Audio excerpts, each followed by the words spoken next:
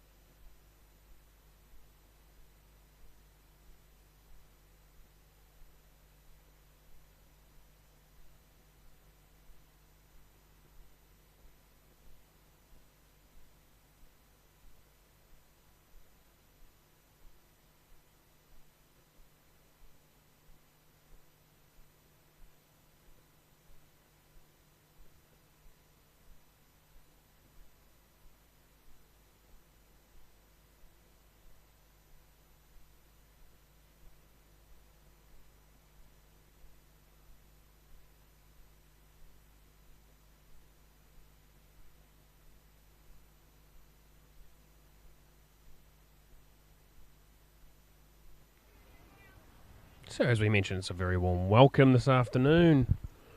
This morning, my apologies, a little bit overcast, but we're here at Voorburg Cricket Club for the final ODI in this series.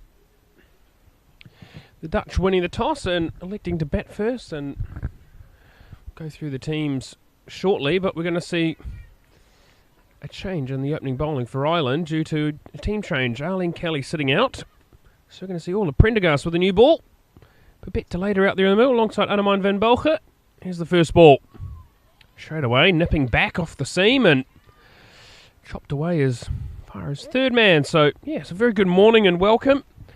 Run through the two teams for you. The Dutch captained by Babette Delaney, who also take the gloves. Isabel van den Woning gets another game alongside Juliet Post, Robin Rijke, Ava Lynch, Iris Villings, Silva Seegers, Caroline de Lange, Frederik Overdijk, Annemijn van Belge. And on debut, after this delivery, is Robin van Oostrum, and it's a welcome to my commentator for the first two games, watch his daughter sit on the sideline. Getting an ODI debut today. Very proud father, Rob van Oostrum. Welcome to the commentary box, and many congratulations, sir.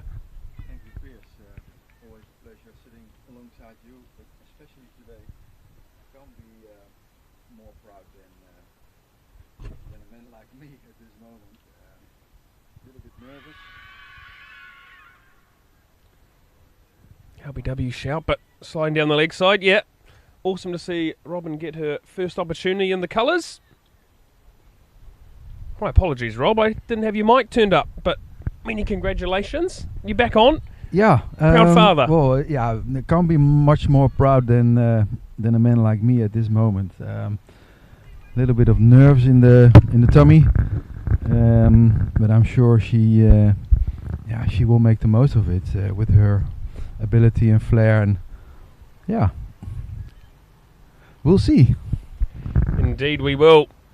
Van Belge off the mark now, just going past the outstretched hands of Gabby Lewis there at first slip, and saw a small presentation of the Irish baggy cap to Gabby Lewis.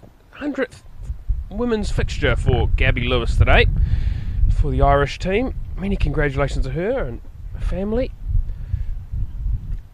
Great achievement, shows longevity, and yeah, 100 games for your country is something quite difficult to achieve, Rob. So we talk about your daughter making a debut and Gabby Lewis playing a 100th game. Yeah, that's maybe the big difference. Ireland, lots of ODIs, more experience. Most of the players, professional players, and the Dutch being students and working a bit, and mostly part-time players. So yeah, when the girls are 25, 26, then the career might end up playing 40, 50 games, and getting to 100 is a really difficult achievement. At the end of this over, we'll run through the changes to the Irish side. We'll see Prendergast finish this first over. Short wide and only cut away as far as point, where Captain Laura Delaney does the tidy-up work. Slip and gully in place now. A couple of balls going through that third man region, so the Irish skipper siding with her bowler and getting those extra catches in behind the wicket. A reminder that the Dutch did win the toss and choose to have a bat first. Very overcast conditions here, a lot cooler than what we had at VRA. Quite a strong breeze blowing from the top left of your screen to the bottom right. And inside edge onto the pad as Delaney survives. First over done. Netherlands 3-4, no wicket after one.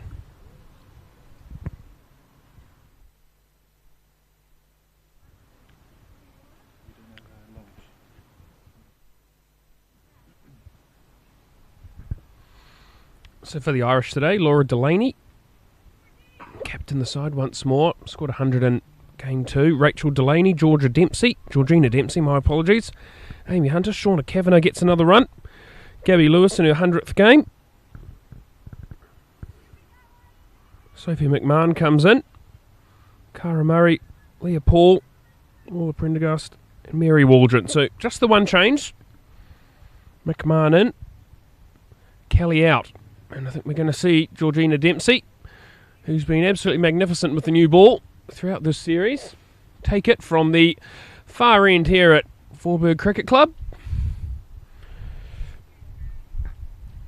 Like I say, far more overcast conditions than the previous couple of games, so a lot more people rugged up out there in the middle. And I must say that potentially I'm underprepared wearing my shorts and polo shirt. Do have the jumper in the bag, but I don't want to jump into it too quickly because it is a long day, and if you get the jumper on too early, you get too comfortable. So we'll just have to. I do have a jacket for you. You're a very prepared Dutchman, Robert. You know these parts far better than I do. I even got my floppies with me, so yeah, prepared for all the possible weather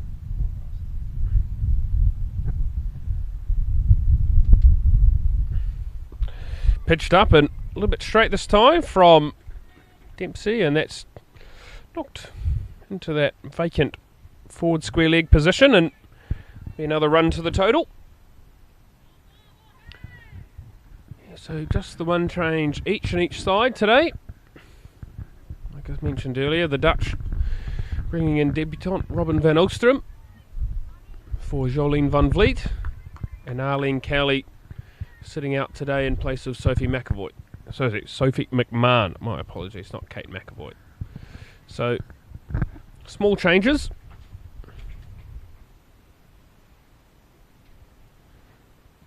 As we see, Babette Delaney on strike. Short, and that one staying down outside the off stump. I was out there having a look at the pitch earlier on, Rob, and I think a lot of people might note that VRA, VOC, Excelsior, alongside Hermes and Sulland, and Kampong are all fully turf wickets. Here at VCC, they have tried the experiment of bringing in hybrid wickets. Straight this time from Dempsey, and that's a wide down leg side, and nicely tidied up by Mary Waldron. But today the pitch that we're playing on today is fully turf, so not one of the hybrid wickets, so no artificial strips put in on this one. This is a fully turfed wicket, has been used throughout the summer. It's just the fact of how much cricket we've had here in the Netherlands this summer. It's been an absolute bumper summer of both domestic and international cricket. The Dutch already having played here against Namibia, the Dutch women's team that is. So seeing a little bit of rain come over the top of the ground at the moment. Not meant to have any rain scheduled today, but it's always the way when you're a little bit closer to the coast that there's just little scattery drizzle. So you see the ground stuff making their way towards the covers, which is never a particularly positive sign, Rob. No, having a look at the all sorts of weather apps, this wasn't in my prediction. It would be a real shame, but yeah, in the Netherlands you never know. Yeah. So it's not raining heavily by any stretch of the imagination, just a light little misty rain. I think both umpires, Malik Pabru-Siam, who's standing down the far end, and Adrian van den Dries at Scully, would look to push through as much as possible through the afternoon. There's a dot ball to finish the over. After 2, Netherlands are 5 without loss.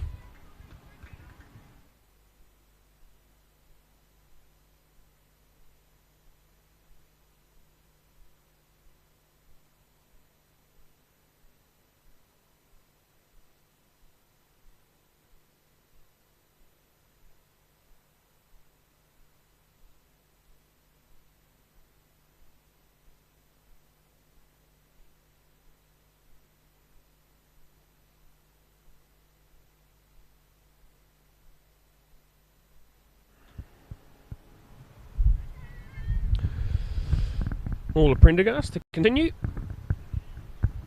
Here at our commentary box end. Quite a strong breeze blowing over the shoulder, and that's bowled. Pitched up. Loose drive from Van Bolger. And she's absolutely distraught. Hands on head. She walks off. Early strike for the Irish, Rob Van Oostrum. Yeah, pity was straight full. And not playing straight. She repeats the shot which should have been played.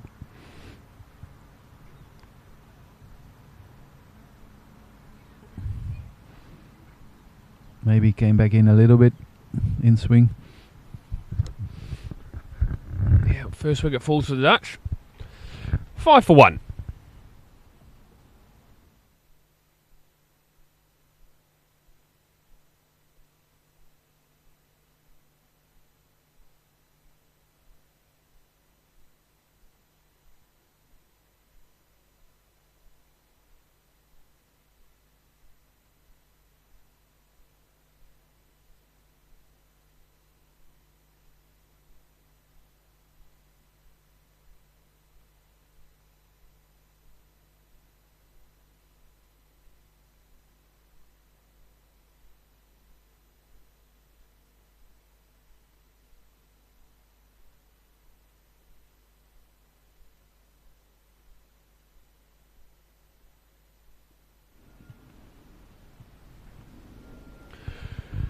Juliette Post is the new batter for the Netherlands, coming in at 3, and it was a bold decision to win the toss and have a bat first for my liking. A little bit overcast conditions, and whilst the wicket has been used, I would have preferred to see the Dutch have another bowl. But nonetheless, they've gone for the potentially aggressive option of having a bat first, and going to have to get a decent score on the ball if they're going to challenge this Irish side today. And that's bowled first ball, nip back, off the seam. And Juliette Post falls first ball, Rob. It looked like pretty similar, although this was a defensive shot. Same ball, same result. Different approach from Juliette Post, but yeah, it's a real shame departing so quickly. Yeah, nip backer. Sort of pitched just around, well, just outside off stump. So, sort of coming back, and with that big, expansive backlift, to be able to chop down on the ball and get that one straighter, it's very, very difficult. All the Prendergast not being used in the first 2 games with the ball, but showing that she's more than handy with the new nut in hand.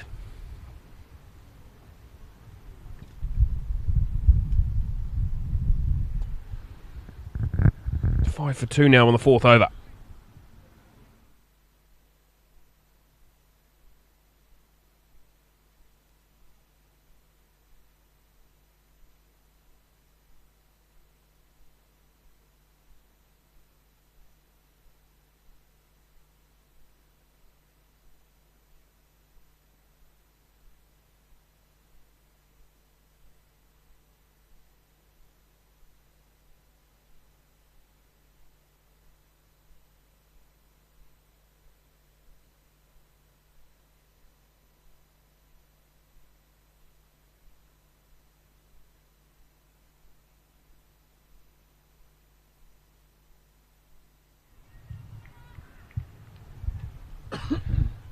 Hat-trick ball for all the Prendergast as Robin Riker comes to the crease.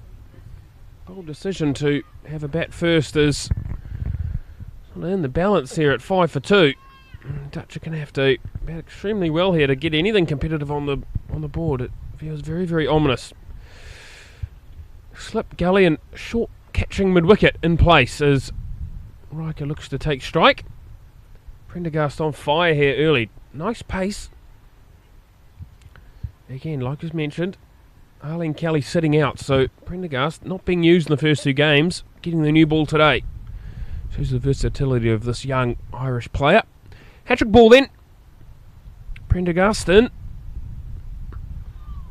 Riker forward in defence and chopped away to point. Hat-trick averted.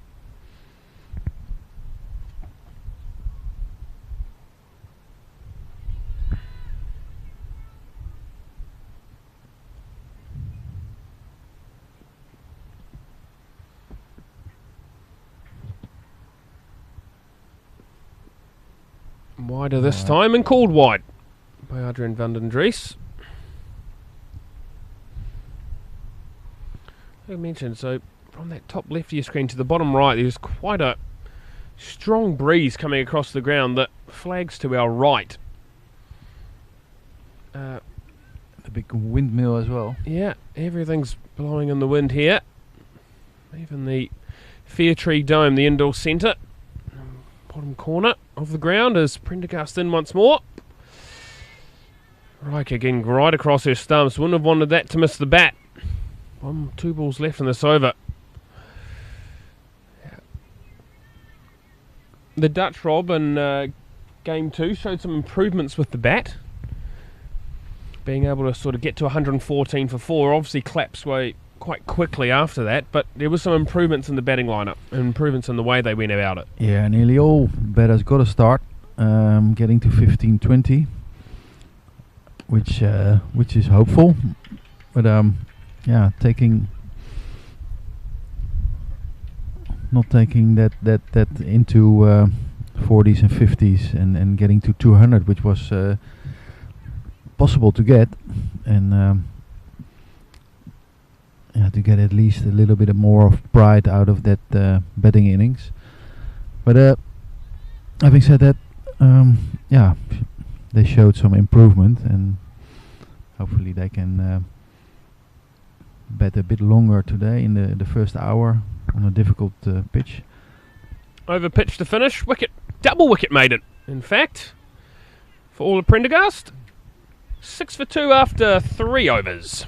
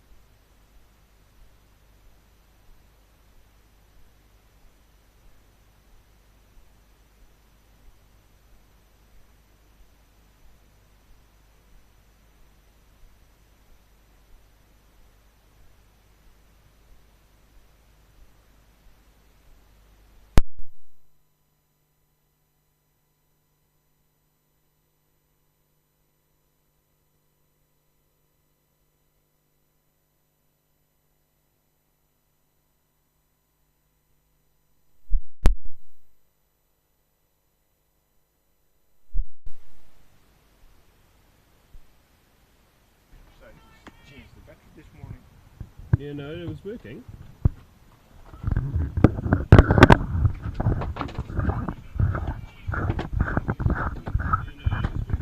Ah, we're back online. There you go. All right. Well, I think we're good to be back on stream. A whole lot of us working away hard on the commentary box here. Try and get this working once more, but get wide down the leg side. At the end of this over, I'll try and sort out my co-commentator's microphone to make sure it's working. Iris Villing, the new batter out to the middle. Rabin Reich falling in that, well, in this over. As Delaney comes into the attack and gets a wicket for her team. Over pitch this time. Great hand by Gabby Lewis to finish the over. The Dutch 10 for 3 after 5. Over pitch this time. Great hand by Gabby Lewis to finish the over. Dutch 10 for 3 after 5. Yeah, the Dutch back on the back foot, to so to speak. Not making the right decisions in approach of that first ball, I would say. Rather have a look at it. Don't charge. At least play straight. I think we're back online, Rob, so sorry that everyone had to miss our wonderful voices for a short period. I saw a few names pop up on my screen that have been listening on, so thanks for getting in touch. Max O'Dowd, Corey Rutgers and Merrill Farson, always appreciated. As Babette Delata chops that one behind point. Dutch captain's going to have to play a captain's knock if the Dutch are going to get anything competitive on the board. Must say that shot by Riker was quite ill-advised, Rob. Yeah, wrong shot selection at that moment. 50 overs is a long way to go. Just get 2 singles per over and allowing the Irish to bowl the odd wide, and just get 2-3 and over for the next 2 or 10-15 overs and 30 overs, 50 overs. Yeah, I'd also be happy if they just batted the 50 overs, Rob, to be honest. Yeah. That one's staying down again. Zwilling, for me, looks like quite a talented young player. Rob, I don't know how much you've seen of her, but she's had a good week with the ball, and again, quite a imposing figure out in the middle, quite a tall young woman. There's quite a lot of energy and intent with her batting as well. Yeah, I haven't seen her bat that often. I know a lot about the bowling, and which is pretty impressive, even in men's cricket.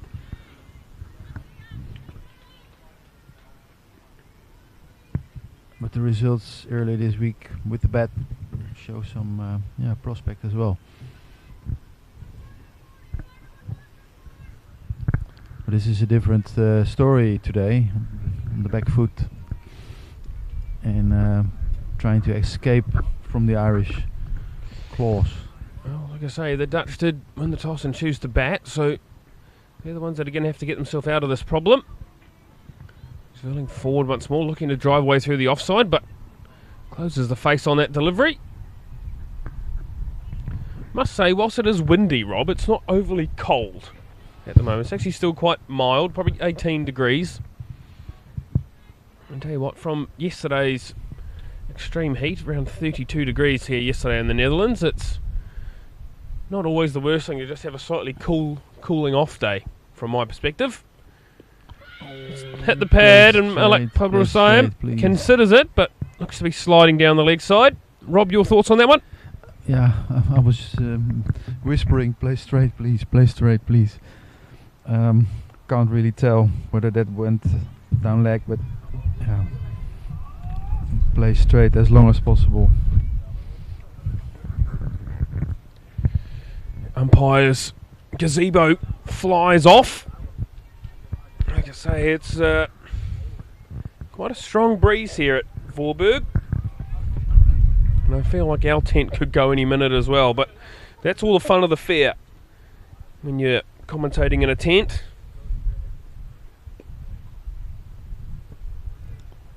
Better, straighter. Able to sneak a leg by there on that previous delivery, so Irisvilling will take strike next over. The Dutch 13 for 3 after 6 overs.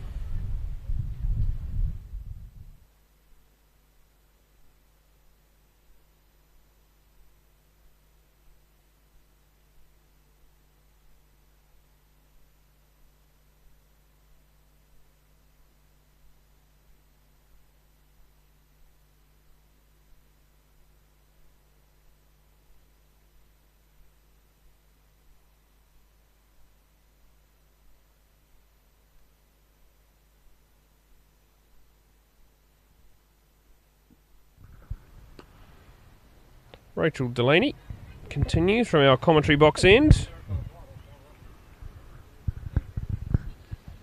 Overcast, cloudy, windy. Yeah.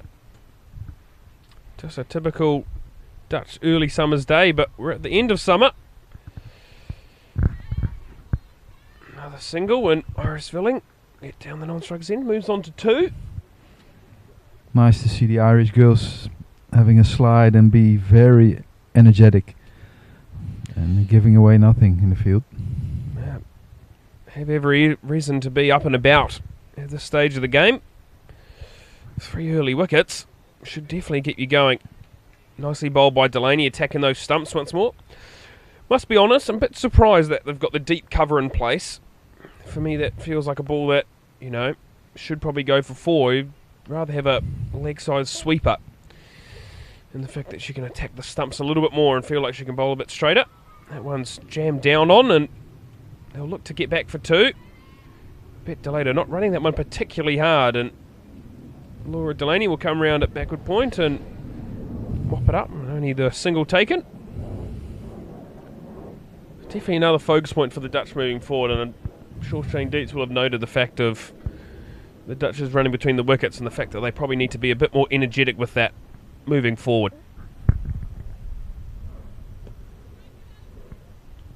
Wouldn't you agree, Rob? Yeah, completely.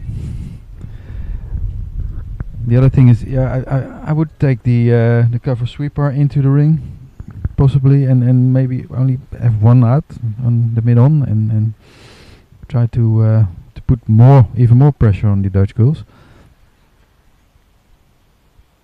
Dot ball to finish. 15 for 3 after 7.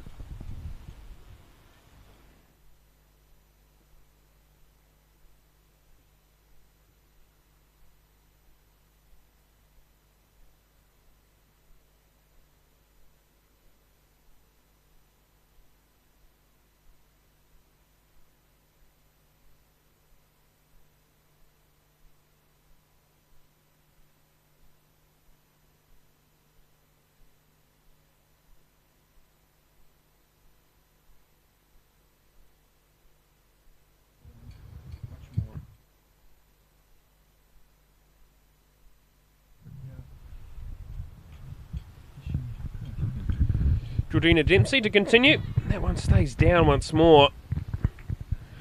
Dempsey not the tallest, and again doesn't bang the wicket super hard. Looks to really get that ball up there, and Mary Waldron's going to have a tough day behind the stumps back to the seamers if this sort of is the way that's this pitch is going to continue to play.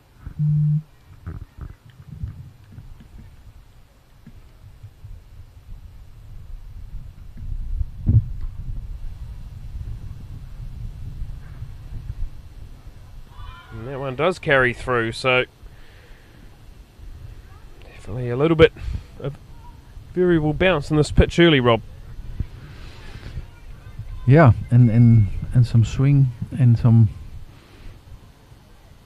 maybe some moisture in the pitch still. So yeah, they have to be careful and survive for 10, 15 more overs, and hopefully the pitch dries out. And now past the outside edge. Delayed is stuck on the crease that time. And that's just because they're inconsistent about their first ball staying low and their second ball just bouncing and going past the outside edge, and now stuck on the crease due to those previous 2 deliveries. In 2 minds here, the young Dutch batter. yeah, 3 balls on the money.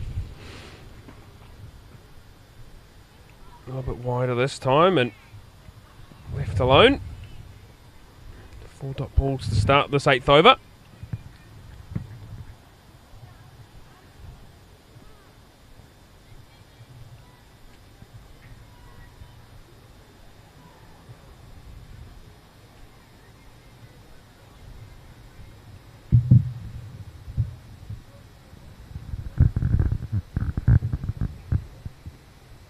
Straighter this time and driven firmly, but only as far as extra cover. That'll give her some confidence to be able to get that ball in the middle of the bat.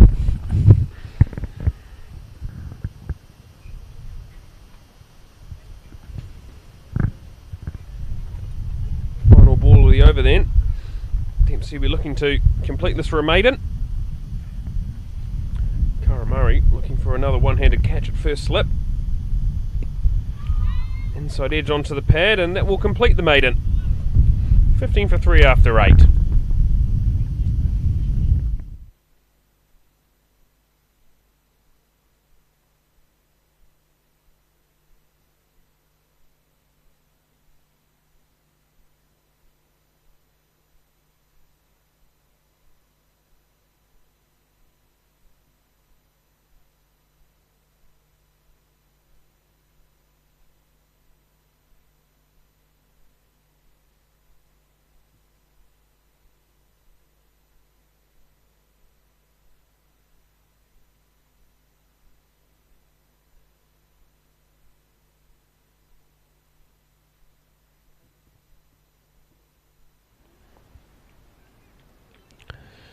Delaney continues as my co-commentator pulls out one of his old Dutch shirts. Van Oostrom on the back. Like I say, he's a very proud father today. His daughter making her debut, and that's whipped away through mid-wicket. This outfield actually running quite nicely, but a little bit bigger than VRA. So just the 2 runs to Irish Villing. Got it on now, Rob. Yeah. I like it. Which one? What series is that from? It's from the 1997 or 1998 tour of the Netherlands towards South Africa. We played against Western Province, Eastern Province, all the provinces border, Griqualand, what have you. So it was the Standard Bank sort of series, and yeah, I always kept it. I gave away 1 or 2 to my brother, kept 1 for Queen's Day and all those, King's Day, and moments like this come in handy. Very much so. A little inside edge onto the pad, but Touchray will scramble a single. Irish Villing moves on to 5. Irish still utilising that short mid-on.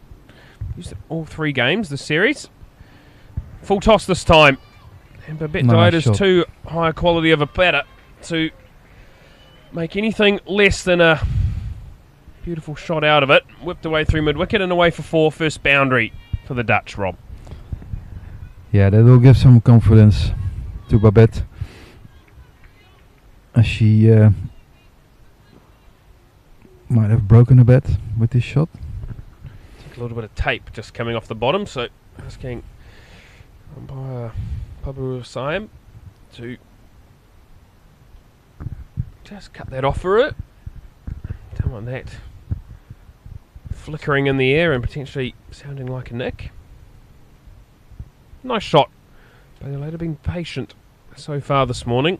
Hasn't really had the opportunity to play her shots this series. She's fallen early in both games, so again a great opportunity for her leading this side this week in place of Heather Seegers to really put her foot down and show the quality batter she is. Defender now into the offside. Better from Rachel Delaney, and the off spinner's had quite a lot of work to do. Generally had really nice flight, and you can see that when she completes her action she does get a little bit of purchase off the surface. Full toss again Nice this time, and swept by Babette Delayder. Looks to be running quite nicely and away for 4. Second boundary. Like London buses, they both come in 2s. That'll end the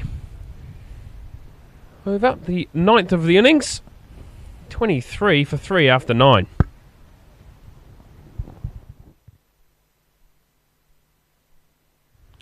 $28 for 3 after 9.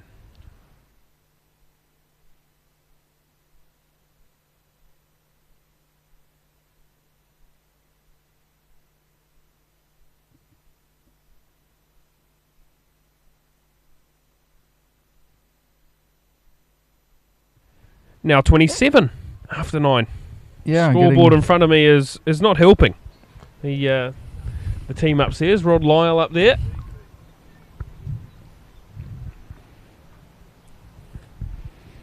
Getting Babette into double figures for the first time this week. Indeed.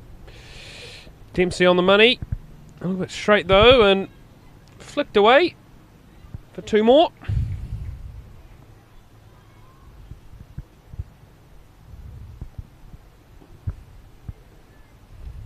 Torina Dempsey into her 5th over. Walla Prendergast only getting the 2, which was quite a shock.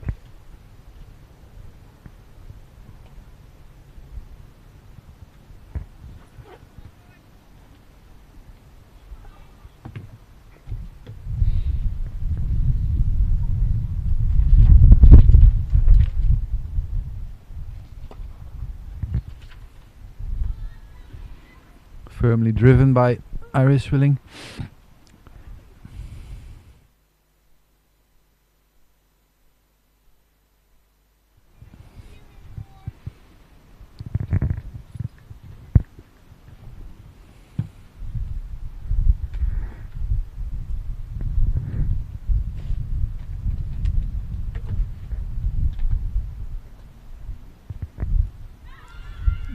Little inside edge into the pads of Iris Willing.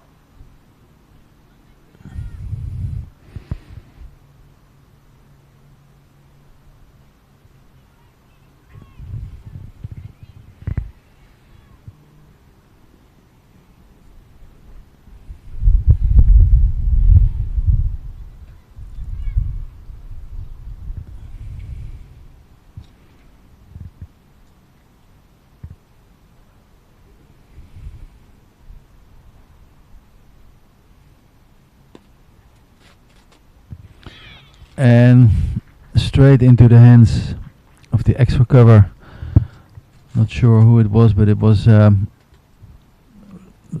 played on the up, a little bit too short to actually drive. Had to wait a little bit longer. Pitch not that quick. And Iris Willing departs for 7 runs.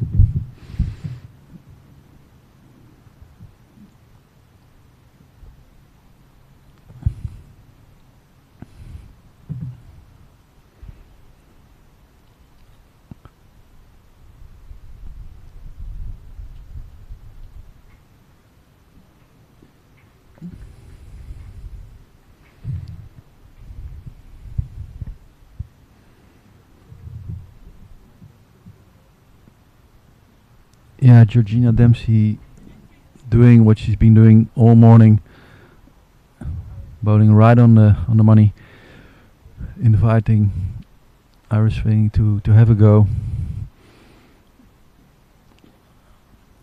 Which brings to the crease, proud moment obviously, Robin van Oostrom for her ODI debut.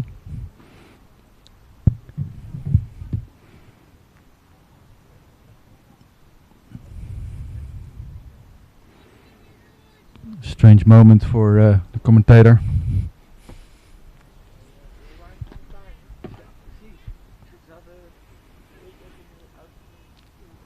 As the rest of the family also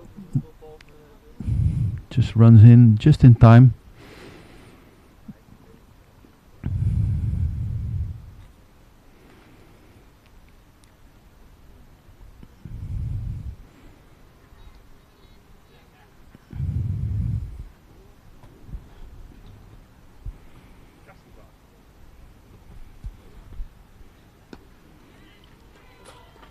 Straight onto the bed, which must give her some.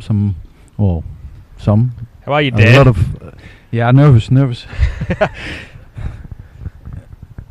Not as nervous as 2 weeks ago when the under 19 girls played against Scotland. I was having a hard time sitting on the side.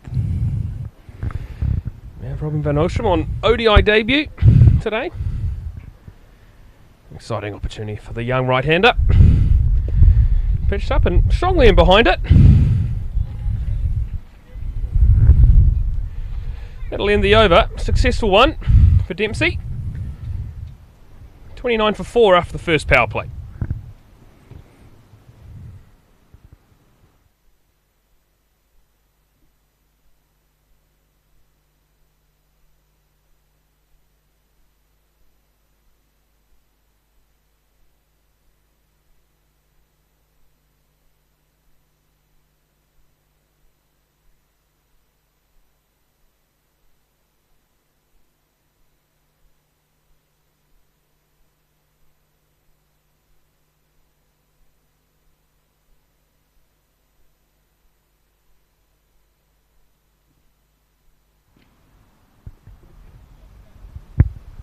First involvement for Sophie Mcmahon this series. Selected in place of Arlene Kelly today. Didn't see her in the first 10 overs, but we're going to see her now. Also been reliably informed that it's Rod Lyle's birthday today, so whilst Rod isn't listening to the live stream, I'll pop up and give him a very strong handshake when we get an opportunity. Hopefully that's not for another 40 overs. But there's a lot of work to do between this pair of right-handers. Babette Delaney with 12 runs to her name. Robin van Oostrum just 2 balls into her innings. And we're going to see Sophie Mcmahon, the right-arm medium pacer, with the keeper up to the stumps, come into the attack.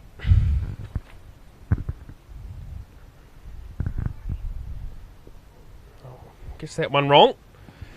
Sort of look like a little bit of a nervy delivery, just sort of trying to place it there, and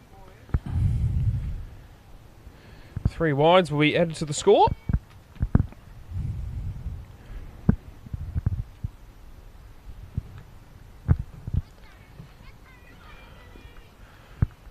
Rob, a question, and you should probably know this. How many games of 50 over cricket would Robin have played in her entire cricketing career? None. Another wide down the leg side from McMahon. Not at all.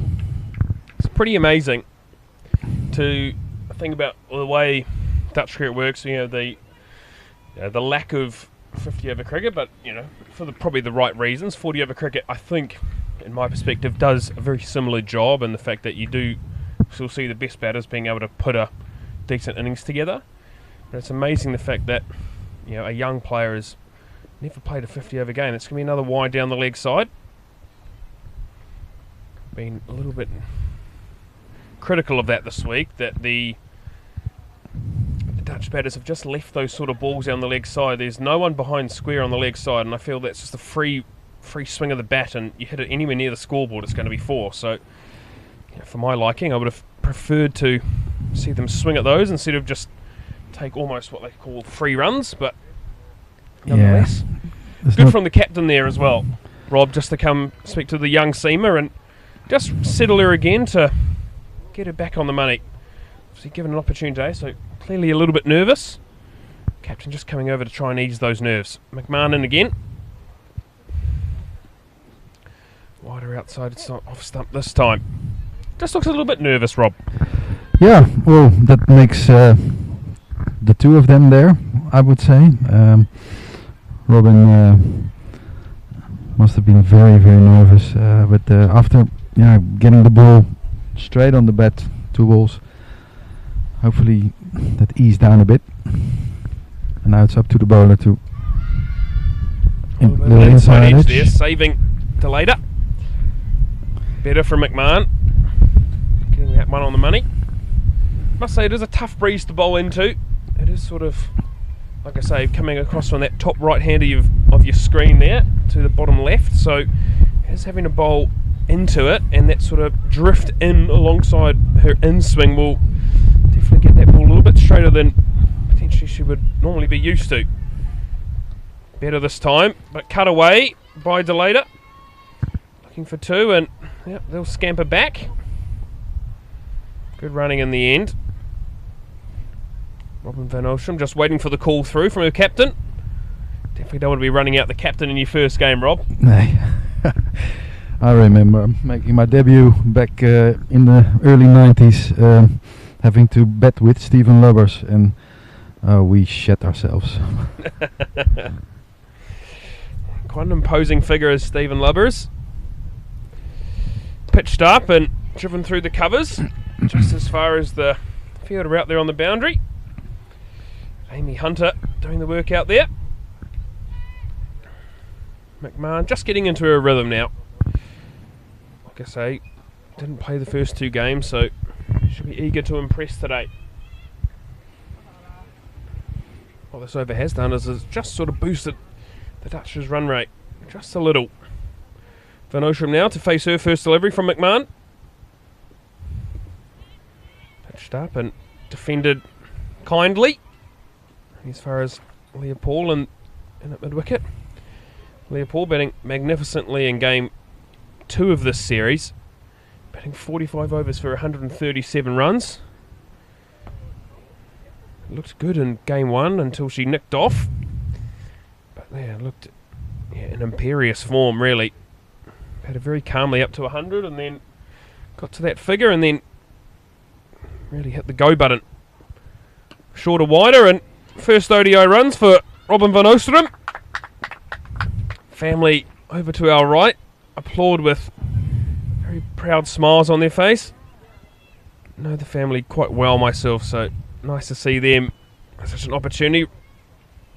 Robin's brother Joris in our KNCB under 16 squad as well, so he's been away on tour earlier this summer, so cricket very much in the family.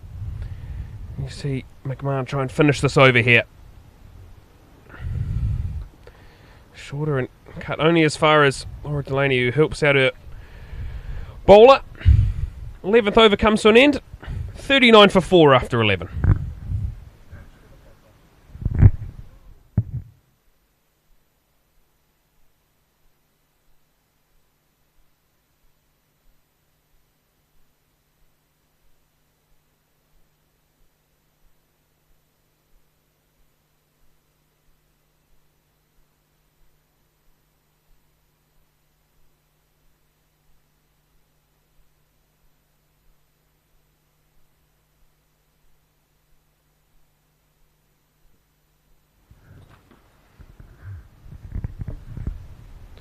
Georgina Dempsey's spell comes to a close from the far end here at Voorburg Cricket Club. 5 overs, 1 made and 1 for 8. Another exceptional opening bowling spell from the young seamer. Been very, very impressive with the new ball this series.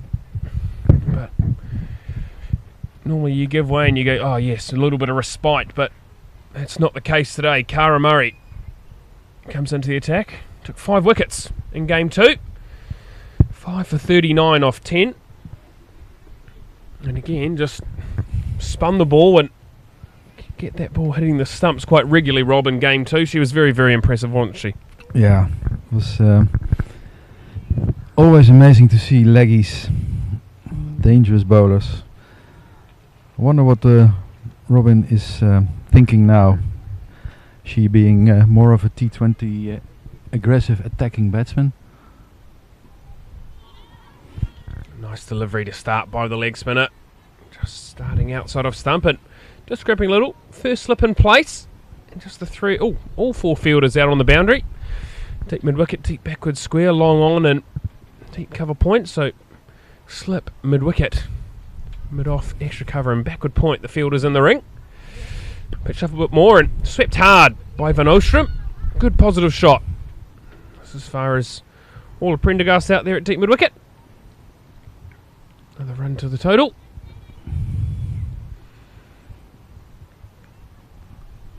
Yeah, I wouldn't mind to see this happening, having a little bit of a sweep across the line. But then again, she made good contact and hit hard, turned into a split full the toss. fielders. Now we'll go away for 4. Good bit of batting there by Delaney. Used her fit nicely, got the ball on the full, split the gap perfectly, as my co-commentator Robert Van Ocean said. Excellent shot that, Rob.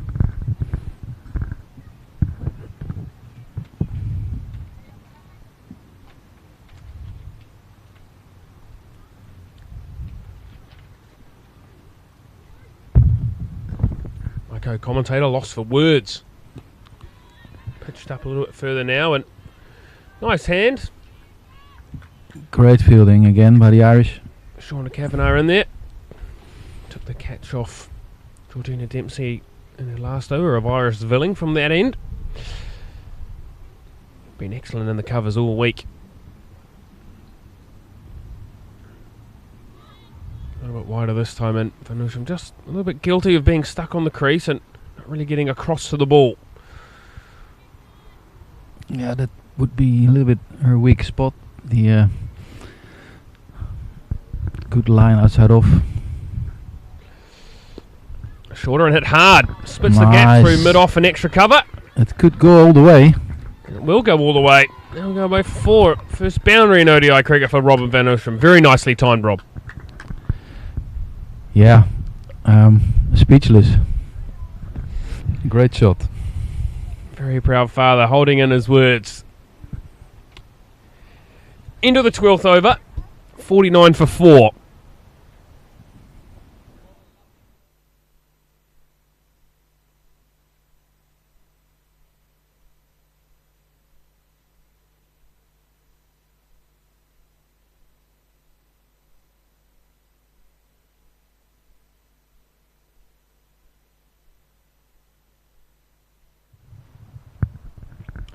Sophie Mcmahon will continue from our commentary box end. Struggled to find her rhythm to start the over, but came back quite nicely in the end. Captain giving her another. Slower and down the leg side, and almost an identical start to the previous over. Delayed will be looking for 2, but good work there by wicketkeeper Mary Walton. Scampered after it and holds that down to just the 2. Adrian van den Dries almost forgetting to signal wide, but remembering at the last moment.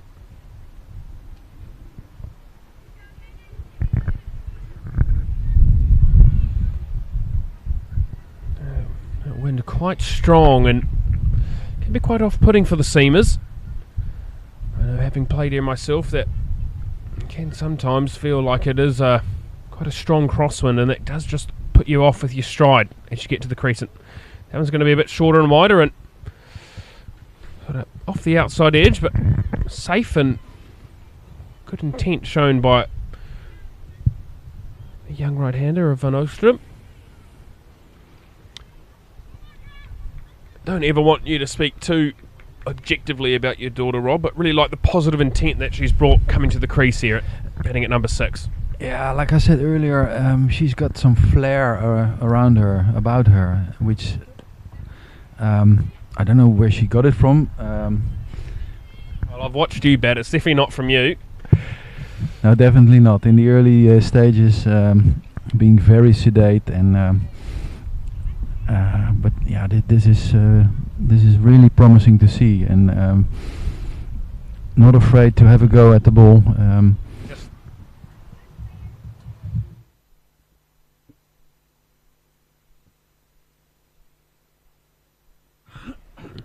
Well, we just got to let these 2 slightly older women are just walking across in front of the side screen. Babette Delaney taking the not time. wanting to be put off by that.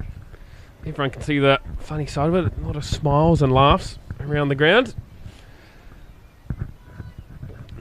Match manager Sabir Shrestha trying to escort them further across, and we're back underway. Short and cut, but only as far as point. I'd like to see them try and take that run on, Rob. Okay, I get to their 4 down, but that's to the left hand of Laura Delaney, right-handed thrower. She's got to dive, stop that, and then be able to get the ball back in. By that point, Robin Van Ocean should be able to get down to that other end. Yeah, she should be a call that yeah. Babette Delaney is able to make. Yes, Babette is the one to call this one. She exactly should know the angle. Robin rightly waiting for captain to make that call. Tackled behind square, but nicely fielded up there by Amy Hunter, doing a lot of work. Amy Hunter on both sides of the ground. Running deep square leg to deep square leg. Only one to the total.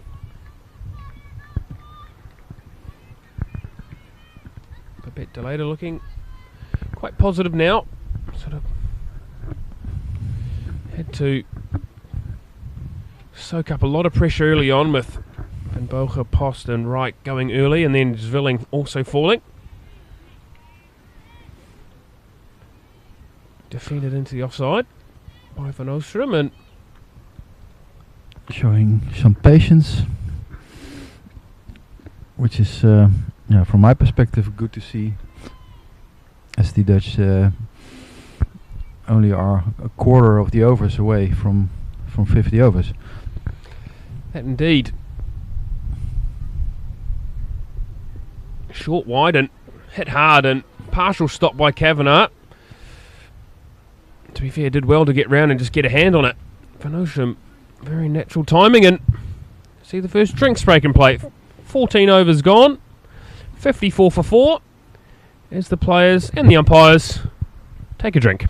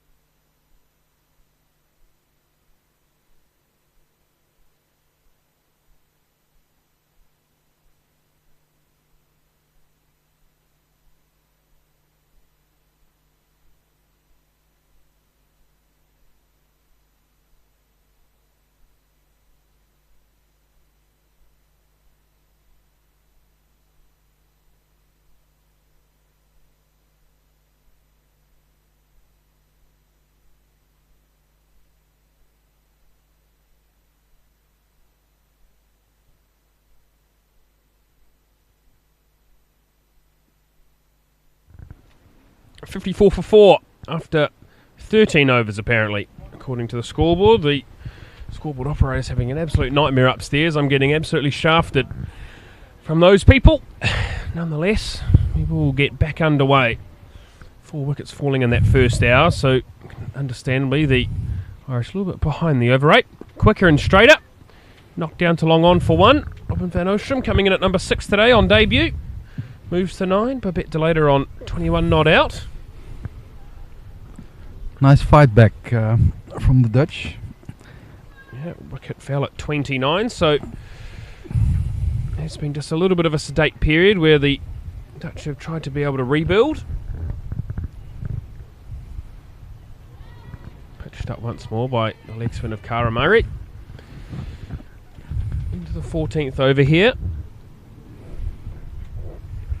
We'll go through the scorecard in just a moment.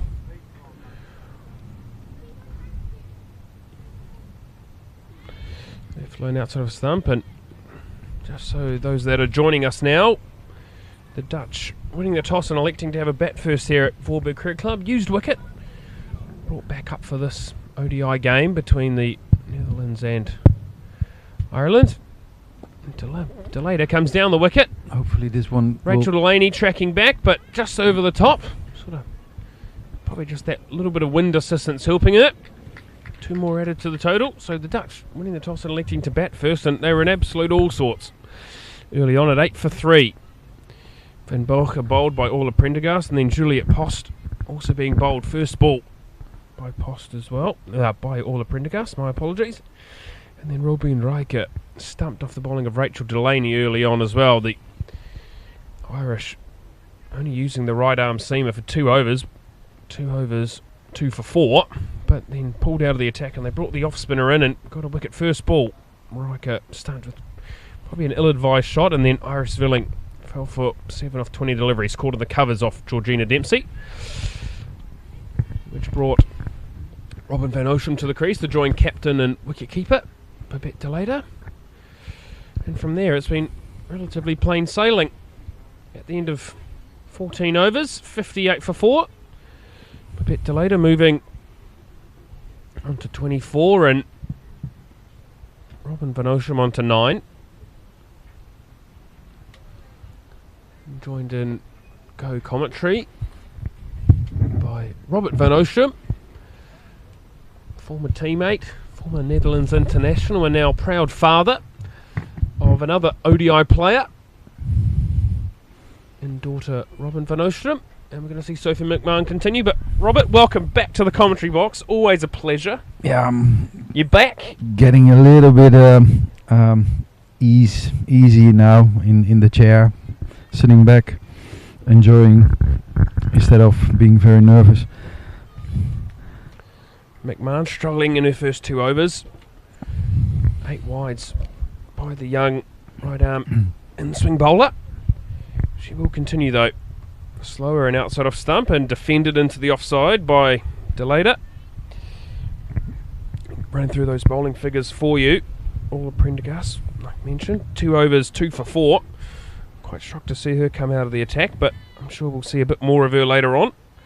Georgina Dempsey with 5 overs, 1 for 8. Again, she's been absolutely exceptional through these 3 games with the new ball. Really, really impressed with the way she's gone about it. See Mcmahon continue. Fuller over pitched, and Adrian van den Dries not interested at all with that LBW shout. Rachel Delaney, she's bowled 3 overs of off spin from this commentary box end. Got the 1 wicket, but went for 17 runs in her 3 overs, so removed from the attack, and Sophie Mcmahon's taken over from her into her 3rd over. 15 runs off her 2.1 overs, and Cara Murray, bowler who took 5 wickets in the previous game, 2 overs for 14, as Mcmahon seems to now just be getting into her work, Rob. Yeah, maybe some nerves for her as well, getting into a rhythm. Loopy, medium pace. Yeah, the lack of pace probably aiding her on this sort of surface where it's been quite slow as such. A little bit wider this time, and signalled wide by Umpire Van den Dries. 4 fielders outside the inner ring for the Irish. Deep mid-wicket, deep backward square. 3rd man in deep cover, so just the 5 inside the ring. Mid-on, mid-off. Extra cover, backward point and a mid-wicket. Wicketkeeper Mary Waldron continuing up the stump to be up to the stumps. Fuller and like that option by Delaney, looking to sweep that ball down the leg side, but misses out and maybe getting a pad onto the ball. Yeah, no wide given, so must have come off the pad. No shout from behind the stumps, so there was a little bit of bemusement, but nonetheless we can't see the close-up details and don't have the replays to be able to have another look at it, but no wide signalled, so take umpire Van den Dries' word for it. That one cut through to point and a slight misfield by the captain. That will allow the Dutch batters to scamper through for 2. 60 up inside the 15th over. Also a reminder that Gabby Lewis is playing her 100th game for the Irish women's team. Standing here in front of us at mid-on, very, very exceptional talent. Great achievement to have played 100 games for the country. A very good over there by McMahon, only getting the 2 runs off it. After 15 overs, 60 for 4.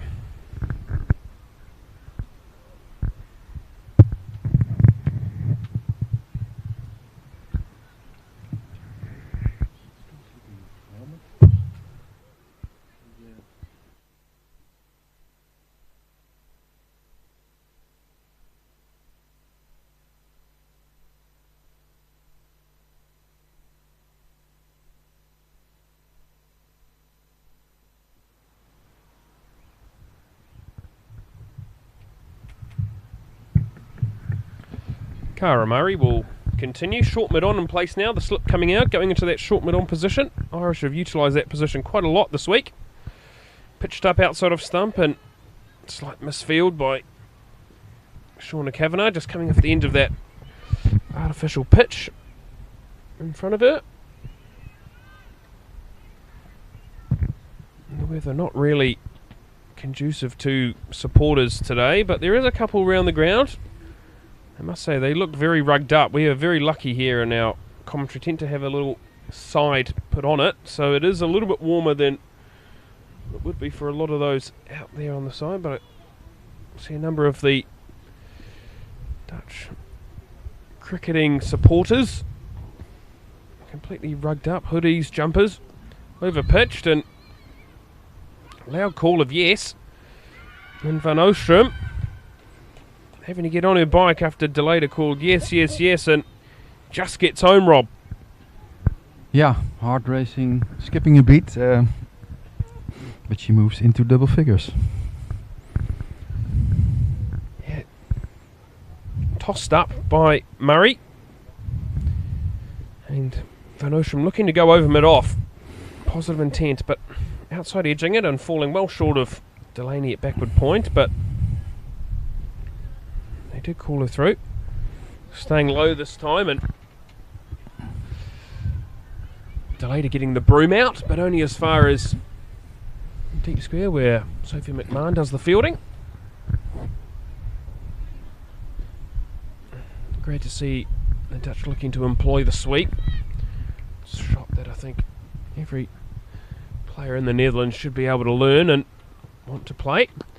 As we see a great hand by Leah Paul there that saves a certain couple. Van Oostrom coming out there and timing the ball magnificently, but a great hand by the left-handed opening batter, saving certain runs.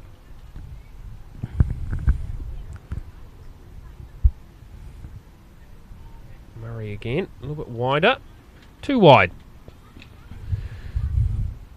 Says umpire Malik Papadurasayam.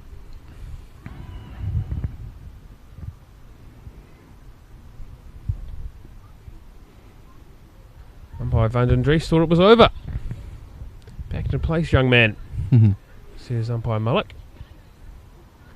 Wider again. This time Not a wide. Overcalled. 64 for 4 after 60.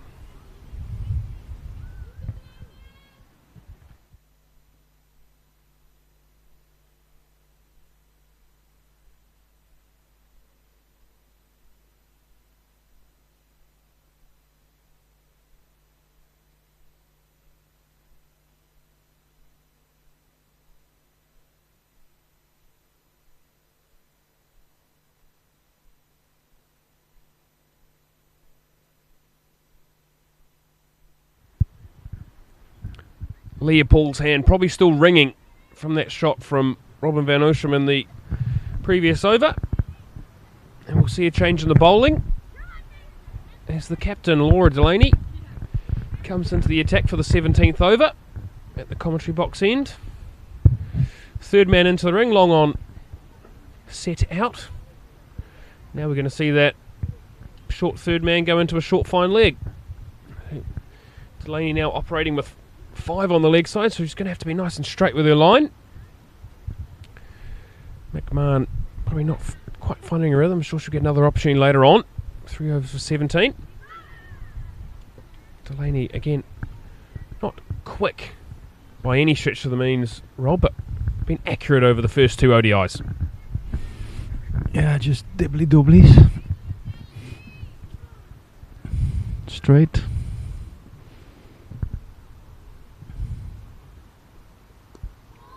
Straight again. Edge. Only as far as Amy Hunter there, I believe it is. No, apologies, Cara Murray. He can't quite see it. It's quite far away for us. Standing quite far back. A lot of hair hanging over the number on the shirt as well.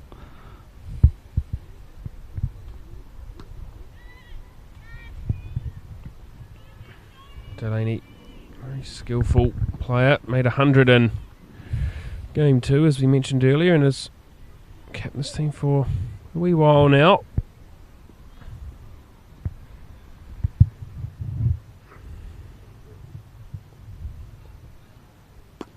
Nicely driven.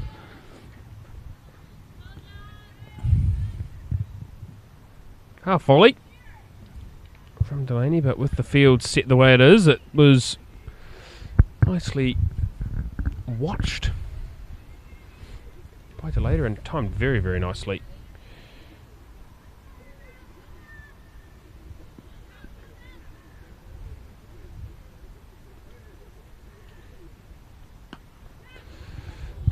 Van Oostrum also finding a single. These girls timing the ball very nicely. Lovely to watch. A lot of positivity from the sideline as well. Dutch support and players both being positive, and another good single taken inside the ring. That will bring Delaney's first over to an end. 70 overs bowled. Delayed on 29. Van Oostrum on 11. 67 for 4.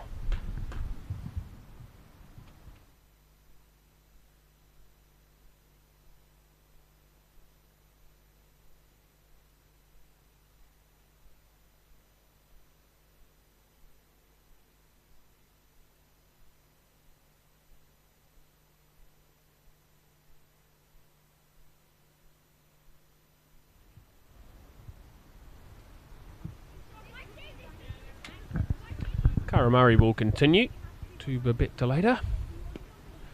Quicker and straighter and defended. A bit like the good old days this. Van Oostrum and Delata partnership. Slightly different form though in this day and age.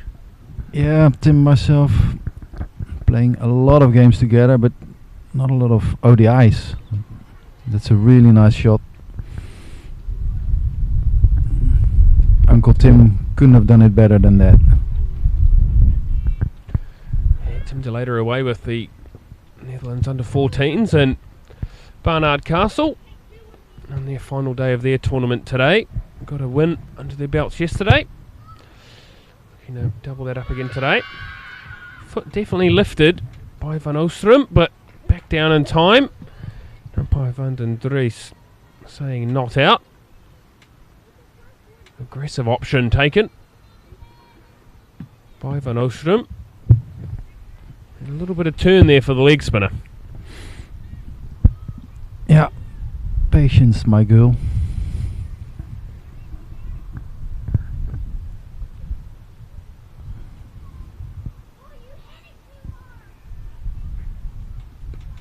That's much better. Thrown up again and cut out to point.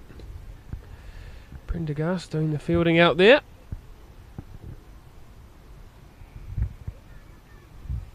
Definitely a stage of the game where the Dutch do have to learn how to bat.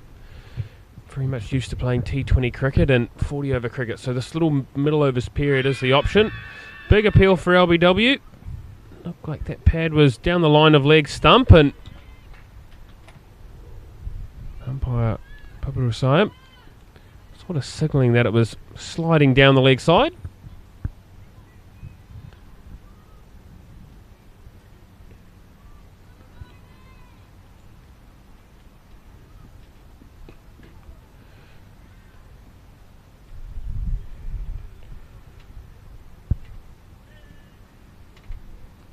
Over pitched outside off something this time. A little bit of turn. That will end the over. Karamari completes the 18th. 69 for 4.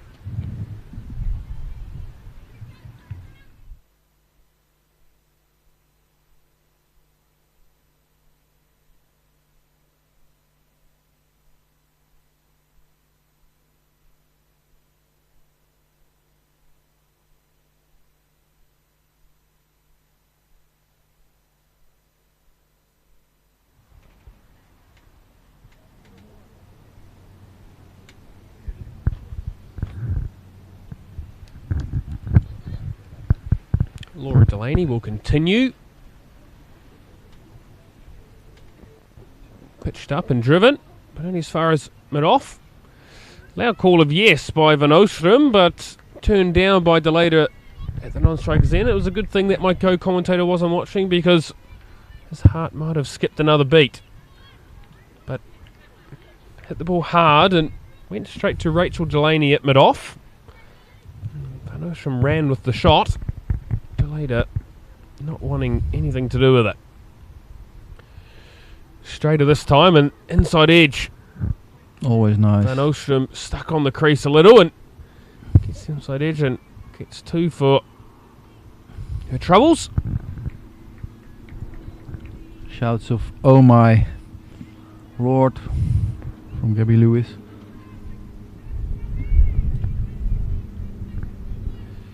Yeah, definitely something that these Dutch girls have to continue to improve on, is their front foot play and looking to get positively forward into the ball. And it's just that example just then.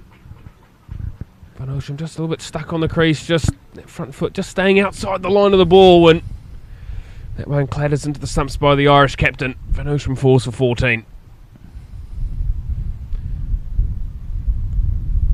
Bright little innings from the debutante. To be fair, looked very, very good for that 14.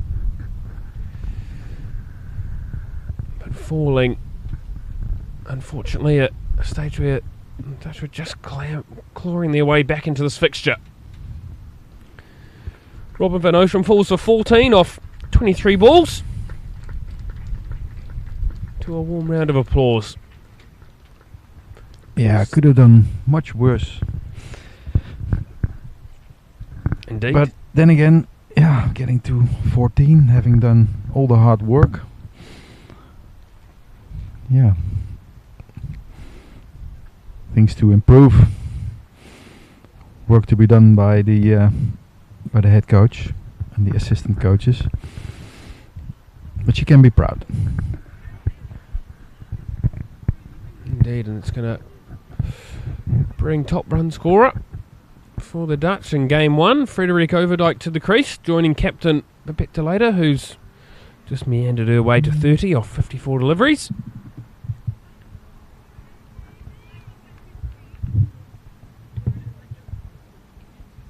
And still a A long, long way to go in this innings. 32 overs, best part of. Left in this Dutch batting innings, and they're going to have to bat well to get that far.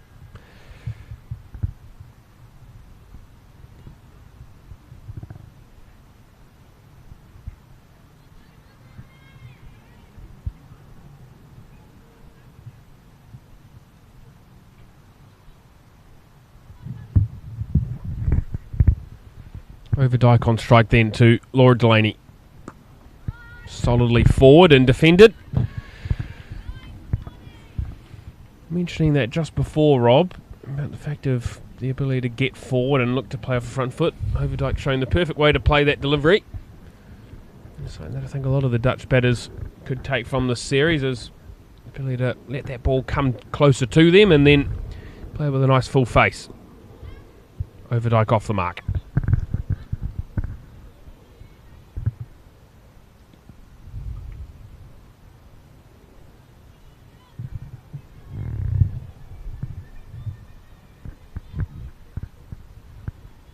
Again, my co-commentator absolutely speechless, sitting beside me.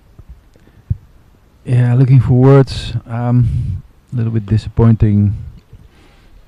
You don't have to say anything if you don't want to, Rob. That's absolutely fine. I can happily talk to myself. End of the over. 72 for 5 after 19.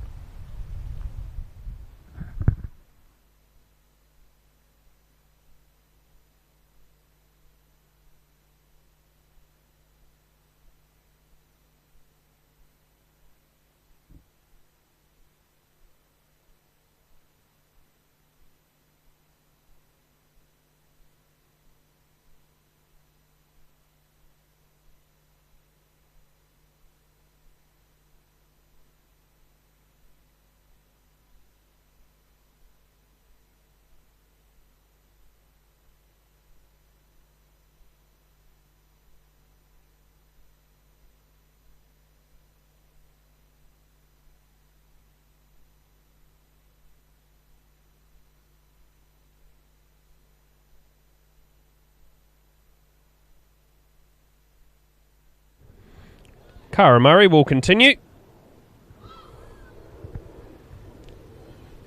And Overdyke had problems against Murray in Game 2. Got bowled by her to end her innings on 1. So again, the challenge of leg spin will be one that Overdyke has to overcome today. Turning a little bit. Just enough. Fuller and outside off stump, and to later turning down the opportunity for a single. Rightfully so. Overdyke, more known for her bowling, but again in Game 1 showed she does possess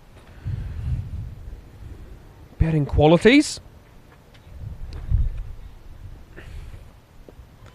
In the air and finding the gap in between point and cover. Yeah, definitely will come out with intent. I can tell you that. Always looking to be positive as Frederik Overdyke. Had a nice little conversation with her this morning. Very much fired up for this final ODI of the series. And I must say,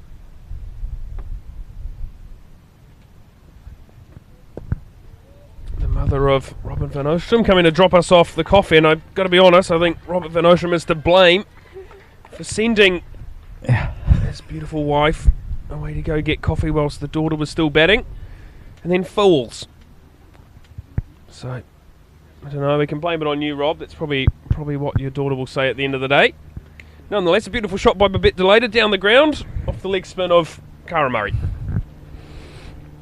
Yeah, shot of the day, I would say, so far. Be up there, for sure. To be fair, I think your daughter's shot off the back foot through extra cover wasn't that far behind it. Better from Murray now. Just more of that length, back of a length delivery.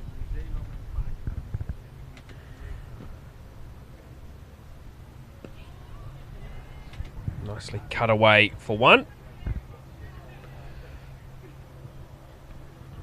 He'll end the over. 20 overs bowled. The Dutch meandering along. 5 wickets down already. Trying to force a partnership. 78 for 5.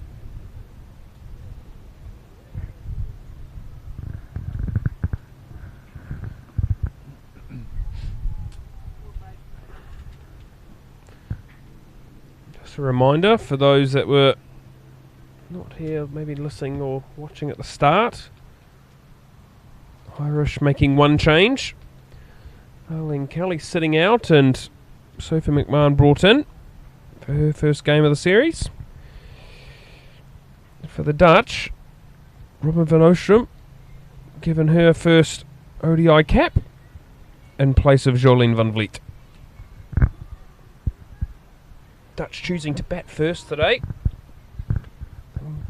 Very much a brave decision by Babette Delaney, but she's trying her best to get them to a score of they could somewhat defend. Hands and head. Gabby Lewis down here in front of us.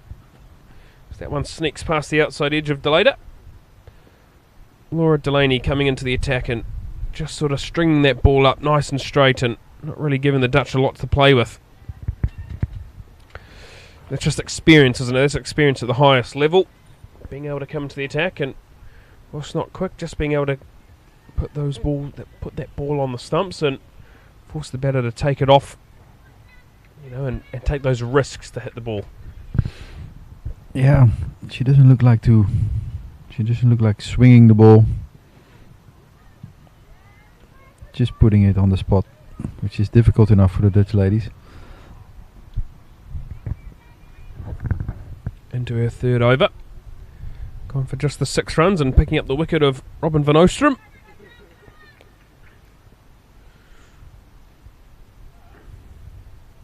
Definitely has an opportunity to bowl a few overs today. It's talked about how the fact that she's been excellent.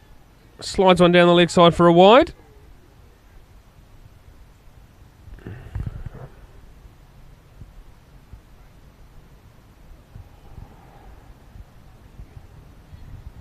Dutch support slowly coming in. There's a little more ground for the two teams for the supporters to sit today. Wide and expansive round the ground.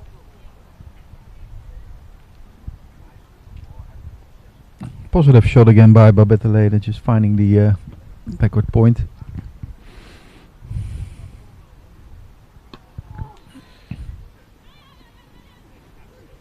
Delaney and Paul unable to do the fielding, so Gabby Lewis called into action. Like I say, quite breezy here at VCC, Voorburg Cricket Club. Breeze has definitely not subsided at all. Still quite chilly. Pitched up and Overdyke defends, and that will end the over. 80 for 5 now, 21 overs bowled.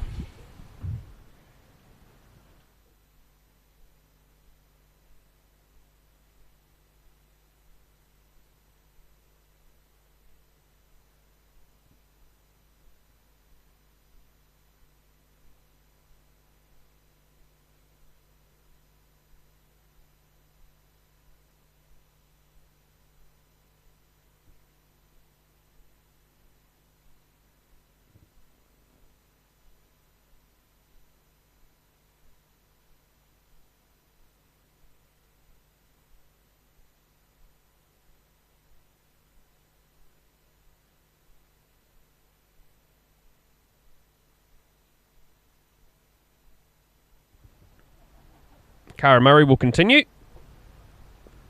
Delaney using her feet, but only as far as Laura Delaney at backward point. Babette Delaney's look very good today, Rob. Yeah, composed and watchful, dispatching the bad ball. Haven't been that many bad balls. This is not a good ball. She's finding the square leg boundary. One more added to the total.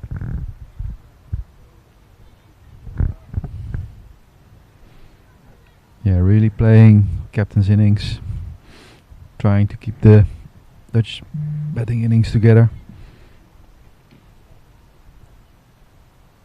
Getting a few partnerships. Hopefully this one will extend into the 30 overs, maybe 10 more overs, and then trying to creep towards the 150, maybe. Who knows, a bit more than that. Slip in here. So that second middle wicket goes out and that straight mid on still in place. Quite a lot of gap on the leg side if Overdyke's able to get the sweep out, or if Murray over pitches. Really toying with the all-rounder's head here. 3 fielders out on the leg side, but a lot of free space as that's left alone.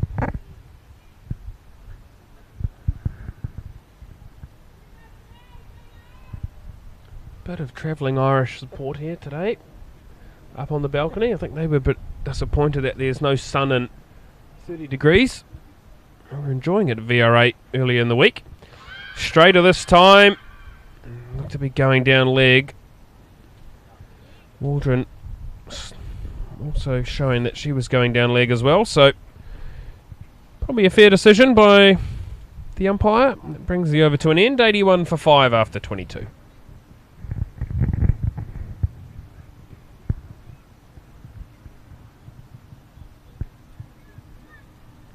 A little bit chilly here, Rob, but nice to see a fair bit of support slowly trickling in. Yeah, also from the HPS department, players of the seconds and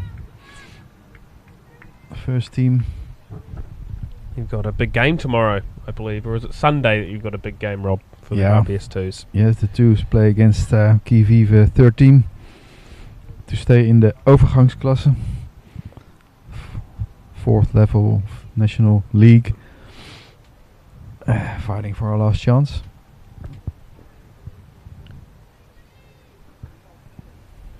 Later, with that single, moves on to 38. Yeah, quite a lot of important games this weekend. Dutch club cricket, a lot of finals in the lower leagues and a lot of moving games in terms of the top division. So in the top class there actually is a direct relegation playoff.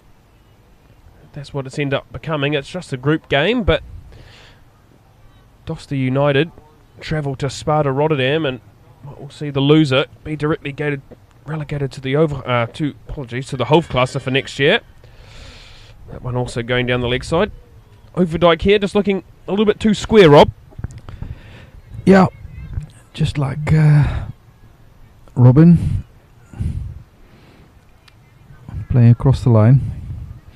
Maybe get it back to the mid-on, deep mid-on for an easy single. There. Nicely bowled by Delaney. And to her fourth over, 1 for 8. 1 for 9 now.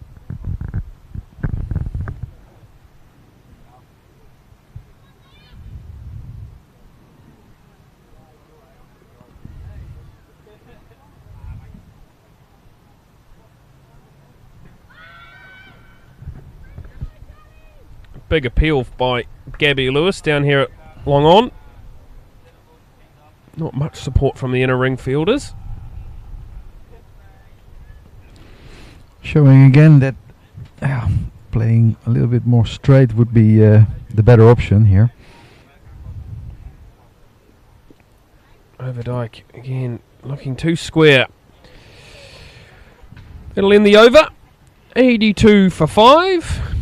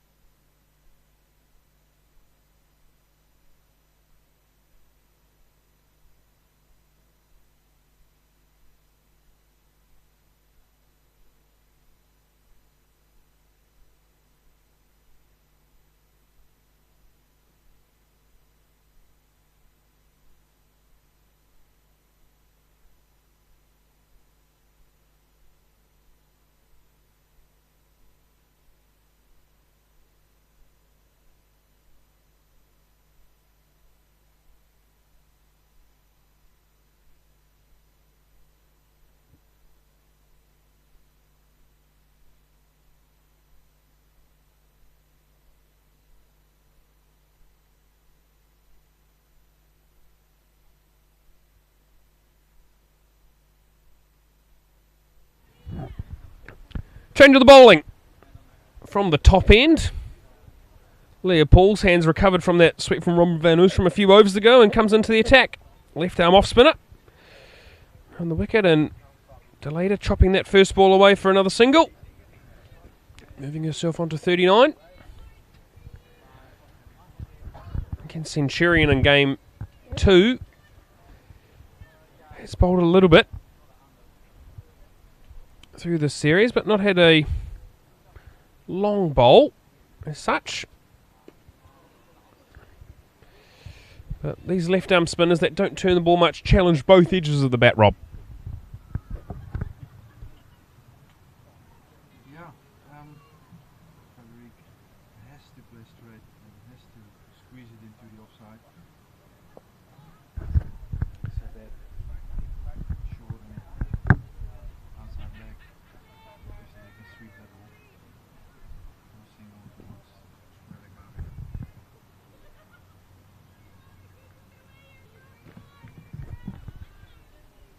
And that will move over like onto 3. The ball a little bit straight. Better in terms of line and length from Paul. We'll be looking to bring those stumps into play.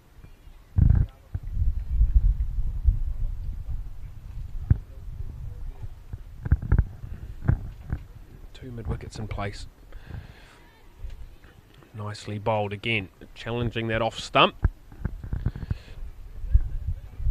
The Irish this series have regularly bowled without a short fine leg off the spinners, Rob, and for me that's just one of those things of having done your homework of these Dutch batters, not really strong sweepers of the ball. That one's short and wide and cut past Delaney, and that will go away for 4. Nice batting by Babette Delaney. Positive, hit hard, timed it well. Racing over the boundary. Yeah, Dutch girls not being great sweepers nor battlers. This would be a good option to have a go. Make the fielders think more. The ball outside of. Splitting the field, getting the fielder over 45 degrees. Really would be an excellent. Laura Delaney to bowl her 5th over of the spell. Being very, very impressive. 4 overs for 9 for the Irish skipper. And better from Overdyke, looking a little bit straighter.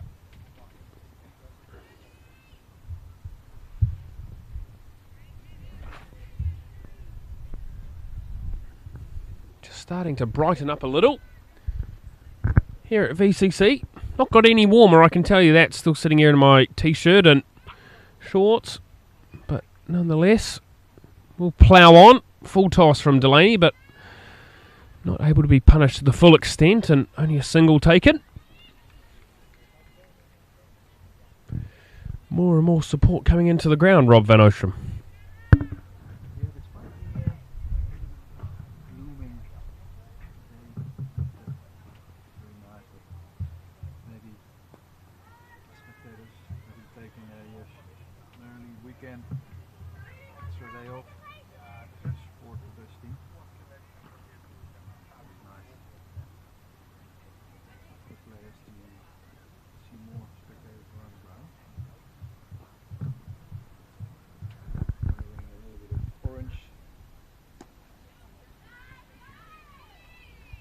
Nicely bowled by Delaney. Actually quite well played in the end by Babette Delaney. Right for the Dutch. Rob, 89 for 5. Almost the halfway mark. What are they looking to get to here? What do they think is competitive? Do have a few spinners in their lineup. Ava Lynch, 2 leg spinners, and Silver Seegers and Caroline De Lange, alongside Anneman van Bogen. So they do have some spin, and we have seen there's been some spin off the surface. So, what do you think is a possibility of this Dutch team to defend?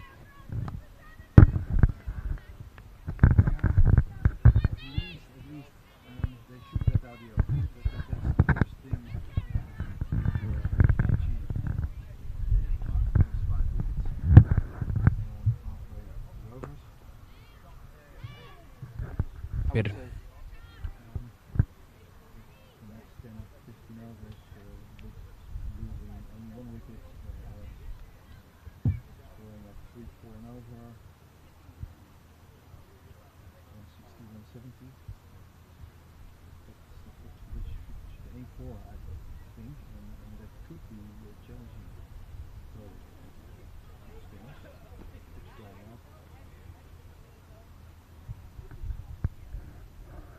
End of the over. At the halfway stage, the Dutch 91 for 5.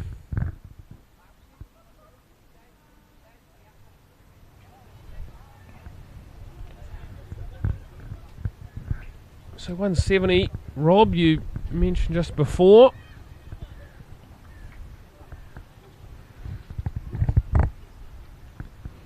It seems like a pretty fair score, but to score another 80 runs, you're going to have to see these two batters probably do a high majority of the work. Delaney's going to have to make this 44-run start a big 80-90 if they're going to get anywhere close to that mark you'd expect. Overdyke looking a little bit straighter now, which positive for the Dutch. Yeah, a lot depends on these two girls. They will have to bet on and on.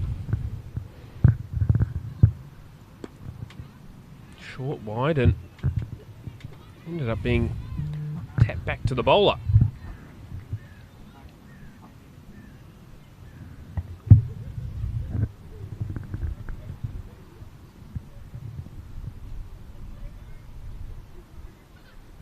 Wider again, and only as far as Shauna Kavanagh on the covers. Shauna Kavanagh struggling with the bat in the first two games, 2 first ball ducks. But to be fair, in game 2 she was trying to get on with it when she came in the 46th over. You can see that she was very disappointed with herself to get out, but nice to see her get another opportunity today. Get into this series, try and finish the series well. Tempting ball, tempting for Frederik. Chooses to block this one. Yeah, like I say, quite an aggressive and positive batter as Overdyke, so she will look to generally bat with quite a lot of intent, so show that she could bat for quite a while in game 1. Brings the over to an end. 26 overs bowled, 91 for 5.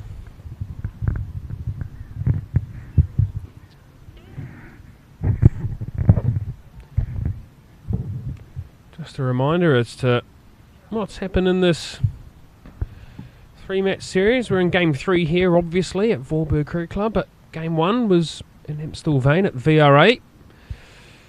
The Dutch being sent into bat by the Irish and only being able to post 84.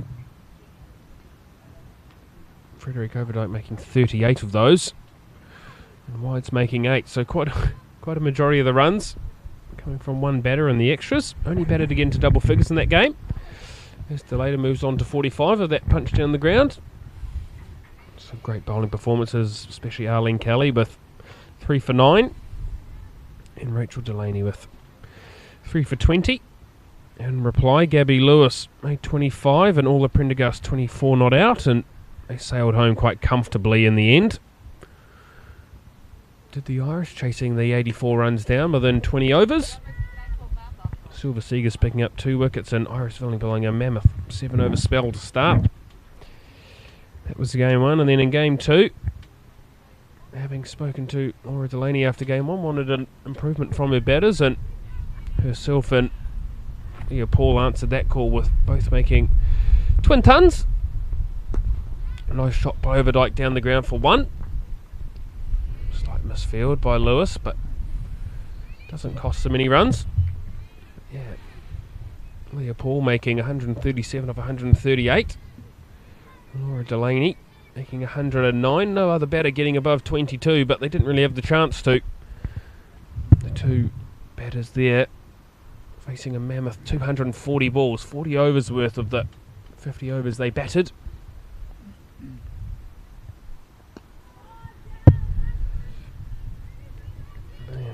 The Irish making a mammoth 337. Iris Svilling, I thought, bowled really well in that game. 2 for 59, and Silver Seagers, well, 10 overs on the roll for 1 for 51. Overdyke, the only other wicket taker, with 2 for 57 off her 9. Straight this time from Delaney, but only as far as Amy Hunter. There at deep backward square, and another single to the total. And then in reply, the Dutch improved on game 1 with batters getting in. Van Bolge, Post, Riker, Van Vliet and Zwilling all getting into double figures, but no one able to make more than 26, which was the top score of Van Bolge. Into the over here, 94 for 5 after 27. Yeah, 3 of the over. Nicely accumulating without any risks. This is what the Dutch should do the next 10 overs. Survive and not losing more than 1 wicket, hopefully, and getting 3-4 and over, and then getting to a respectable total.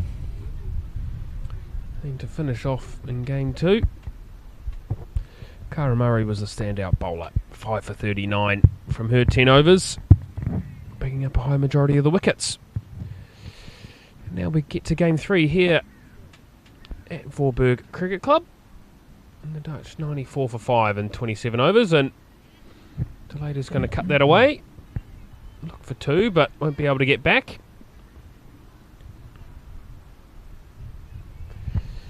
I've got Delayder on 47 on my scorecard, but it says 46 up on the board, so I don't know who to trust today, to be fair, Rob. The scoreboard's been all over the place. Yeah, well, I've got 47 as well, so yeah, let's stick with that. That's a good shot.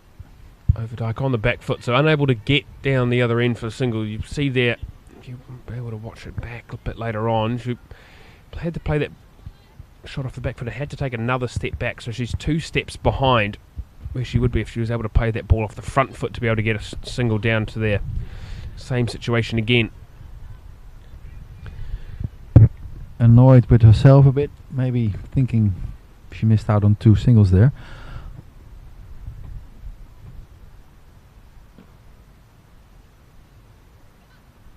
Wider this time and through the hands of Lewis. It might have even clipped her foot or clipped her finger, one of the two, holding her finger there.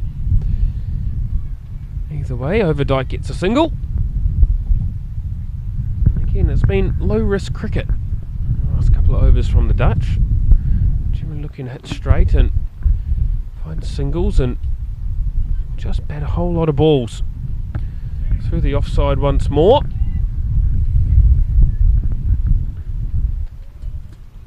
Very, very calm by the Dutch captain, who scored half the runs for them today. He's going to have to score a hell of a lot more if the Dutch are going to be competitive in this fixture.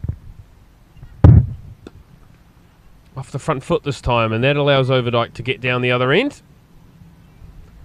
Nice batting going on here by the Dutch pair.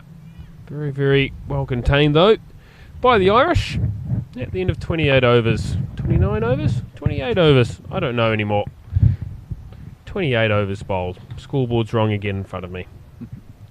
98 for 5.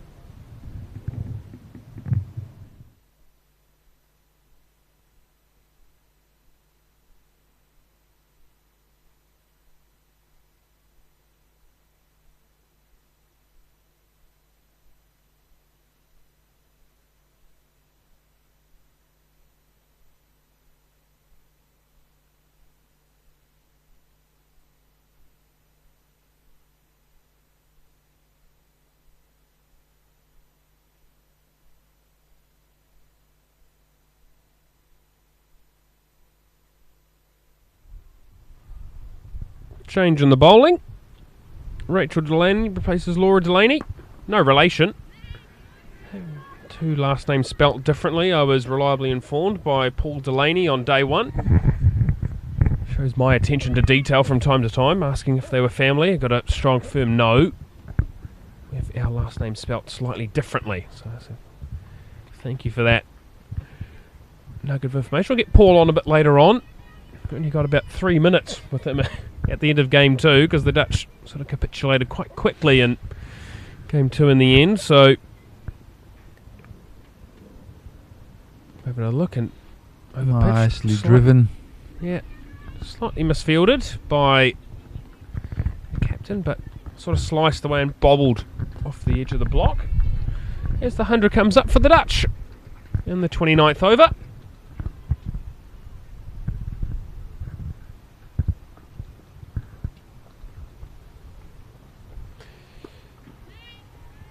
Off spin of Rachel Delaney back into the attack. Previous spell yielding 17 runs and a wicket. And brought back into the attack now. Let's try and do a job for her captain. Try and pick up another wicket. Full toss this time and spilt by McMahon at mid-off. Overdyke was particularly brutal on those shots in game 1, hitting those down the ground for 4, but didn't get this one as straight, and McMahon spills the chance quite straightforward, to be honest. There'll be a single for Babette de Leida, and there'll be 50 for Babette de Leida. Strong applause from the sideline and the crowd, Rob. Excellent innings from the Dutch captain today. Yeah, excellent and composed and watchful, leaving balls and dispatching the bad ball. Really nice innings. 100 coming up in that over end. Babette de Leida's 50. 102 for 5 now after 29.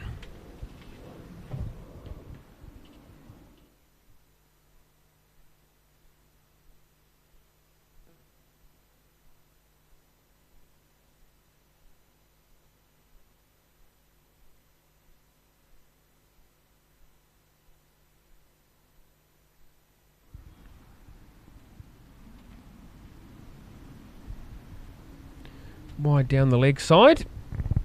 Slight bemusement of Mary Waldron, I believe. Hands on hips by Gabby Lewis. Nonetheless, another run to the total.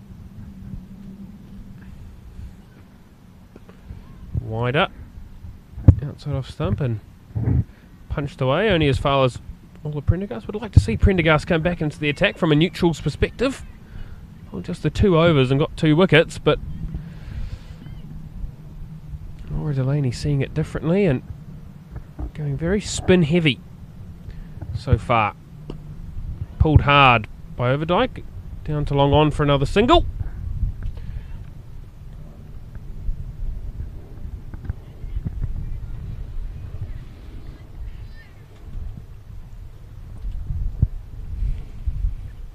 Yeah, a very sedate couple of overs this, but exactly what the Dutch need at this moment. Just bat as long as possible. Yeah, it has been quite calm batting. It's not something that can be said for the Dutch much this week. It has been quite frenetic and quite potentially over-aggressive at points. Oh no, what's happening? Babette de Leida tripping over. Absolute chaos in the middle there. So, replaying that for you. Overdyke hit that ball square of the second mid-wicket, Cara Murray. And Gabby Lewis also making a step to that ball and knocked Babette de Leida off her feet. Murray not aware of that, threw the ball to the bowler's end, where Overdyke could have been run out. But the throw was wayward and they find a way for a single. I can tell you that's not what the scorebook will say. It will just say 1 to Frederick Overdyke. Yeah. All smiles in the middle there. Babette cool as a cucumber and just picking up where she left and accumulating the singles.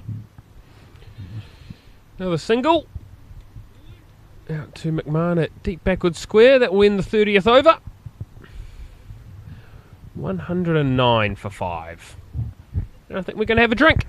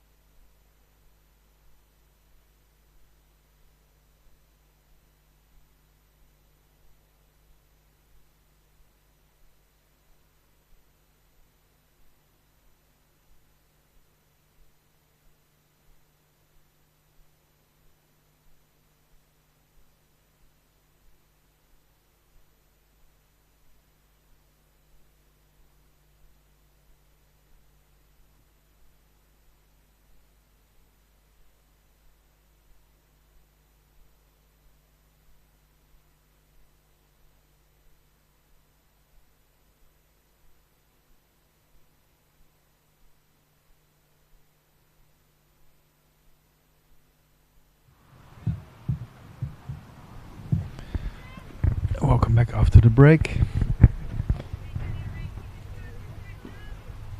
Frederik Overdijk getting that ball to mid-wicket for a single. Bad ball. Same result, single to mid-wicket for Babette Lede. No ball called as well, so free hit for Overdyke. Choosing not to change the field. So still the 4 fielders out, deep backward square, deep mid wicket, long on and deep cover. Overdyke charges down but can only get it as far as Cara Murray at mid wicket.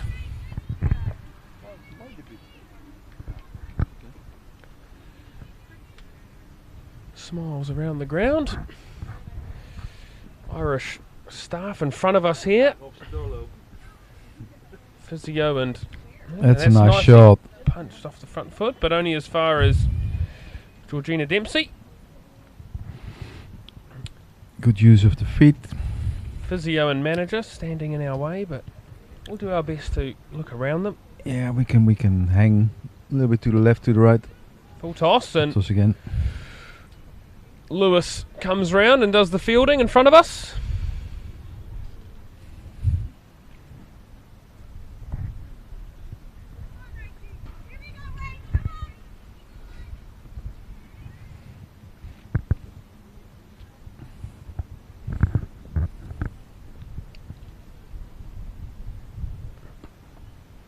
Punched away through the offside once more. Delaney's really started to find her timing in this sort of second half of her innings. Sort of since she's reached 20, she's looked far more comfortable at the crease, and this pitch seems to have played a little bit better almost.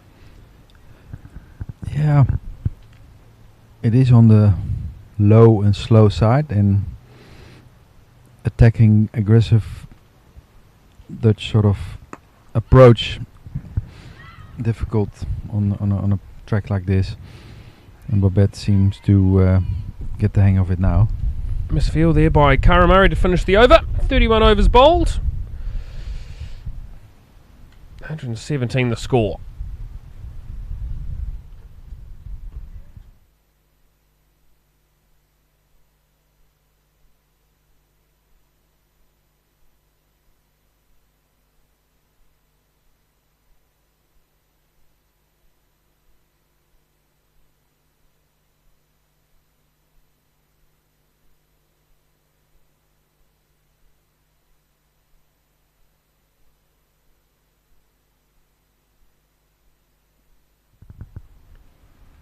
Leopold to continue. Slow and wide, and everyone was a bit shocked by that as the wind starts to blow right in our face, Rob. Oh, sorry, Rob, you're eating. Sorry. I see you a little you bite. Only bought enough for one, did you? No. There was no offer there's to a lot your co-commentator. I'm a bit disappointed. I'll just enjoy the cricket. I'll enjoy Frederic's Overdyke back foot punch through Wideman on. You just enjoy your eating. I'll just sit here and call the cricket. We can take turns. I've got 3 crackers and lots of chorizo, cheese. I even got a salad with me, so we can share that. Must say the KNCB have looked after us this week, and that's going to be cut past backward point, and Delaney with a despairing dive, but that will race away for 4. And Delaney will move on to 60. Nice shot. Nicely timed, waited long enough to get it backward point.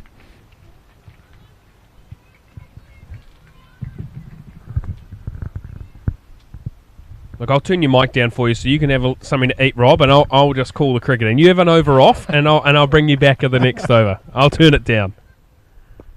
Nice shot by Delaney. Only as far as long on for 1. Yeah, the Dutch closing in on their score from game 1. Apologies, game 2. Game 1 they've well and truly passed. Wider this time, and Overdyke can only hit it as far as extra cover. Low score in game 2, but batted very well in game 1.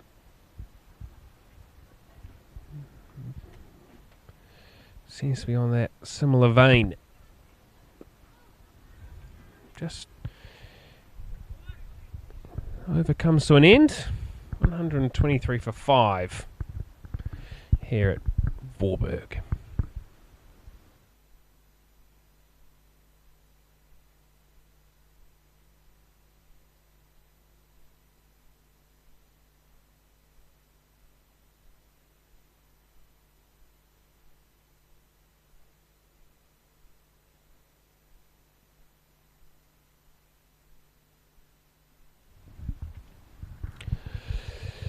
The Dutch will make a change. Apologies, not the Dutch. The Irish will make a change. And they need to make a change because the Dutch have looked quite solid, having been 29 for 4 after 10 overs. Now 123 for 5 after 32. So resurgence by the Dutch, and we're going to see Georgina Dempsey brought back into the attack, the Irish spearhead. Bowled very well in her first spell. 5 overs, 1 maiden, 1 for 8. I've mentioned quite a few times this week, but she's been extremely impressive with the new ball. Probably a bit more of a job to do today, having to come back in the middle overs and try and find that wicket that Laura Delaney needs and the Irish team need here.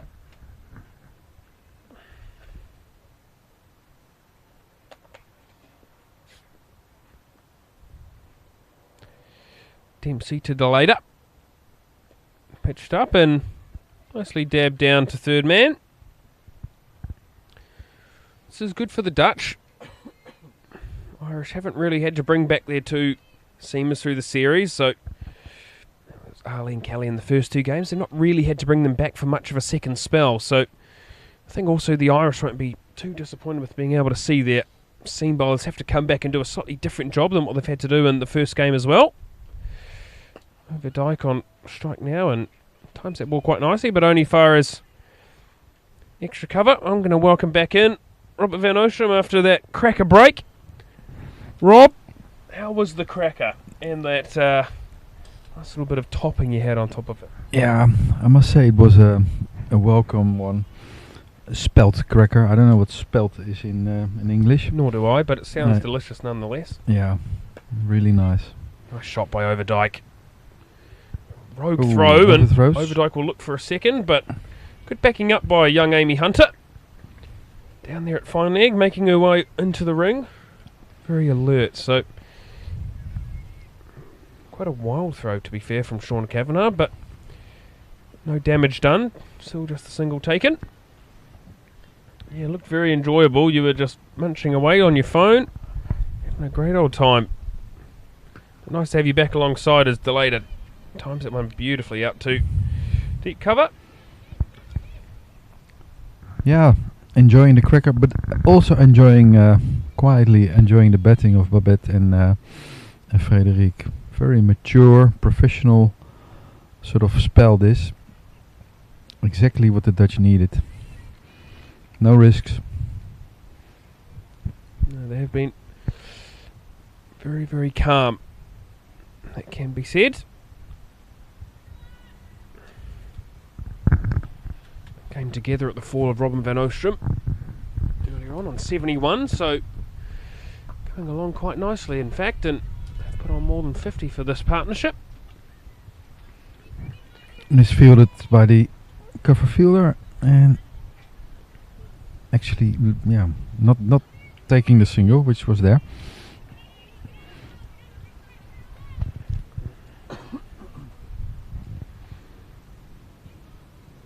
Dempsey once more from the commentary box end.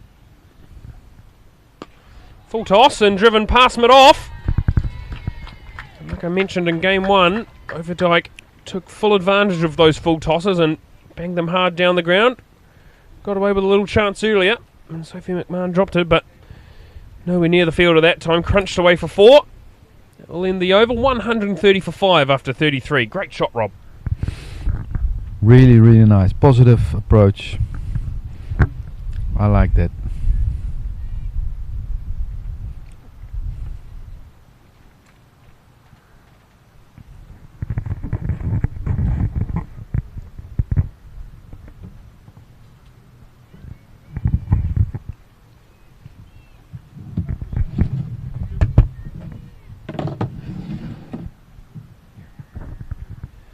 Still on air, Rob, but nonetheless, the chorizo looks absolutely stupendous, and the cracker.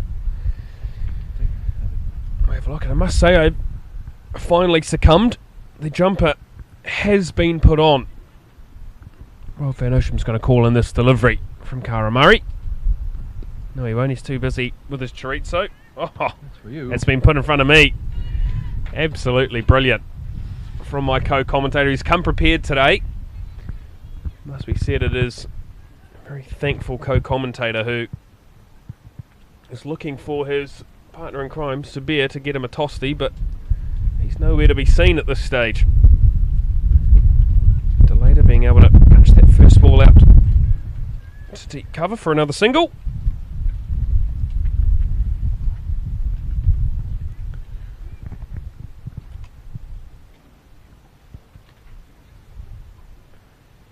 Just overcast and cloudy, but lofted,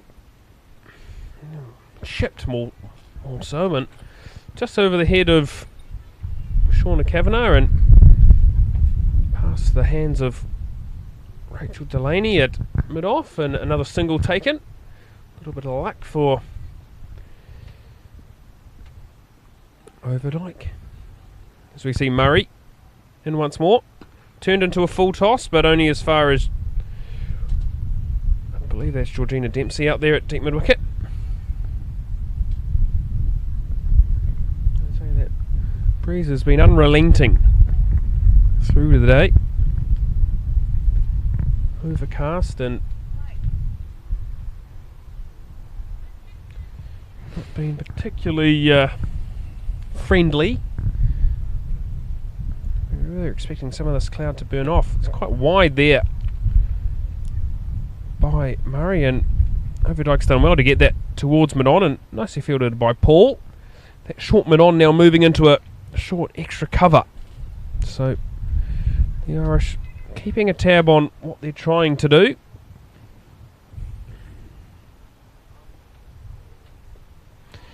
Nicely late cut.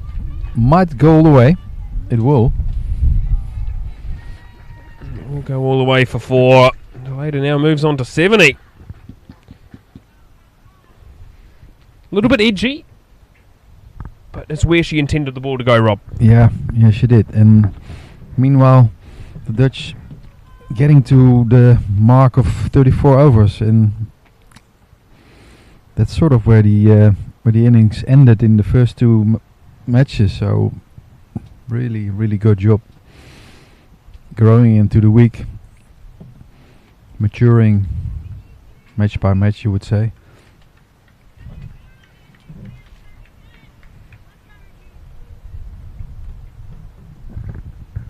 Dempsey will continue.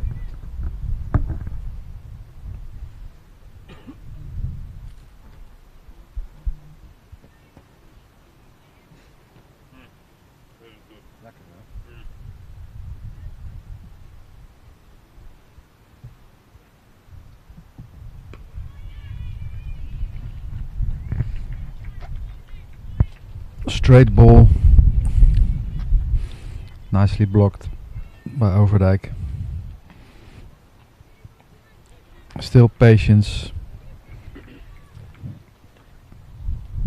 exactly what's needed. Yeah, on the money by Dempsey as well. Good challenge for the young seamer. Harder and into the wicket, and Overdyke just dabbing that behind point, and Delaney can't cut off the one. A lot of positivity being brought from the sideline.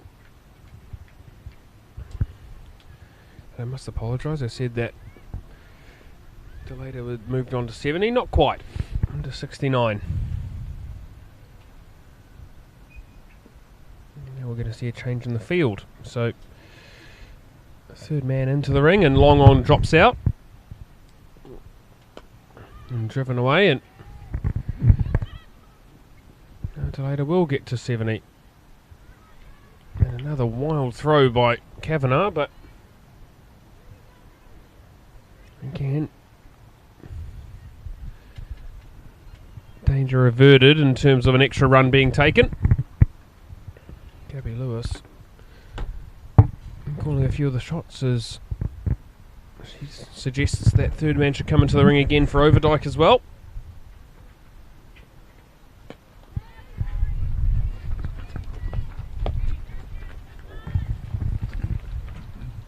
Rob, you suggested 170-ish if they bat the 50 overs. Well, Yeah. if they keep going along at this rate, they're going to get far more than that if they bat the 50 overs. But that has still got to be their main challenge, doesn't it? Yeah, exactly. If they bet 50 overs, then they could move on to 200 and above. It was a cautious sort of approach of mine, not being too overly enthusiastic, but this brings some cheer on our faces, the orange faces, so to speak. Trying to be as neutral as possible. I have obviously sided with the Dutch for more of the week than more than less, but like I say, I think the Irish have been very impressive. They look to be sliding down the leg side as Adrian van den Dries points that way as well. Over comes to an end. 140 for 5. There's another over ticks by.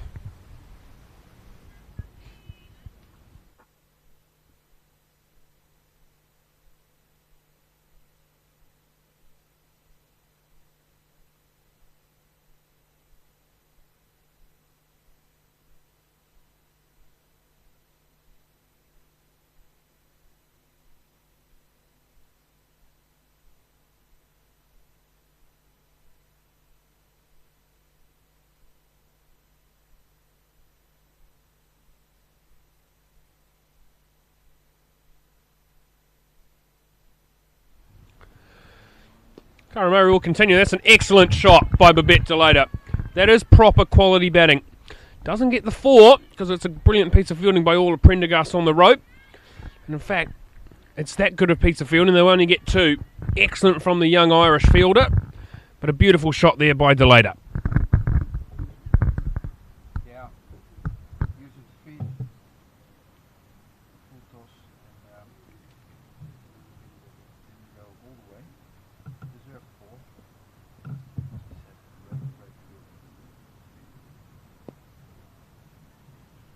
Shot again. Full face of the bat.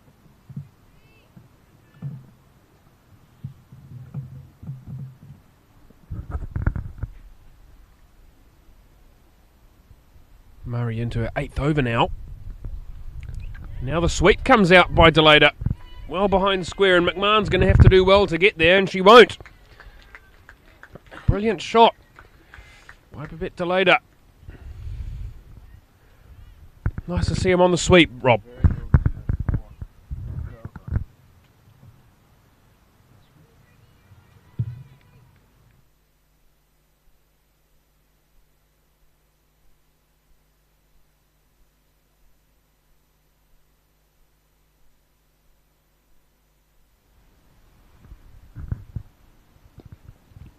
And gives it away. I'm just going to say that Cara Murray's bowled the best part of 8 overs and not got a wicket. And has bowled well for a high majority of it, but delayed it departs for 76, and it can't be understated how much of an excellent innings that was, Rob.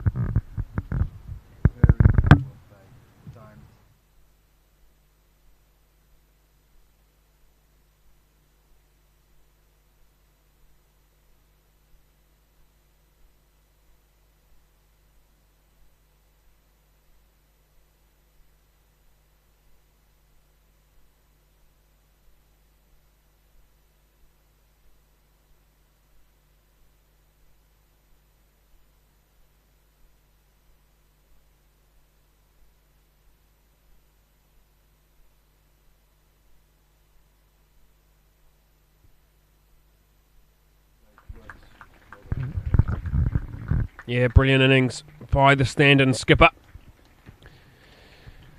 At 76, coming off 98 deliveries with 8 fours.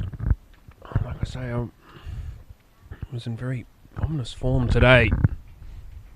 Played a beautiful shot on Wednesday that went for 6 in the first over, and Cara Murray then took an absolute screamer of a catch at first slip with one hand to dismiss her. Got a decent ball in game 1. But today, She's made every post a winner with that 76, and to be fair, put her team in a position where they might be able to put up a little bit of a tricky target for the Irish. It was her decision to bat first, having spoken to assistant coach Jake Needham. She said, no, we're going to front foot this, we're going to bat first, we're going to put a score on the board. She's backed that up today. Caroline Delaney, the new batter to the crease.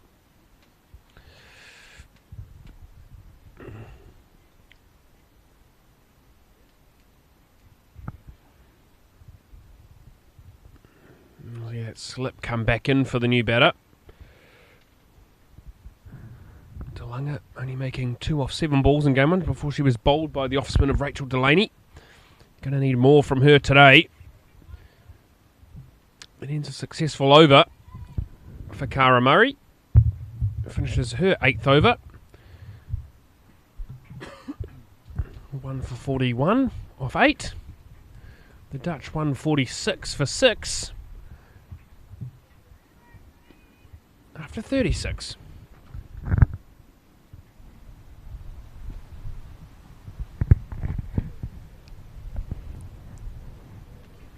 Yeah, Caroline Delaney, actually going to be a colleague of mine, as she's doing their internships, surgery internships in the Hague Medical Center. So I come across her in the hospital, which is really nice to see. But it points out the status of Dutch cricket. All working students, part-time international cricket, which is by times really challenging for them. Having to do night shifts and long working days, practicing the next day, but fully enjoying it.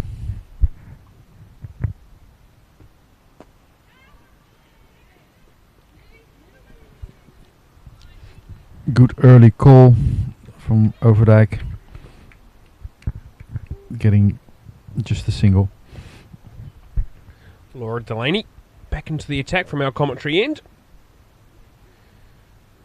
Skipper ringing the changes.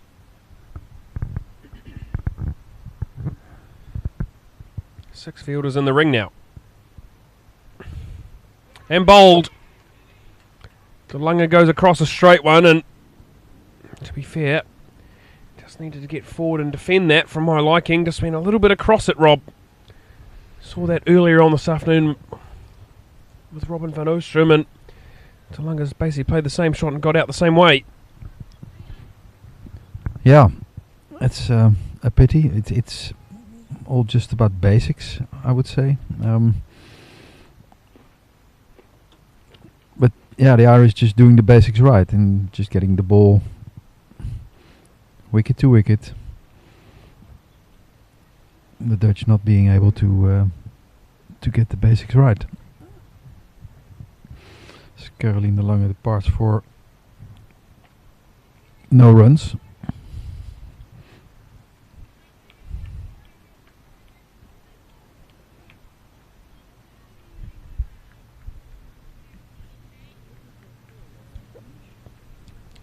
Yeah, Delaney departing for a 3-ball duck. I've got to be honest, I left a little bit wanting there. Struggled over after having been recalled after game 1 with the bat, but should we have a job to do this afternoon with the ball in hand? Bowled pretty handily. I'm going to see new batter, number 9, coming into the crease, Silver Seegers. That one's staying low, and there's one thing that the Dutch batters need to do better, is making sure they're getting forward and presenting that full face. Overdijk, Van Oostrom and Babette Delaney are the only ones who have really shown that throughout this afternoon.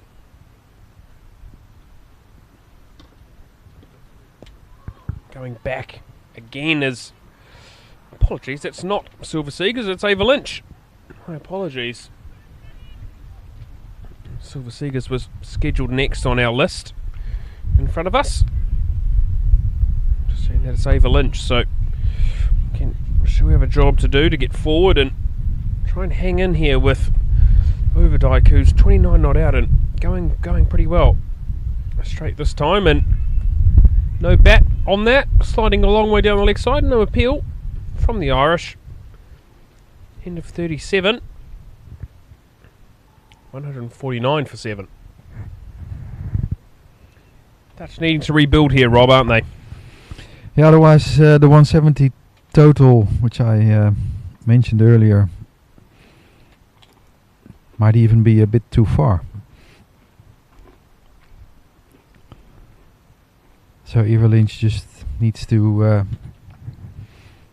get stuck in there for a few more overs, and Frederik Overdyke also has to maybe play a little bit more sedate,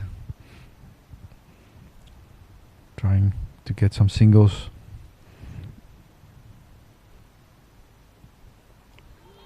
Thick edge, outside edge, and it will go for 2. Might even go for 4. Just nicely done by the skipper. A lot of ground to make, just bowled and over. Seems to have a little bit of a hobble on it.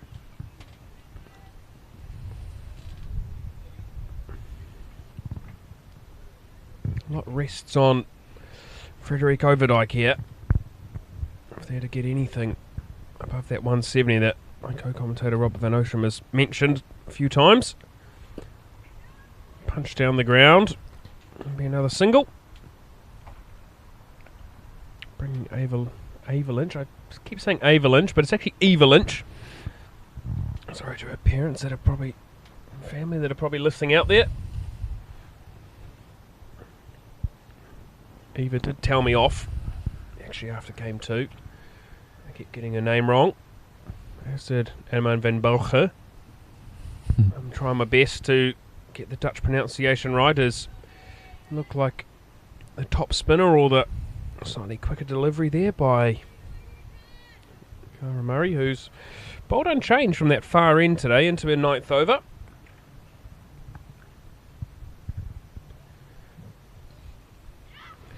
nicely.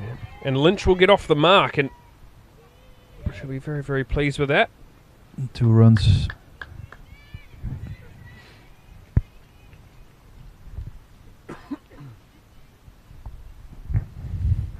Nice shot off her legs.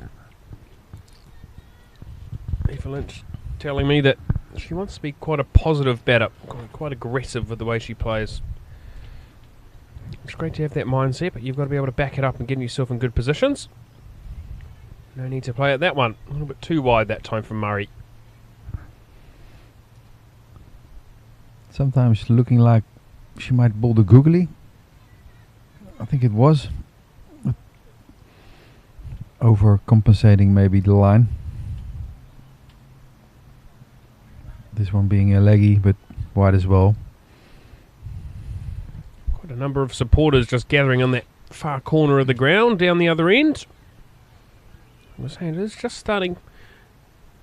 It's definitely not to say fill up, but the crowd is growing as this afternoon continues. It was a delivery that got a lot of Dutch batters in trouble in game 2. All pitching around about that middle leg stump, but not getting that much purchase from those straighter deliveries. Just seems to be turning quite prodigiously outside the line of the stump. So, be something to note for the Dutch spinners come this afternoon. Nicely bowled again by Murray. Lynch defending that final ball of the over. 156 for 7.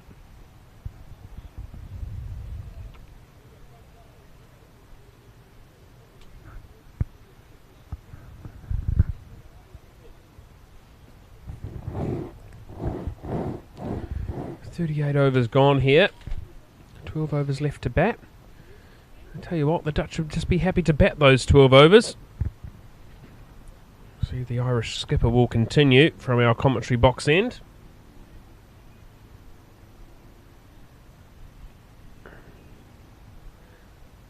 A lot of smiling faces, a lot of faces that are showing that it is a little bit chilly out there. As Laura Delaney comes in to Overdyke, who's back on the crease and looking for two, but Gabby Lewis well aware of that threat and moves swiftly off the rope and makes sure that is not possible. Only one to the total. Yeah, Overdyke betting really sensibly. As long as she's getting the bet straight down, it won't pose any real big problems. Better bet on that, I think. Down the leg side. Then it was a catch. Tough chance for Mary Waldron. Quite full. Again, Lynch trying to catch up with it. Fine leg in the ring, so if she's able to get a little bit more bet on that, she probably would have got at least a couple for it. Straighter this time and defended by the right-hander.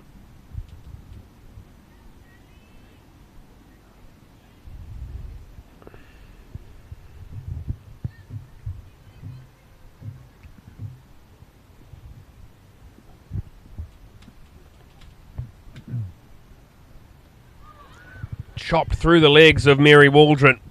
Shorter, but staying down. Delaney not particularly tall, and Overdyke looking for three, but Lynch not quite aware to it. Probably the right call in the end, though, and two more added to the total. I can see on the scorecard that was added to the wrong batter. But two more to Lynch. She'll move on to four. Bit of luck with that one. Could have easily chopped that onto the stumps by Delaney. That one stays low again.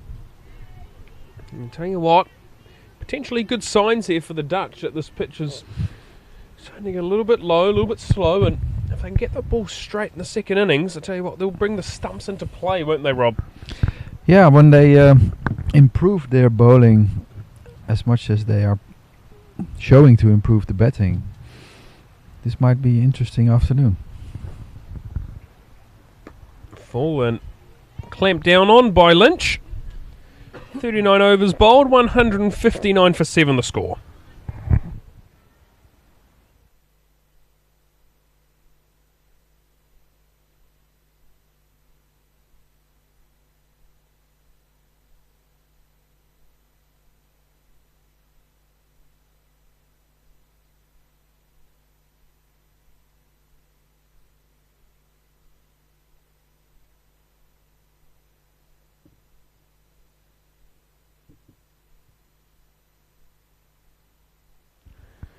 Cara Murray will bowl her 9th.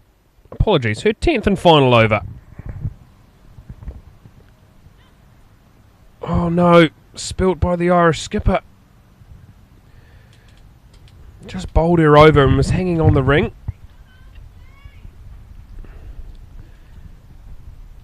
Tried to come forward and dive forward to take the catch, but just spilt it as she hit the ground. Chance for Overdyke.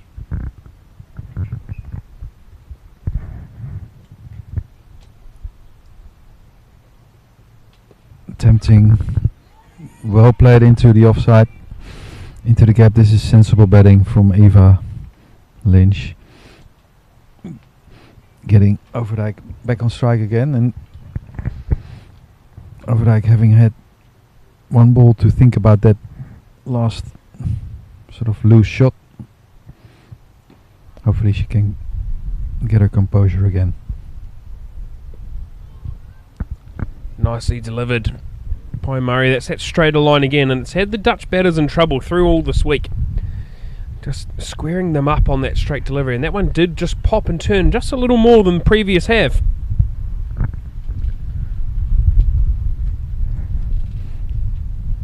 Yeah, showing more and more that the pitch is giving some assistance to the spinners. Right. As Overdyke thickly edges and gets two. Wind picking up once more here at VCC. That one taking the outside edge. And there was a wry smile by Gabby Lewis at short extra cover as she'd come out of slip because Overdyke, the in batter, was on strike and found the edge to exactly where she was for Ava Lynch the previous delivery. Full toss this time. Paul was able to get a hand on it and stop any chance of a run. So that wind has just picked up once more. It's died away for a little bit. Now it's just come back a little bit stronger again. Full from Murray and hangs her head and ends her spell. Bowled very, very well has the leg spinner. Dutch move on to 164 for 7 after 40 overs. Murray finishes with 1 for 53 off 10.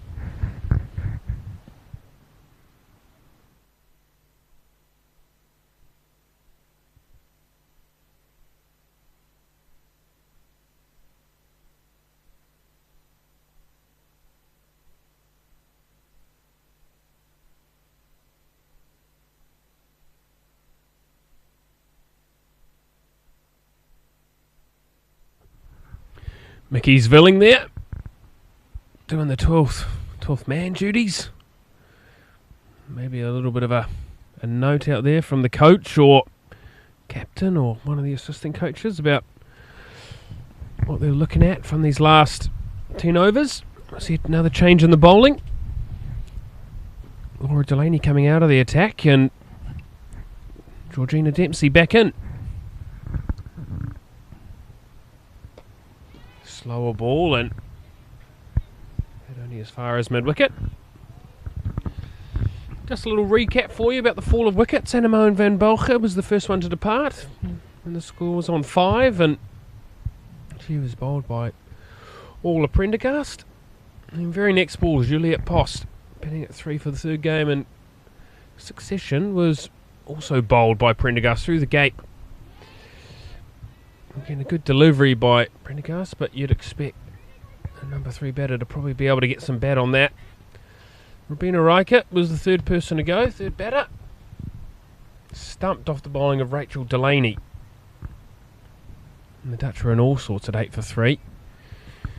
And then Iris Villing fell a little bit later in that power play. Caught in the covers off Georgina Dempsey by Shauna Kavanagh, and then a little bit of a resurgence, a little bit of a partnership was put together. 42-run partnership between Robin van Oostrum and Captain Babette de Leijden. And then Van Oostrum was bowled off the bowling of Laura Delaney. And then another really good partnership put together. 75 runs between Frederique Overdijk and Babette de Leijden before de Leijden was bowled. Apologies, caught at short cover by Gabby Lewis. Off the bowling of Cara Murray for 76. A very, very well batted 76. And then Caroline DeLunga bowled just 3 runs later by Laura Delaney. And now there's been a little bit of a partnership put on here. 16 runs between these two. Overdijk and Ava Lynch. As the Dutch are 165 for 7 as they enter the final 10 overs. Nice shot there previously by Overdijk down the ground. And again, I don't think the Dutch will have much of a target set in terms of runs here, Rob. They'll more be looking at those 50 over mark. Yeah. Those remaining 56 deliveries, 54 deliveries remaining. Yeah, if they bet, that's a good run. I was going to say if they bet 50 over, then a total of 200 is very much reachable. 54 balls remaining in this innings, 166 for 7 after 41 overs.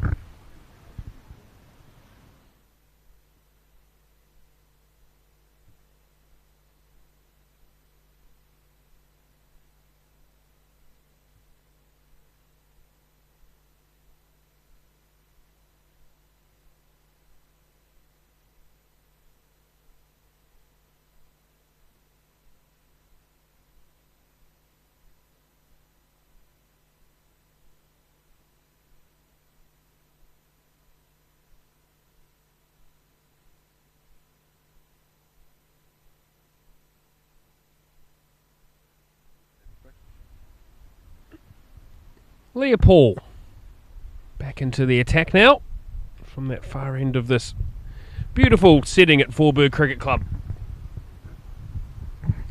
Trees off in the background. Some exciting news potentially breaking here in the next few months. Great that they've got an indoor centre now, and turf wickets have been excellent, and Tom de Groot's taken over as head groundsman and done a great job with these pitches. That is a great shot. Eva Lynch is showing something that I don't think I've ever seen from her before, which is a very aggressive, hard-hitting shot. She looks for three, and she'll have to run hard. Have to run hard, yeah. A great piece of fielding out there by Prendergast. It must be said. She saved 3 runs out there in the last few overs. Good running by the Dutch, though, and they get back for 3. Great shot. 5 fielders in the ring. Obviously different to the men's game. They don't get that extra fielder out in the last 10 overs. That ball stays low, and Overdyke looking to hit it through the offside, but ended up having to drag it all the way out to deep mid-wicket. Oh, single to the score, and there's your 170 target, Rob. Yeah, there we are. 170. And Overdyke with that gets her highest score in ODI cricket. Okay, it might only be her 3rd game, but previous highest score was 38 not out. Oh no. Oh. Desperation dive by Overdyke. Came all the way down, and Kavanagh threw that ball to Mary Waldron at the keeping end. Overdyke could basically run all the way down, given Eva Lynch, my apologies, I'm going to get that right at one point today. A big high five at this end, and then ran all the way back and just made it home. Crisis averted for the Dutch. Irish potentially a missed opportunity there if Kavanagh had been potentially a tad more aware. Ooh, double bounce. Now tell me, I believe there's a new rule around the fact of ball bouncing twice, and there it is.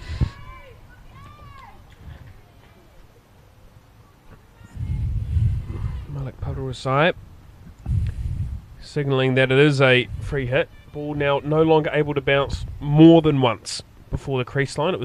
Before it was no more than twice, now it is no more than once. So free hit for Lynch. You can only belt it back to the bowler for no run.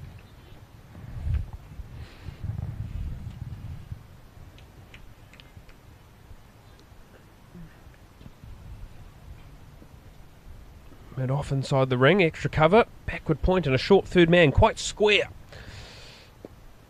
As that's hit as far as Delaney at mid-wicket. No run off the final ball of the over. Eva Lynch looking a little bit disappointed not getting a run of that, but don't despair too much. 8 more overs, several more overs. 8. Mickey's Villing running back out there. I think a couple of painkillers for Overdyke, as that big dive might have scraped a couple of hands. And only the one over for Georgia Dempsey at the commentary box end, and Laura Delaney will come back into the attack to probably bowl her final 2 overs. She's bowled exceptionally well, only gone for the 21 runs in her 8 overs today, Rob, and picked up 2 quite important wickets. Yeah, really, really spot on with her dibbly-dobblies. Has hardly missed the stumps as Laura Delaney. She'll come back into the attack. Don't looking to cut that one away, but bottom edging it past the keeper, but no run. 4 fielders are on the boundary. Gabby Lewis in front of us here at long on. Deep mid wicket, all of Prendergast, and trying to spot who that is at deep square leg, but can't quite get it. And the deep extra cover as well.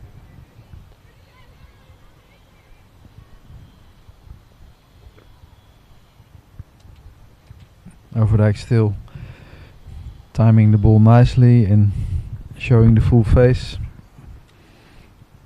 Netherlands men's international Tim Pringle arriving at the ground. It's on the waters, which is a slight surprise to some. I suppose it's still early in the afternoon.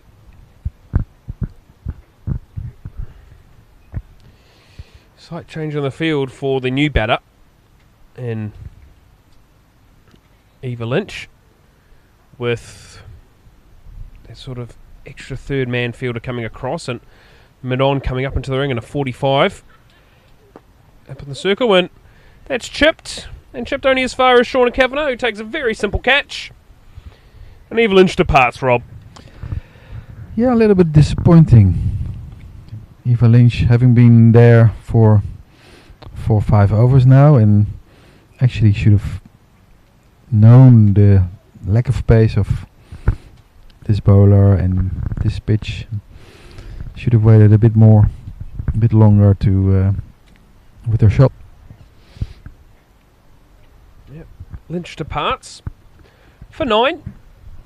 The Dutch now 172 for 8 in the 43rd over.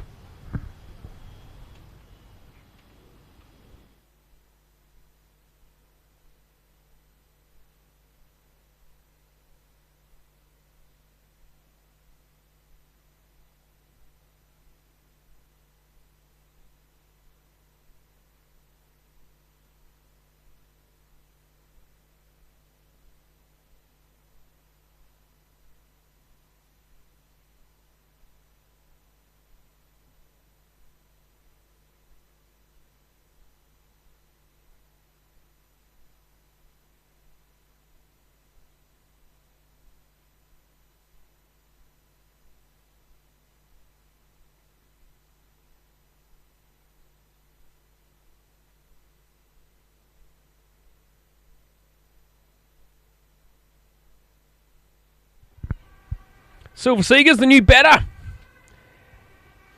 Slices it past backward point for 2. As the sirens go off behind us. There's definitely a lot of work to do here for the Dutch still to get to that 50 over mark, but Silver Seegers has come out with the right intent, Rob. Yeah, straight away off the mark. Not the most convincing of shots, but still, yeah, showing her intent and getting the score to 174 for 8. As the over comes to an end.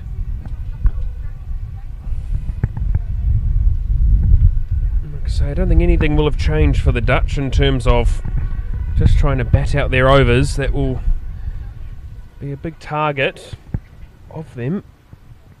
They've failed to do that on day 1 and day 2. But an opportunity today to get to that mark, and Silver Seeger's job, well, the way she should be seeing it, is just hang in there with Frederick Overdijk, who's 40 not out.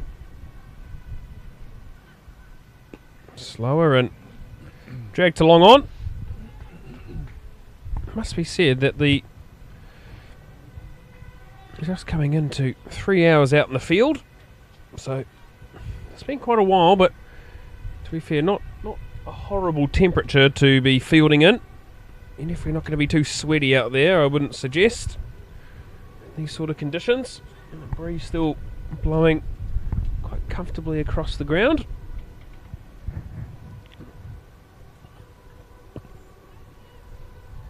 Yeah, I think the girls, they could do with a spelt cracker or 2. Oh, I tell you what, mine was absolutely delicious. That chorizo sausage that you gave me on top of it. Oh, absolutely wonderful, sir. And I think you've upped your game again here for game 3, Rob. Yep. Straight, loud appeal. And that looked pretty straight to me. Back on the stumps. Had to be getting forward. And the wicket goes down. 9th one down for the Dutch. Silver Seegers departs LBW. Needed to get forward there, Rob, didn't she? Yeah, I think the girls, they know what they should do. They know full ball, get forward, but somehow it doesn't always click at the right moment when they're out in the middle. Silver Series shakes her head, knowing what she did wrong. It's going to bring number 11. Number 11 on her back, and number 11 in the batting order. Isabel van den Woning to the crease. And Robin, game 1, Overdyke took a single quite early on in the over. She was on strike and allowed Van den Woning probably 5 or 4 balls in the over to face, and it must be said that Isabel isn't a strong batter, so trying to get her to face as few deliveries as possible will be the goal of Overdyke today, you'd expect. Yeah, how many more balls in this over? 3 remaining.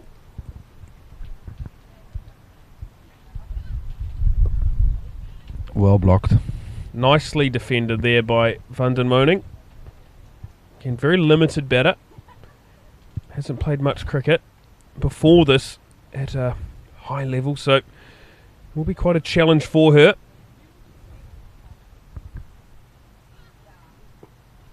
Does well to clamp down on that one again.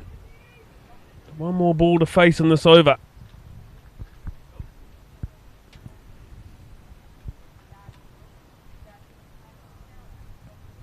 I'm sure her heart will race. And a good shot. Does well to keep it out. Keeps those 3 balls out. Into the over. 175 for 9.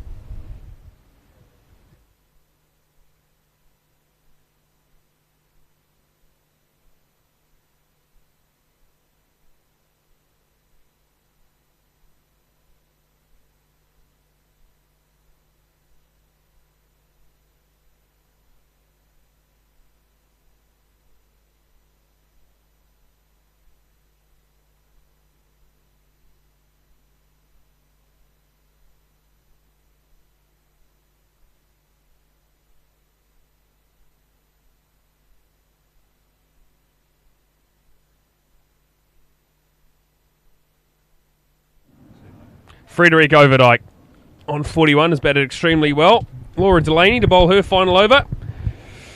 Overdyke's taking the single off the first delivery. Again, set it in game 1. I'm not sure that's the option at this stage of the game. I think you've got to try and face as many balls as possible if you're Frederick Overdyke. Yeah, 5 balls of exposure now. Yeah, would have thought she'd try and take a bit more strike. Really try and think about the gaps. So Delaney will just be trying to get these on the stumps, and Van den Woning as well. Clamp down on that one, but yeah, saw this in game 1, Rob, and yeah, Van den Woning wasn't able to last particularly long. So you feel like this is an opportunity for Overdyke to try and say she needs to get keep herself on strike for as many deliveries as possible as that one slides down the leg side. What I will say is, from more of an Irish perspective, is Laura Delaney's been exceptional. 3 wickets into her 10th over. She'll be looking for a 4th. It's tickled behind swept. Square, but no run. Overdyke has to be smarter here if she's able to get back on strike as to how she goes about it. So only we're just looking to get that ball up and into the stumps. Searching for that 4th wicket of her spell. Van den Woning in defence once more. Delaney will be the second bowler to have completed 10 overs today if Van den Woning's able to see out these final couple of deliveries.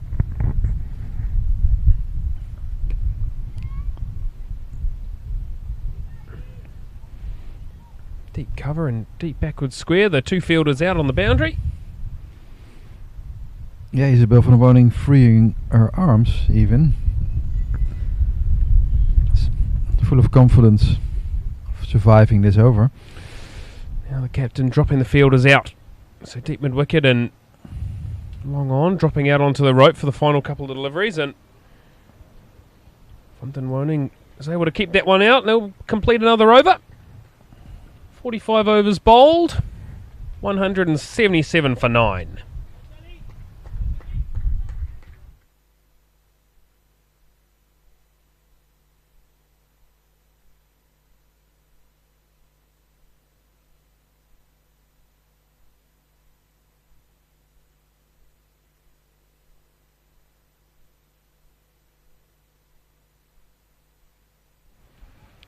Laura Delaney completing her 10 overs. Exceptional figures of 3 for 26 from her 10. Very, very good from the Irish skipper, all-rounder. 100 in the last game. 3 wickets today. There's Overdyke speeding on the inside edge. 142. Be interesting to see how she plays this over. Really needs to face as many of these final 5 overs as possible. Nicely bowled by Paul in at the stumps and forcing Overdyke to play the big shot. Only able to clamp down on it.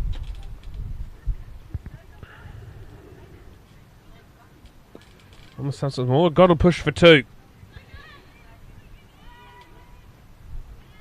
Now a call of no by Van den Woning.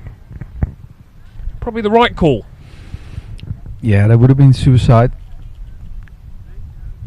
Third ball of the over. Yeah, it's a touch and go thing to actually go for this run. I think it's the right decision, showing some confidence in her partner and actually getting off the mark. Flick through the leg side, and she's going to have to scamper through and gets a run. Isabel Van den Woning off the mark. Like I say, very limited batter, Van den Woning, but is a very keen cricketer, and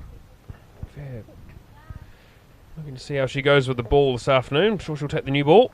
That one's staying extremely low, and Overdyke able to scream through for a single. 1 ball remaining in this 46th over. See a few of the national men's players arriving at the ground, going to say hello for the afternoon. Van den Woning, just 1 ball to face in this 46th. He can keep it out quite comfortably. 180 runs on the board for the Dutch. 4 overs to go. 9 wickets down.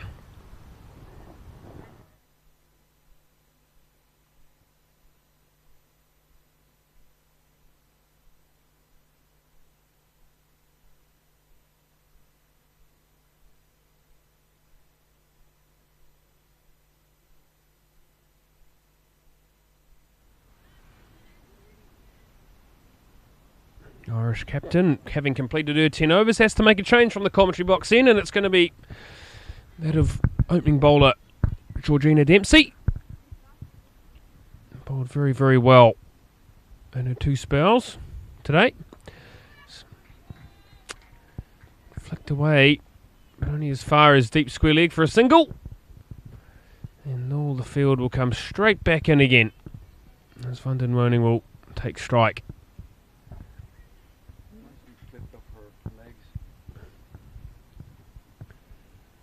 Overdyke moves to 45.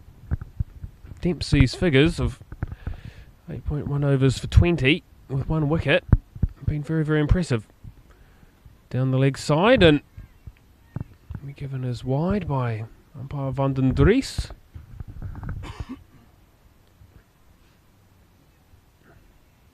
I say I'm slightly surprised to not have seen Prendergast bowl more than 2 overs, but potentially carrying an injury. Trying to find out from the Irish coaching staff, because he's bowled 2 overs, 2 for 4. Lovely shot by Van den Woning. Confidence growing from the young right-hander. Outside of stump and punched away nicely, Robert van Oostrom.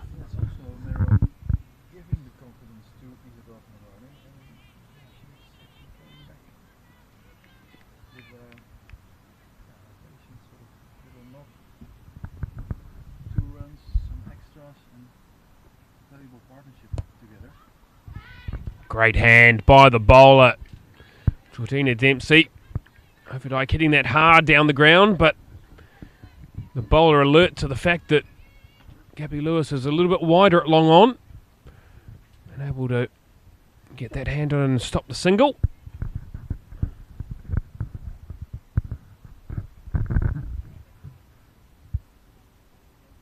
Into the wicket as far as long on. Lewis will come round and quite comfortably field it. In her 100th game today, Gabby Lewis. Nice presentation of a Irish baggy cap before the start with a little golden 100 at the bottom of it.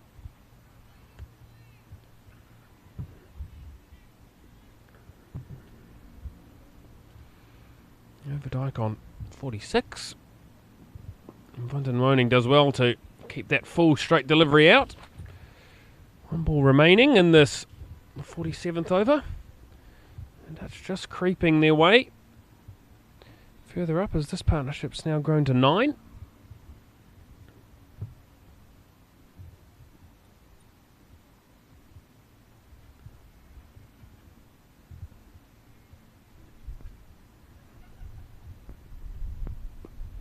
Van den Woning shipping it only as far as mid-off. In the gap between extra cover and mid-off, no run taken, 184 for 9, 47 overs bowled.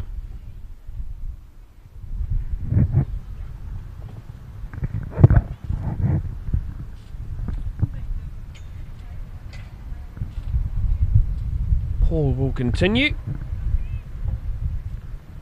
Again, a bit more of a workload for Leah Paul today. She's bowled 8 overs, 1 for 32.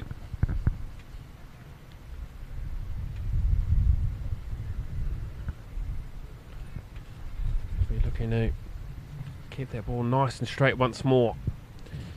So we head into the final 3 overs. Overdyke comfortable to take the single first ball again. So move on to 48. Van den Woning back on strike. I'm sure Van den Woning will sweep this next ball.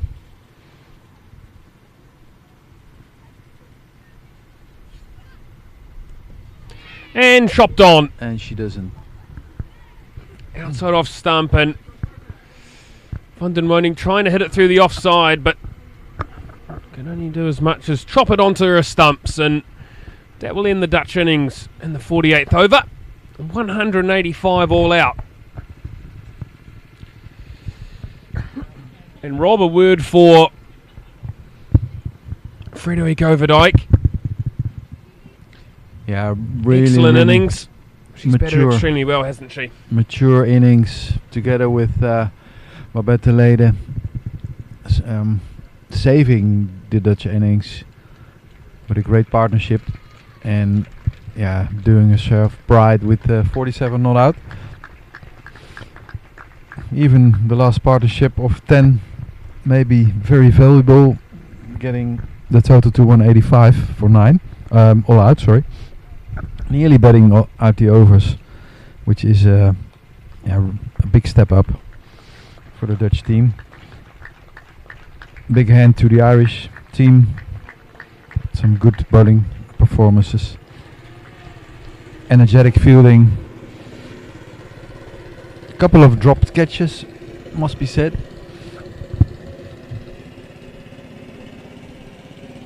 But all in all, 185 might be challenging total.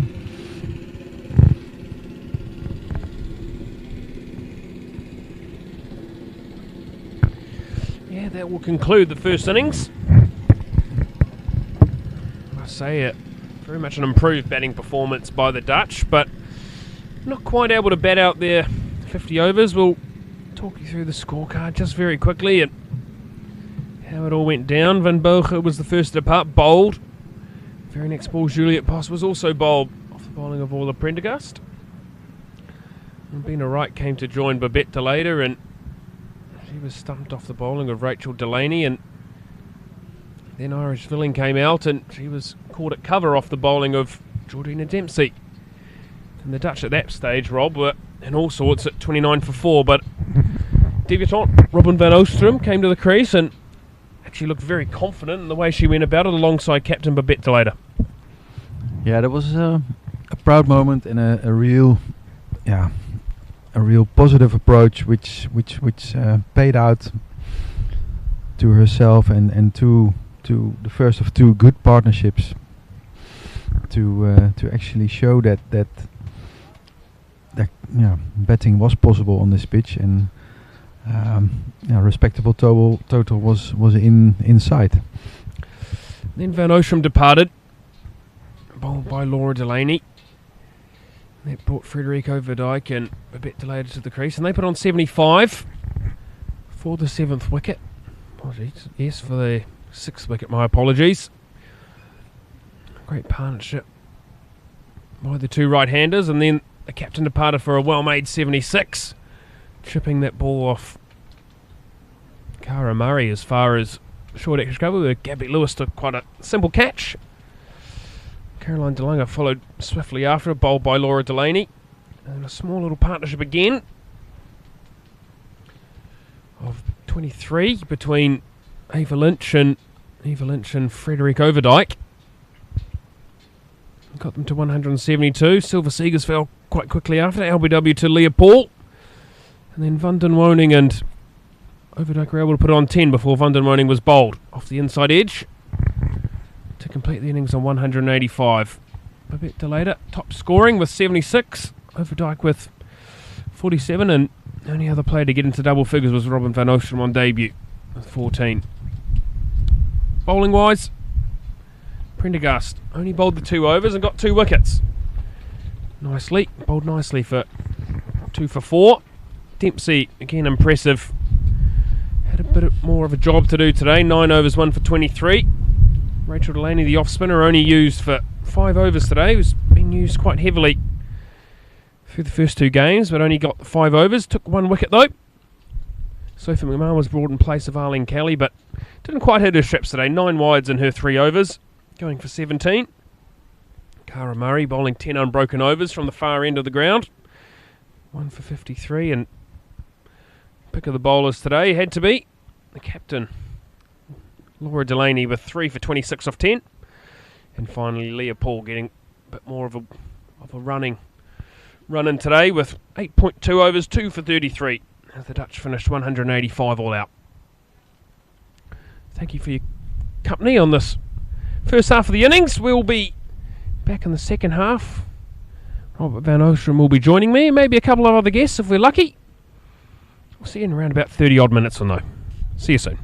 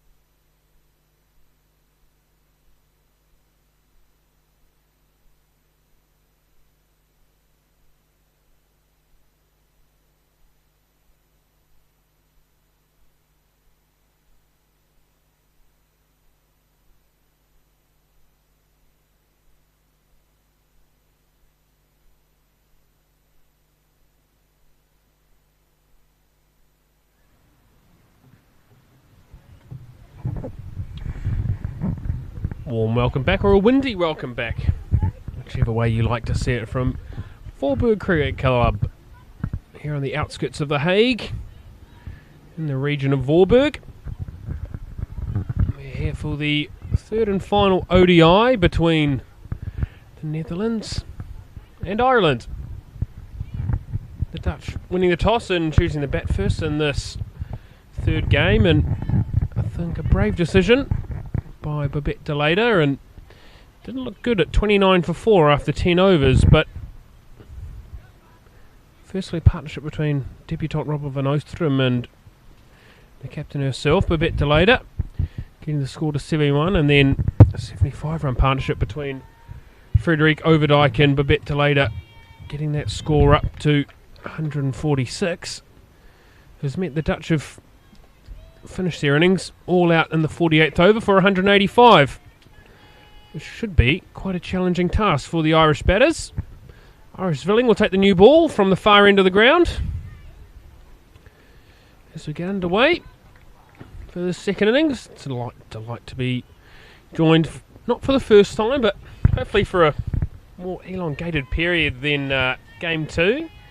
Father of the Irish women's captain, the Irish women's team, Paul Delaney. Paul, lovely to have you alongside, hopefully for a longer stint today. Thanks very much, Pierce. Delighted to be here on a day that's improving as we progress through it. Indeed, and it's a lovely start by Leah Paul, and just kicking off where she left off in Game 2. A lovely back foot punch between the backward point and cover point fielder for 4 to get the Irish innings underway. This feeling will continue, and a little bit fuller this time. Your summation of that first 50 overs, or first 47.2 I should say? Well, I thought that Netherlands regrouped after losing a few early wickets, but regrouped extremely well. Babette had a magnificent innings. 76 runs, and she was in a partnership of 40, I think it just was. Correct. And a subsequent partnership as well with Frederike. Maybe 30 to 40 runs scored between the two of them, and that gave a very challenging total in my opinion. Yeah, indeed, they ended up being able to scrap their way to 185. They say that wasn't looking likely at 29 for 4, let alone 8 for 3 in the 5th over, so I feel like the Dutch will feel like they've got pretty good sniff if they can get these two opening batters out early. Ms. Villing to finish her first over. Only the boundary off it. 4 runs off after 1, 4 without loss. Yes, a nice tight over there. A good shot to open up the innings for Ireland by Leah Paul, but the bowler came back strongly and secured the innings. For the Irish, I think the bowling was pretty good. It was a bit of a surprise to only see Prendergast only bowl the 2 overs, but potentially carrying an injury. Well, she's over an injury and is working her way back into competition bowling. So the 2 overs she started up with, very good. And I suppose the medical staff are being extremely cautious because there's lots of cricket coming up over the coming months, and I think they'll be keen to make sure that she's fit and able to participate in the various competitions that Ireland will be involved in. Indeed, it was a great opening burst, 2 wickets and 2 balls, but only bowled the 2 overs. So there's not many bowlers who would have found themselves in that position, it's true to say, but we'll blame it on the medical staff on this occasion. Not often you bowl a double wicket mate and get whipped out of the attack as Isabel van den Moning comes steaming in from our commentary box end, and she'll have a job to do today, and a little bit wide, and a beautiful shot by Lewis to get off the mark. First ball with a boundary. Nicely chopped away there, Paul. Yeah, it certainly was. Got a bit of pace on the ball. I did notice in the first innings that perhaps the slower bowlers, it was difficult to crack the ball through the circle. But once the batters did get established, I think they managed that pretty well. But you do have to be cautious, I think, initially. Work out the pace of the wicket and take it from there.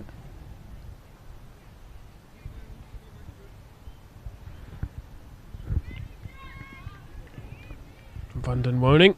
It's a difficult ODI series, but has a lot of promise. Nicely bowled there from her. Yeah, probably one of the raw talents within this Dutch squad. Has quite a bit of pace about her. Watching it in the net, it was quite impressive, really, but sort of quite struggled to quite find that same energy and vim and vigour in the game. So another opportunity for her today, and if she gets it right, it's quite exciting to watch. Nicely bowled again. For the Irish, though, with the ball in hand, I thought Georgina Dempsey's had a great week. Yeah, opening the bowling and done a really good job in that power play, but had more work to do at the back end as well today.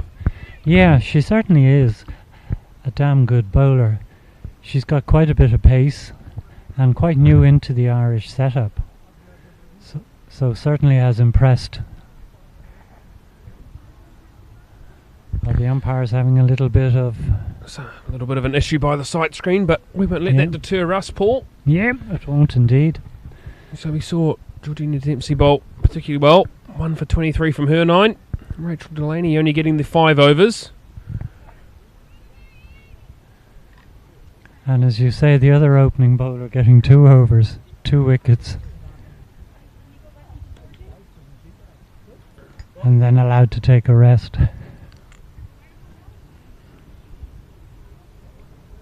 Not sure what the issue is, really. Yeah, it's the big...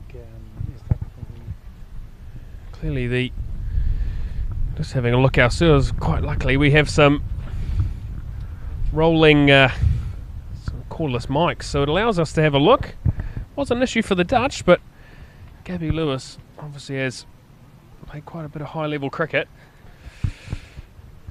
The Dutch ladies alongside Philippe Bossevane doing the hard yards, trying to move everything around. What's rolled up in that? That's just the cover. The covers. Yeah, it's just the covers. Yeah. So, yeah. Well, apparently, according to the batters, it was in the way of the black sight screen.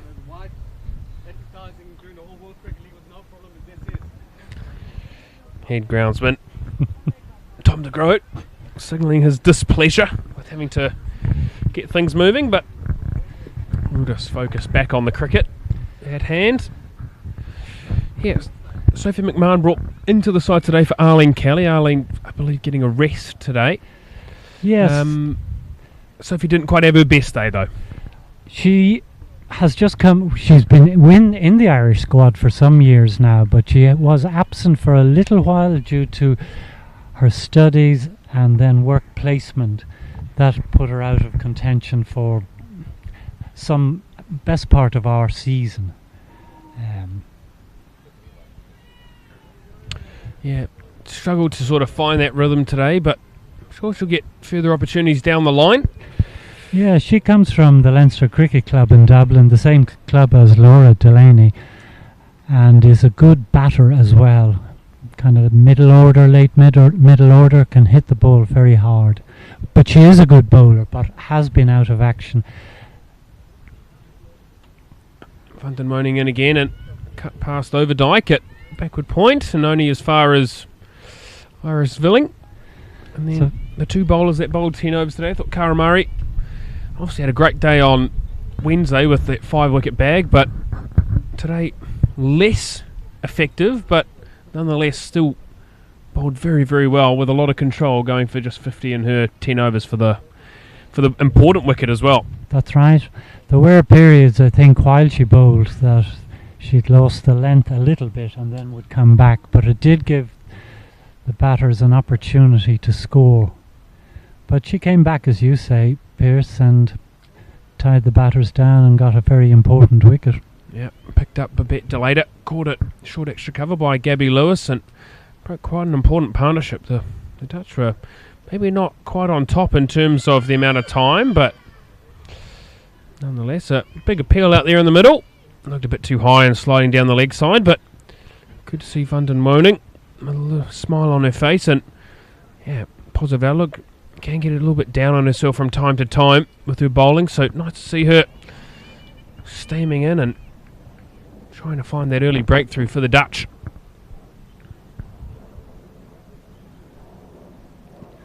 Certainly has a nice rhythm in her run-up and follows through pretty well, so it'll only get better, Pierce.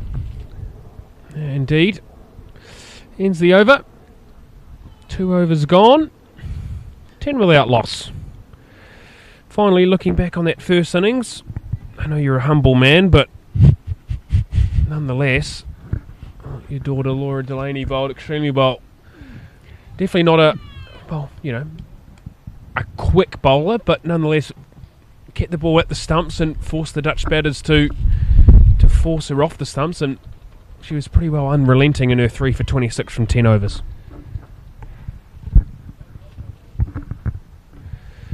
Willing to continue. Downwind. Yeah, Laura would aim to keep the ball close to off stump, if not on it, and little in-swingers would be what she would hope would be her strength.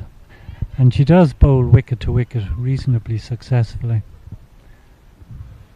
The last bowler to take some wickets was Leah Paul, who took 2 for 33 as we see Paul herself flick one off her legs for another single. Positive start made here by the Irish. Netherlands internationals walking in front of us. Nice to see the men here supporting the women's team this week. A few of them have come down to support.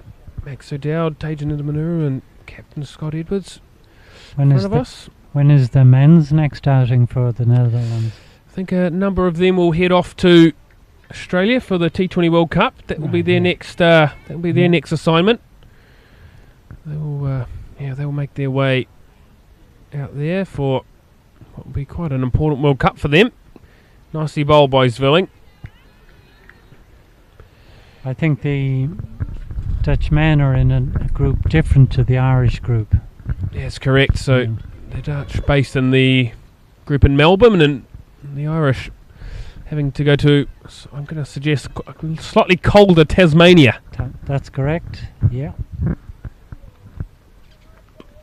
Lovely shot. Partially stopped by debutant Van Oostrom. Saving probably another 3 runs, to be fair. And does well to stop that, and then chaos ensues as the left-hander comes on twice and everyone starts running everywhere. You mentioned Cara Murray. She represents the club in Belfast, Waringstown, and St. Field was where she started off, also in the Belfast region. Yeah, a lot of girls come from that Leinster region, I believe. They do, yeah, and those, yes, from the Leinster region, and maybe moving closer to Dublin if they're in outlying counties when they're in these high-performance squads. But Cara from Waringstown, and I'll come back to that in a moment because we're getting...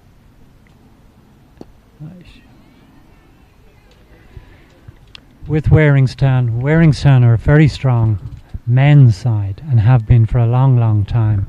But the women's side is becoming a strength in the Belfast region.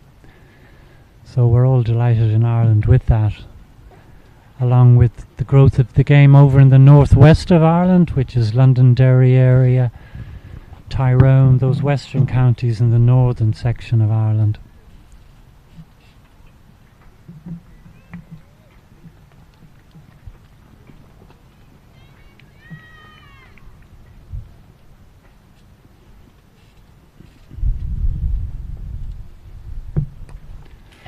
A nice shot from Gabby Lewis into the covers, but well picked up by point. The score at the end of the third over, 13 without loss, which is a solid enough start. Yeah, absolutely. They've looked good, these two, and Gabby Lewis has obviously she's been over in England and now over here for this ODI series, and then I think flies back there tomorrow and plays Sunday. Correct, yeah. From what I'm led to believe, for the Northern Superchargers. So that's the way of the modern game now. And it's great to see these sort of teams, getting that representation. Stera Carlos, one of those for the Dutch. And Gabby Lewis from the Irish side getting that opportunity. Great to be able to see these players in those high pressure, high performance T20 leagues. I think probably the last time that the Irish and Dutch women played one another, a girl called Kim Garth was playing with Ireland. She now moved to Australia, am I right? That's right, yeah. She moved out there to Australia, got contracted to play in their 20 over bash and subsequently with the stateside. Yeah, opportunities are rising. Yeah, all around the world now for women's cricketers. Again, we've seen even over in the West Indies this week the 60 ball comp over there. It's amazing to see that these opportunities are arising quite rapidly. And before too long, I think you'll see a lot more of them, just like the men's. Yeah, there seems to be no end of new styles of competition. 60 ball, 50 ball, 100 ball, 20 over.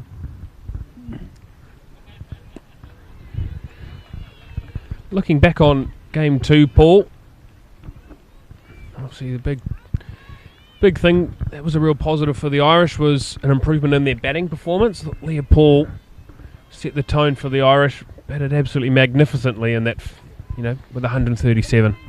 Yeah, she certainly got in, grafted, worked her way through it, paced it extremely well, and got the highest score that Ireland have ever got.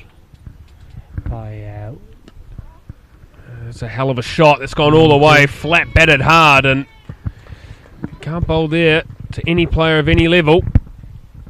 Gabby Lewis calling for the no ball, not going to get it, but going to get 6 runs. Great shot. She's certainly well able to hit the ball hard. And there she did it. I feel like she's been brewing over these 3 games. Made 25 in the first game. And then in the second,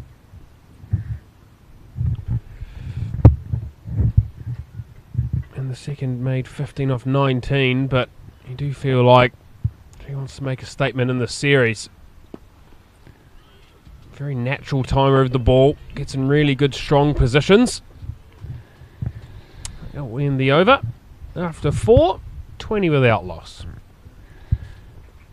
Quite a lot of the Irish players would have played hockey in school, so that would bat on ball, eye contact, which would be a great help in their cricket development also. I don't know in Holland if that's the case with the Dutch players, if many of them play hockey in school, but I know that the Dutch women and men in hockey are top class. Yeah, indeed. Actually, Jolene van Vliet, as we were talking about previously in Game 2, after this ball from Zwilling, nicely delivered once again, was actually plucked from hockey and put on the road to Perth was the tagline of what she was brought involved into. Never played a game of cricket up until that point, and was a hockey goalkeeper actually, and has now actually fashioned herself into a backup wicket keeper here for the Dutch, and played the first 2 games, made a start in the game in Game 2. An appeal from Zwilling, but Malik Pabarusayam walking away before the appeal had even completed. But yeah, you do see a number of these girls will play hockey, and some at quite a strong level, some at more of a social level, but yeah, a lot of these batters do have that natural hand-eye and quite a lot of natural timing in this Dutch side. Nicely tucked off the hip by Paul and an easy single. I was intrigued when we were down at the VRC Cricket Club. The number of hockey pitches in the vicinity. And I wandered in yesterday evening to one of them. And on the wall I saw a photograph. And I'll come back now in a moment after this ball. Nicely bowled again by Zwilling. I think could be a little bit more aggressive with her field set. I don't think that Gabby Lewis is going to look to try and hoik her across the line to where that deep square leg is fielded. I'd rather have a mid-wicket in at this stage and drop that fine leg all the way down for my liking, but nonetheless, bowls with quite good control, does the young right armour.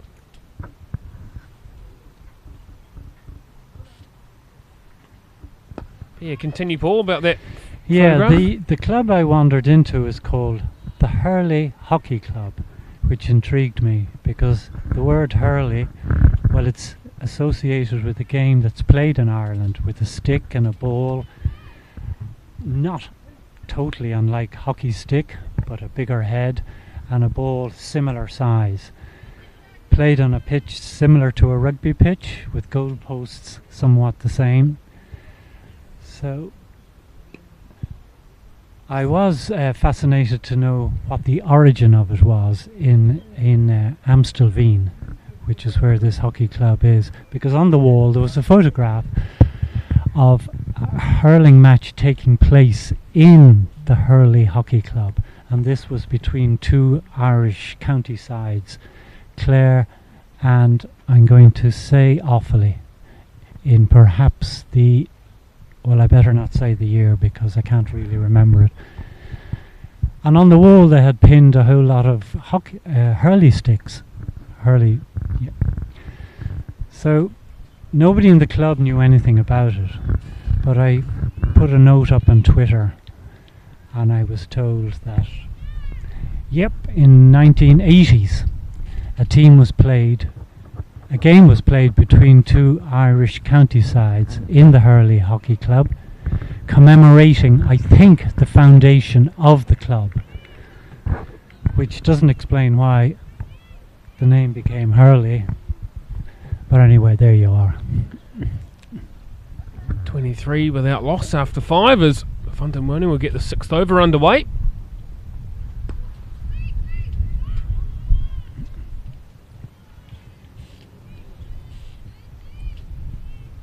Nice setting for this third game. Slightly different ground to VRA. Obviously slightly different weather conditions today than what we've had on the previous two. Quite warm and muggy, humid feel at VRA, but today a cooler breeze and it's been unrelenting across the ground. Over pitch this time and nicely fielded by Eva Lynch near an extra cover. Yeah, slightly different ground here than the one that we've been at for the previous few days. Yeah, both lovely grounds, but the weather is somewhat akin to what we're used to in Ireland. Clouds that rarely let you see a blue sky and a wind to accompany it. So we're not unfamiliar with this, but I think we would have preferred something closer to the weather we had over the earlier part of the week. Short and straight this time, and Irish Villing comes down to do the fielding, and the Irish batters scamper back for 2. But it's a lovely clubhouse and setup here that's in place. Lovely flat ground. Of course, not having too many hills in the Netherlands, most of the grounds are flat to start with. Yeah, no, that is definitely a positive of this flat ground that we do have here in Holland. There's Van den Woning in once more. Ooh. Goes past the outside edge that time. Stayed a little bit lower. But yeah, Warburg Cricket Club being able to get their indoor centre up. Yeah, that's great. Yeah, I don't know if you've been inside yet, Paul. Yeah, I had to wander over. Seeing the canopy set up but not knowing what was inside, and I saw the indoor nets, good long run-ups available, bowling machines, computers to show you what you're doing. It's very good. Yeah, you've seen a big push for more indoor facilities, as that one's a little bit straight again from Van den Woning, but just the one run taken. VRA, and it was obviously had a massive redevelopment. It was put together a couple of winters ago now, and they now have a 3-lane indoor centre there, and Voorburg Cricket Club here with a canopied setup, so it means the sides can roll up. So through the middle of the summer, those sides roll up and allows the breeze through. VOC Rotterdam, my home club in Rotterdam, is probably had the first indoor centre in the country. That's been there for quite a while now. It's probably actually getting a little bit old and probably needs a tidy up. Nice finish from Van den Woning. A little bit of swing away from the right-hander's bat. Ends the 6th over, 26 without loss.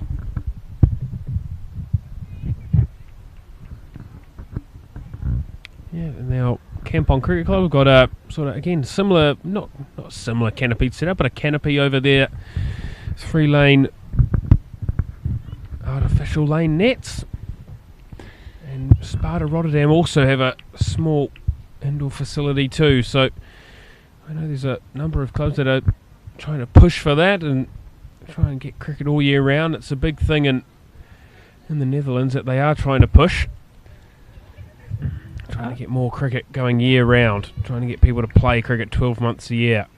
And the financing of that, how is that done? Yeah, well here, to be fair, has been really nicely organised between the Voorburg sort of region and municipality, and also The Hague. So actually they both chipped in. Both those governing bodies, as Paul lets their hands go outside of stump, but only as far as Robin Riker mid-off. And then alongside the club with some sponsoring, and Fair Tree, who have been a major sponsor of the KNCB as well. Kobus now the chairman of Voorburg Cricket Club, also the CEO and founder, one of the co-founders of Fair Tree.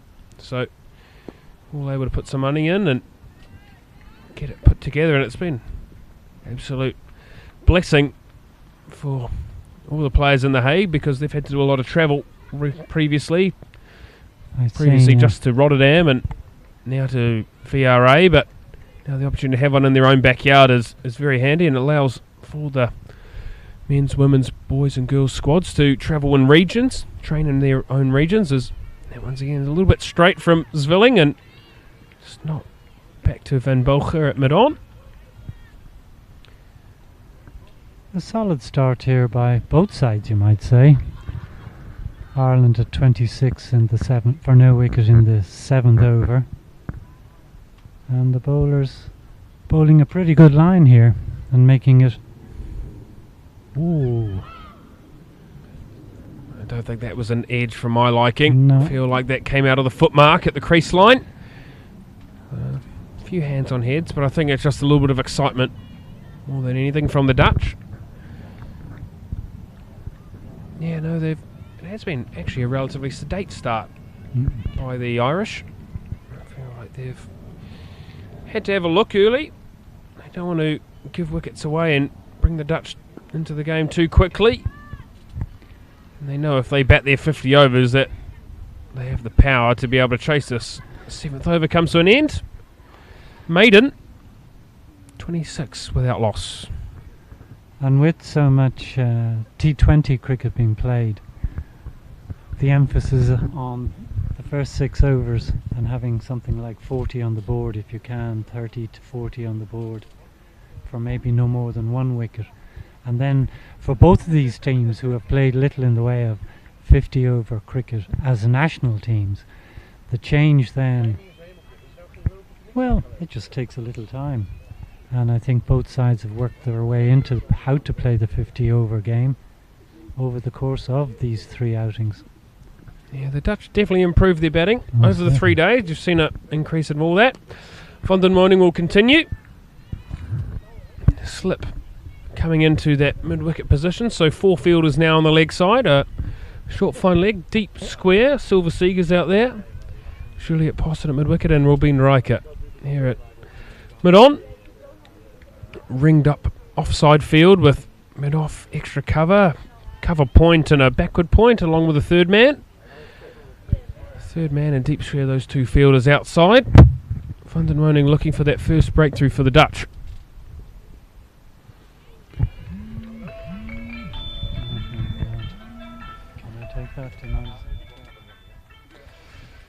My co-commentator having to dash away on a phone call. It's always the way here and cricket times like these. Van den Woning, quite impressive young bowler. Like the cut of her jib. Smiles from the building crowd beside me.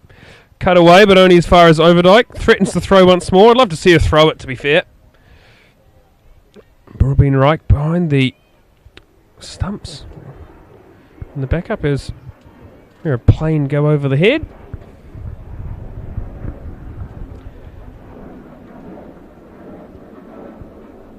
Tim Pringle, a big smile on his face. He's had a nice little week away in Greece. He's back. Big weekend of cricket ahead for him. A little double header. Couldn't think of anything worse, personally. But he'll have 100 overs of cricket to go and play. At home tomorrow to VRA. Where are you away to on Sunday? Excelsior. What a horrible place to go and play cricket. I'm only joking, Excelsior fans. You're from my part of town. Quite a lot to play for, actually, in the top classer. Some very important games coming up this weekend. Dostie versus Sparta. Direct relegation playoff game.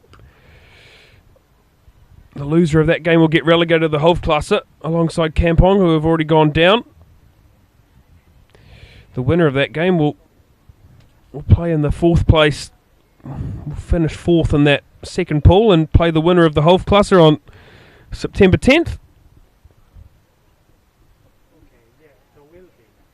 Gabby Lewis, after hitting that 6, has sort of gone back into her shell a little.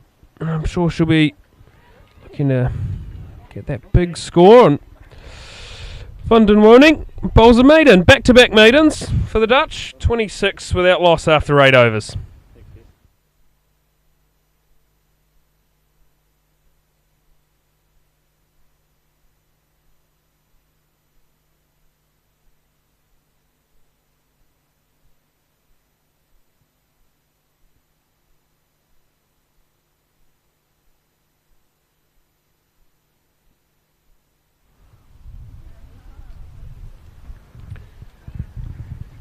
Lovely to have you back, Paul. Important phone call, I believe. Yeah, had to jump away from the commentary for a moment. Well, yeah, I got a call from our club, Leinster Cricket Club in Rathmines, are hosting on Sunday the National Cup final. And the company streaming the event wanted to locate the gear on Saturday night or Saturday evening in the club, so that they can get up early on Sunday morning and set it up. So he was just Heathley Tector, whose company do a lot of streaming in Ireland. Yes, he's the father of the Tector boys, I believe, right? That's correct. Yes. Yeah, spot on.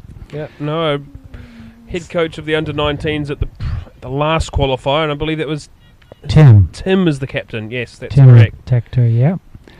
And you've got the two older brothers. That's right. Harry and Jack at the top. Yep. And Heathley's daughter Alice at the other end of the chain, the youngest in the family. All cricket fanatics. Cricket's in Ireland, and perhaps here as well in Netherlands, very much a family affair. Yeah, very much so. Yeah, handed down through generations and handed over then to sisters and brothers and cousins and... Seen a number of families go through the Dutch setup as Svelling bowling now to Lewis, and Lewis has been kept quiet. She's 10 off 29 deliveries. Apologies. 13 off 22 deliveries with that 1, 4 and 6. So only the 3 runs off the other 19 deliveries he's faced. So the Dutch doing well here to keep this opening partnership quiet. Yeah, good field placings, making it difficult for the batter to get the ball away. And the fielders hungry to dive on everything they possibly can. Indeed. As the I guarantee you we'll see no, we're not going to see a break in play. See the great hand by Eva Lynch, but it doesn't stop the single. We see the bus driver for the Irish women's team down behind the sight screen at the far end. Didn't stop Gabby Lewis from facing that delivery and ends the over. Couple of runs off it. 28 without loss after the first power play. Pretty even one, I'd say, Paul. Yeah, very much so. Both sides should be. I would even think the bowling side would be the happiest side. But on the other hand, the batting team will think, well, we're still there with no wickets down, and we can progress this thing and accelerate. That'll be their plan, I guess. On the other hand, the Netherlands will be saying, we have them under the vice grip, and looking to pick up an early, a wicket now. Yeah, the Dutch would have to take a wicket here for me to really assert their dominance. They have bowled well, but without reward yet. Another full toss by Van den Mooning, and Gabby Lewis will not miss out on that. Will run away for 4. Lovely shot, that. Been patient this afternoon as Gabby Lewis, and only really had to attack those balls that have been slightly offline or off length, Paul. Yeah, there's only been a few balls that they've been able to hit to the boundary, and as you say, they've kept their line and their length so well. Van den Mooning in again, a little bit wider.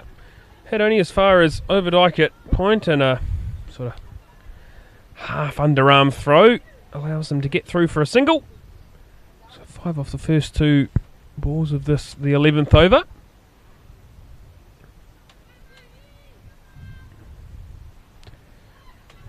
I feel like the overs might be slightly out because believing that Zvilling bowled the first over, so this should be the 10th if I'm correct.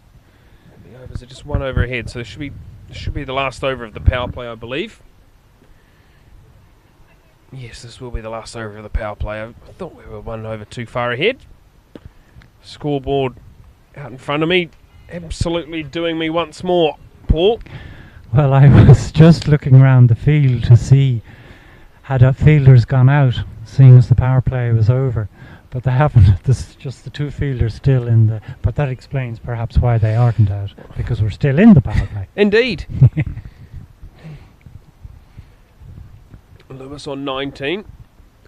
Paul circumspect on 11 off 30 deliveries. Off the pad this time. A bit delayed, doing the clean-up work. Only be the 1 leg bye to the total. What's next after this series for the Irish? Paul, where do they head off to? What have they got up for their series? They're heading over to the Grange Cricket Club in Scotland last week of this month for 3 games of T20 cricket, and then they head out to Dubai for the qualifiers in... Oh, nice shot, that. Got a thin edge on it down to fine. Yep. There's a no ball by Van den Mooning. Too straight, too high, and actually quite nicely just glided off the bat. And Lewis, like I said, hasn't missed out on a full toss yet today. It was something the Irish have been guilty of through the series, is probably having missed out on those bad deliveries by the Dutch earlier on through the series. But today, Lewis has been right on it, and tell you what, I'm expecting this free hit to go a fair distance as well. Van den Mooning's going to have to bowl it nicely. Will it come down to us? Could well do. driven hard, but towards Riker us. Riker was very straight at mid-on, Mm. probably too straight to be fair, potentially out of position, but nonetheless saves the run. And this final over the power play just boosting the Irish score. And like I say, we were talking about it being a good power play for the Dutch. Well, at 39 without loss, with one ball left in it, I believe, could well be now more towards the Irish. Van den Woning again. Left alone outside off stump. Yeah. That will now properly end the power play, Paul. That's 39 it, yeah. without loss. Yeah, just slightly in Ireland's favour, as you suggested. Good bowling. I think Gabby Lewis got on to maybe 4 boundaries, certainly 3, and they were from virtually the only loose balls that gave her an opportunity to hit the ball to the boundary. Irish batters calling for a quick drink. I say it's not that warm out there, but nonetheless, sustenance being taken on board.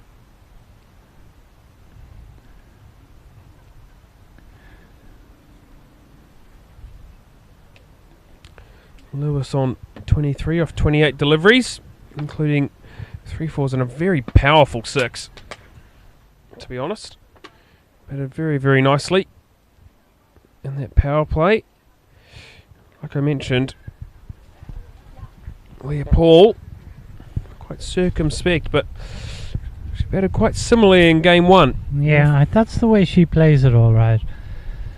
Gets stuck in there, works it out, and then accelerates. That's the plan she works with anyway, from what I've seen over the few years I've watched her. Iris Villing will bowl her 6th over. Well, quite a lot of long spells with the new ball. If you look at the Duckworth Lewis score on the board, it also says 39. So on as even, you'd say, as a loose drive from Paul. And if Babette Delaney had been a little bit more aware, she might have been able to get that throw off quicker for a little stumping. But quite even between the two sides at this stage, Paul. It is, and wisely I see Netherlands have a first slip in. 1-2 position perhaps, but a slip. Bowling across the left-hander, I suppose the reckoning is. Maybe a little outside edge. On the drive once more is Paul, but only as far as the fielder. Gwen Blumen walking in front of us, played game 1. Hasn't played game 2 or 3, but quite a number of young players in both sides. And that is definitely a trait of women's cricket in general. It is, yeah. I think women's sport in general. Short, wide, and yeah, nicely shot cut, and that does cross the boundary. It does cross the boundary line, and it just breaks the shackles a little bit for Paul. She's been sweating on anything short and wide, hasn't really got it, and when she has, she's now punished it for the 2nd time to the boundary. Lovely shot. Yeah, women's sport, they mature pretty early, don't they? Tennis players, I suppose, are the most obvious ones because we see quite a lot of tennis on television. That's not to say other sports aren't equally as young, but you do see and hear of players 14, 15, 16 breaking into the upper echelons of professional tennis. Yeah, indeed. Gymnasts, if I pronounce the word correctly. Yeah, absolutely. I mean, even just in this cricket team, young Amy Hunter, only 16 years of age, batting at number 3. Ball going across that one, but looked to be sliding down the leg side, and now call of no, no, no by Gabby Lewis at the non-striker's end. But yeah, young Amy Hunter, 16 years of age, and impressive young talent. Yeah, and a good hockey player, was on our school's cup-winning side in the Ulster Schoolgirls Cup, Hockey Cup, which just finished, I suppose, March, April time. And then the summer term in Irish schools, it's the cricket term. However, it is an extremely short term, 6 weeks perhaps. So the real idea, or the real hope for schools cricket, is to introduce cricket to players and then get them to join adjacent clubs. and develop from there, because schools alone can't carry the task of developing players in such a short space of time.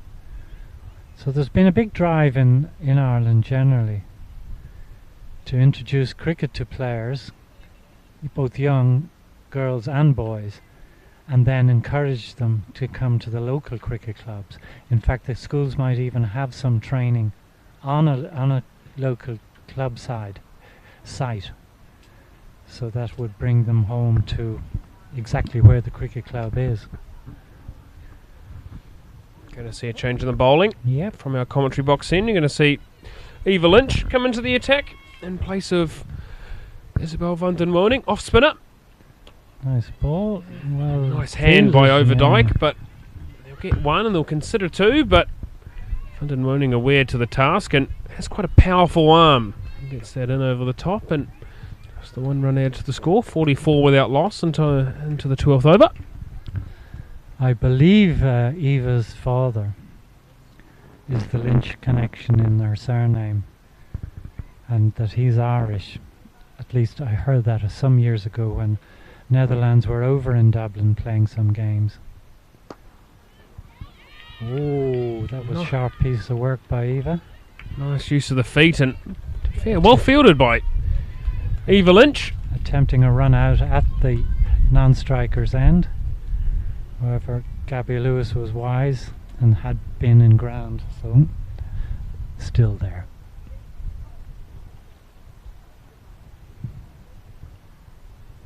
Lynch again. Ms. Villing loses her feet. Will allow the Irish batters to get through for a single.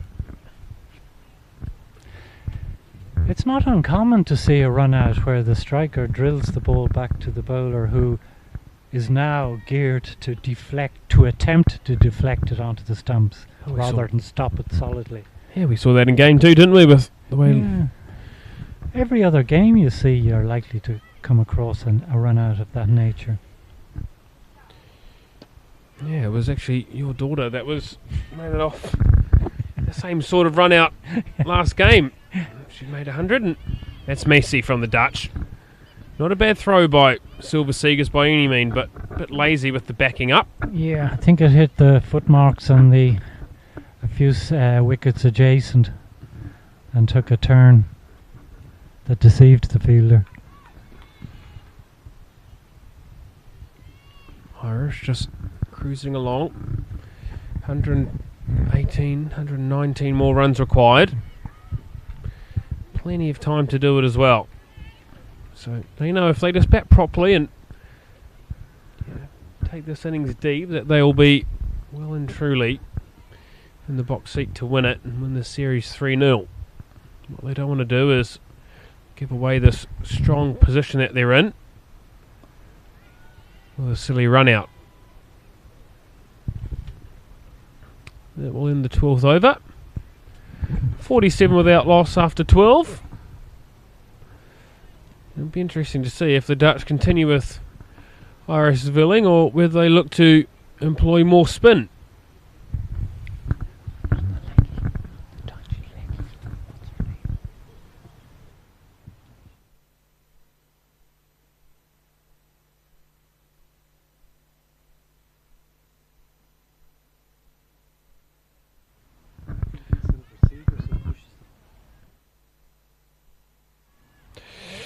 Not going to see the change in the bowling. We're going to see Iris Villing bowl a 7th over.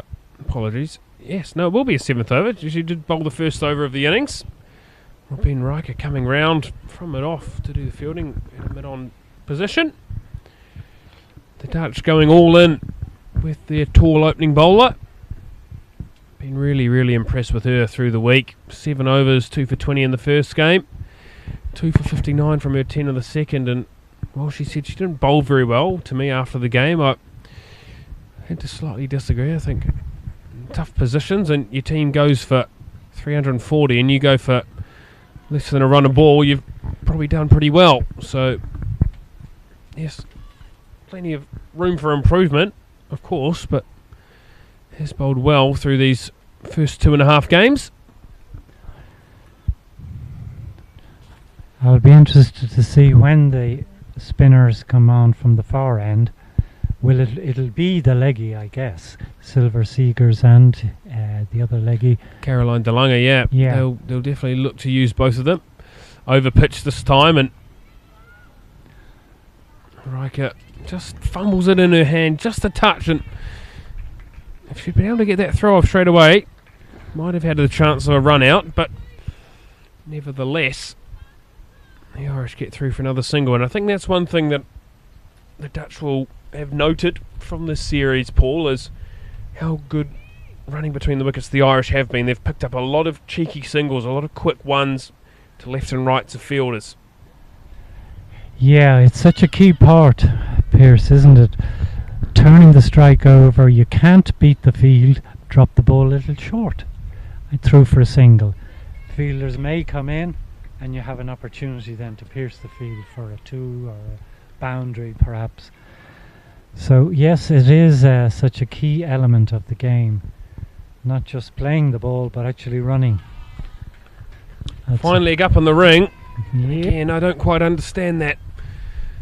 You're outside the power play, you can use as many fielders, well, you can use 4 fielders down the boundary, you've only got 2.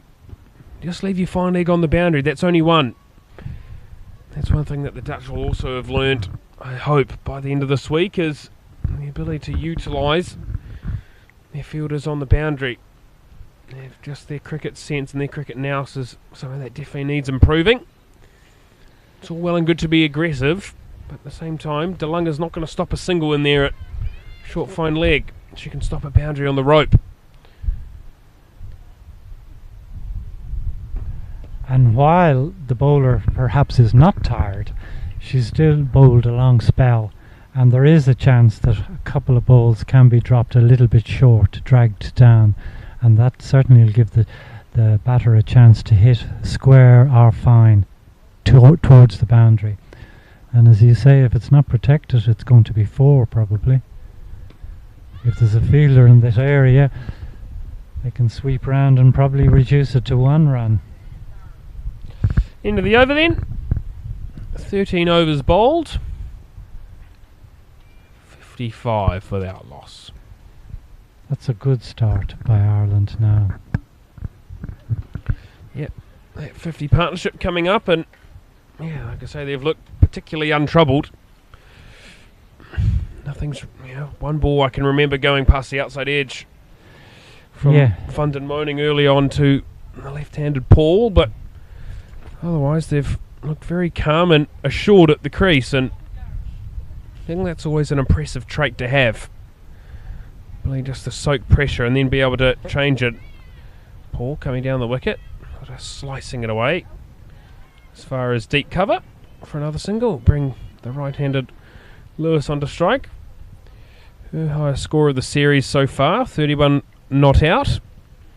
And I tell you what, she'd love a little 100 today just to go back to the UK with a century under her belt. Bit of confidence before getting back into the slightly shorter format. Beautiful delivery.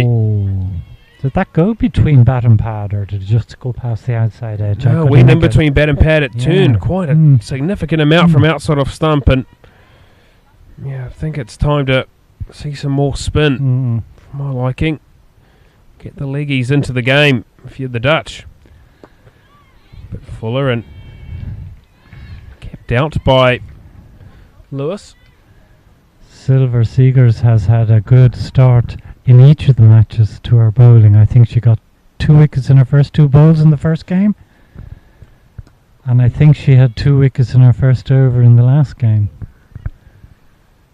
Yeah, got a wicket first ball in her last game. Only the 1 wicket though. Only 1, was it? I think, did she end her first over in the first game with 2 wickets? That is correct, yes. She got a double wicket made in the first game. Went 2 for 10 after 3. And then in game 2, bowled an unbroken spell of 10 overs from the far end, the Mulder end at VR8 for 1 for 51. She puts the ball through at nice pace. Not so easy to go down the wicket to her. No, and by bowling that little wicket, and she does go slightly over the perpendicular with her arm, so does have that sort of tendency to sort of just slide the ball on And especially on these slower, older surfaces, it does allow her to get some grip, because generally she doesn't turn it that much. Ah, interesting. So, aggressive throw by Overdyke, and the no ball not given. And that will be over bowled. 57 after 14. Because she was getting a little bit of bounce as well. Not unusual for leggies to do so, but she did get some bounce and was quite a handful.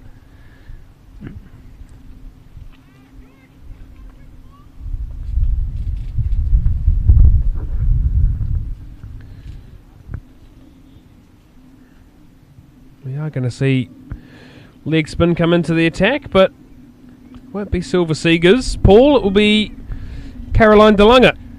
Into the attack, went 8 overs, none for 56 in game 1. Got taken at 7 runs and over. Was left out in game 1, brought back for game 2, and given another opportunity here today in game 3. So she's going to again have a big job to do if the Dutch are going to have any chance at sort of spoiling this 3-0 party that the Irish believe they're on. Well, you do expect leggies to go for some runs, but you also hope that then in that process they're going to pick up a couple of wickets as well, as a slightly mistimed outside edge doesn't carry to point. Yeah, you expect them to be hit, and they want to be attacked so that they can get a batter out.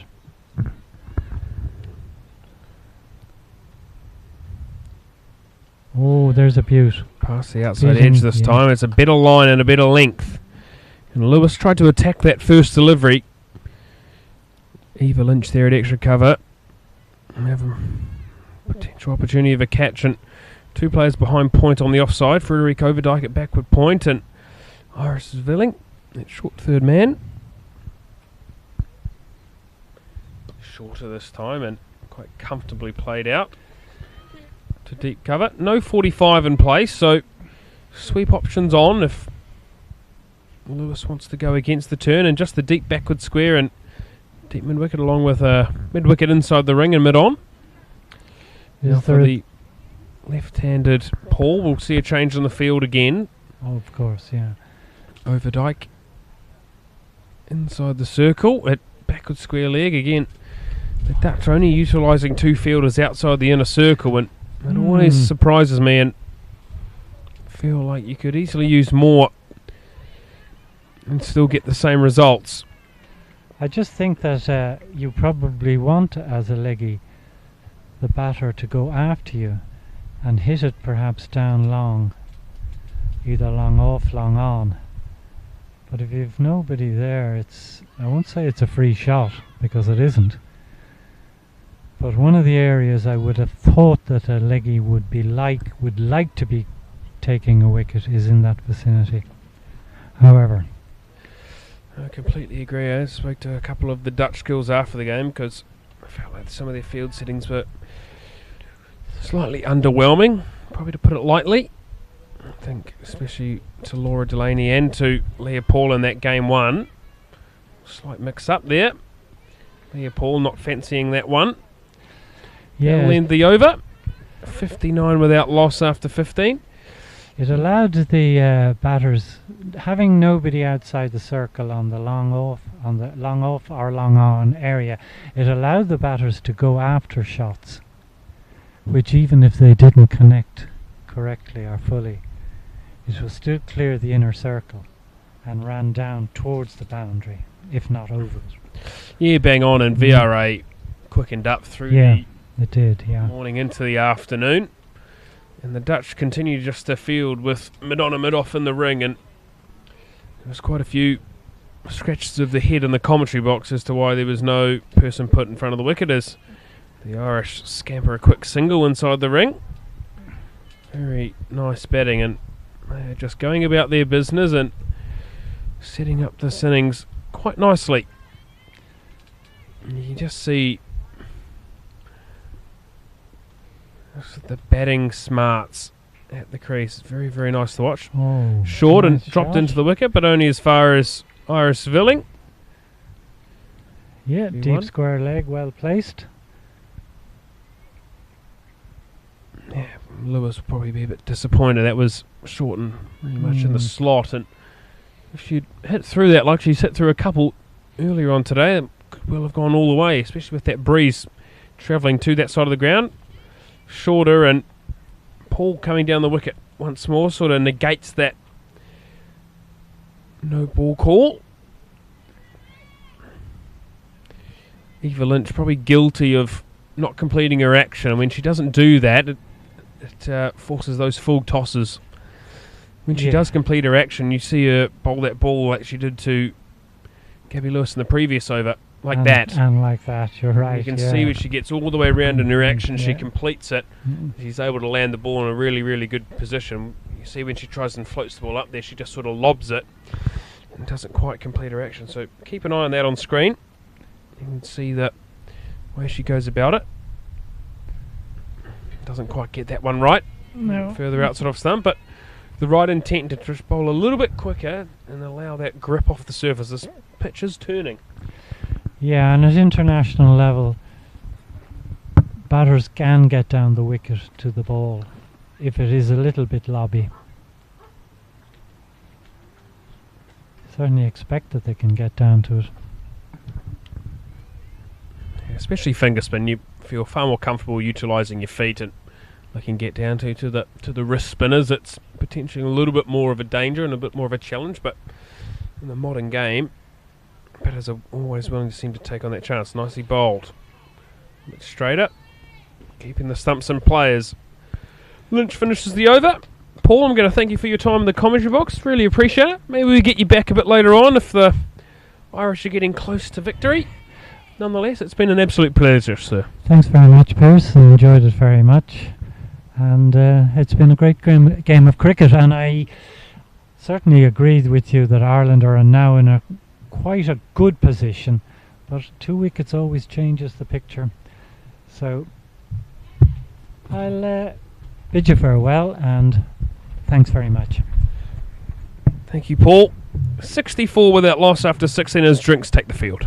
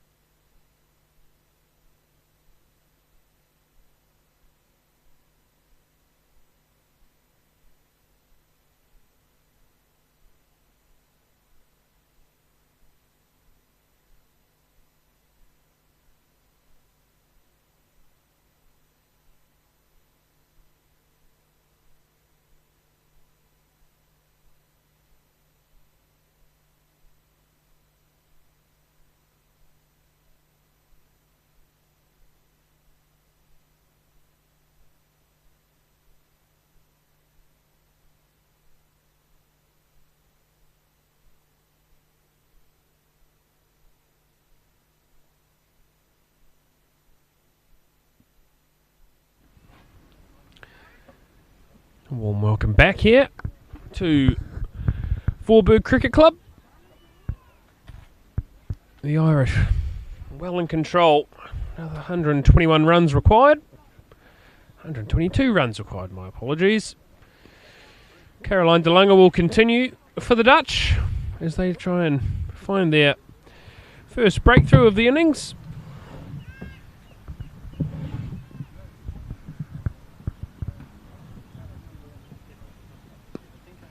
Lewis on 35, not out, and Leah Paul on 21.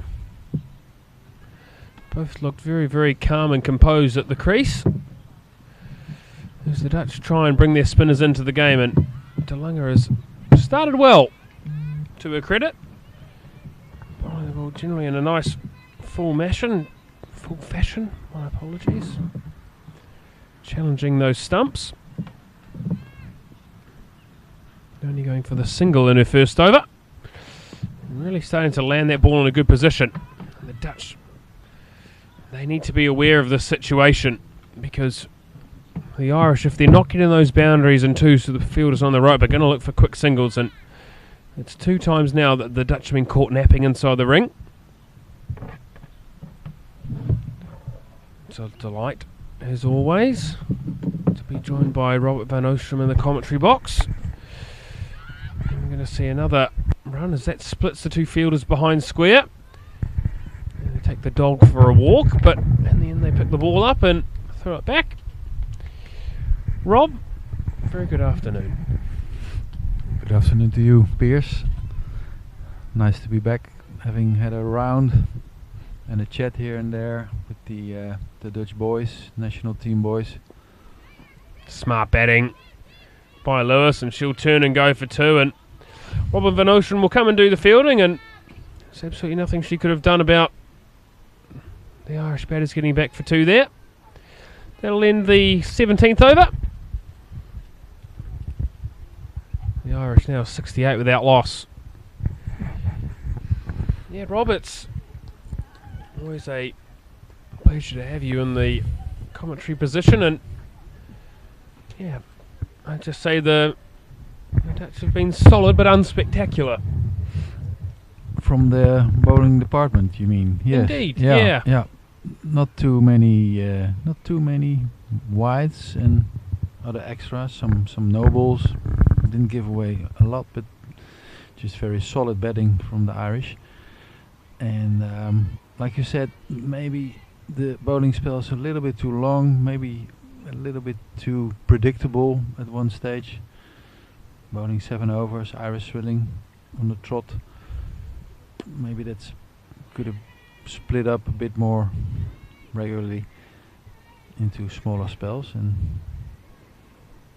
maybe that's the way to go now. Yeah, you could well be right. Full toss this time and pulled far, but Irish Villing Isabel van den Moning will come around and make a big dive for it, but it goes away for 4.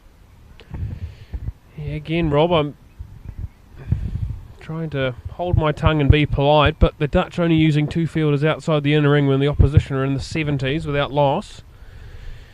It does, I'm going to be honest, infuriate me just a touch. It's been a constant issue through this week, and would have thought they would have potentially been able to make just that slight change, but again, only the 2 fielders outside the ring, and that's allowing, when the bad ball is bowled, that it is going for 4. And whilst it might save the odd single in the ring, it's not doing a lot, because the fielders that should be saving singles are, and the fielders that are just sort of standing in the ring doing those extra little things are not able to do that. As Sabir comes past, no need for a straw for me, sir, because it will just fizz up like it is there. It's not my first rodeo. Irish get through for another single. Yeah, I'd really love to see them just utilise those boundary riders. So you've fallen for the trick of using the straw, Rob, and you've had the overflow happen. Here, see, this it's not mine. 73 without loss after 18. The bubbly overflow, yeah.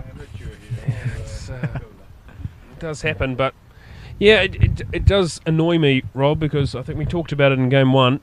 You were on commentary for a little bit with me there, more so in the afternoon than the morning, but you saw a little bit of it, and the fact that the Dutch just kept fielders in the ring for so long just allowed the Irish to take full toll. So when they bowled bad balls like that one there, that fielder is only going to stop an extra single. Yeah, that could have easily gone so, yeah, just in between them and go for to the boundary. And I think that's the big step up, isn't it? It's a big step up between club cricket and bowling a lot of dots. and playing international cricket against batters that can hit you 360. Yep. Yeah, there's certainly some steps up to be done by the Dutch.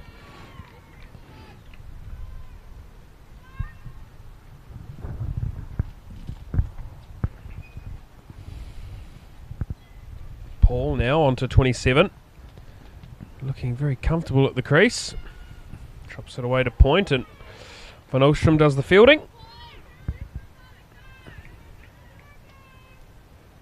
Seven fielders inside the inner circle. 45 backward square, mid-wicket, mid-on. On the leg side and on the off side. Backward point, extra cover and mid-off. 5 fielders on the leg side. So forcing Delaney to bowl very straight here. Chops on! Chops it on. Delaney gets her first wicket. And the Dutch's first wicket.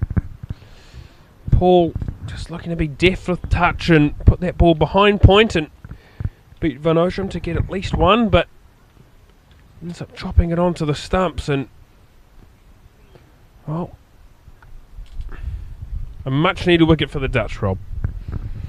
Yeah, a little bit of pressure, good fielding, backward of point,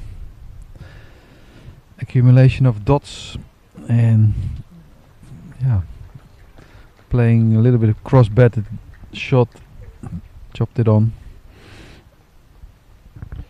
73 for 1 in the 19th over.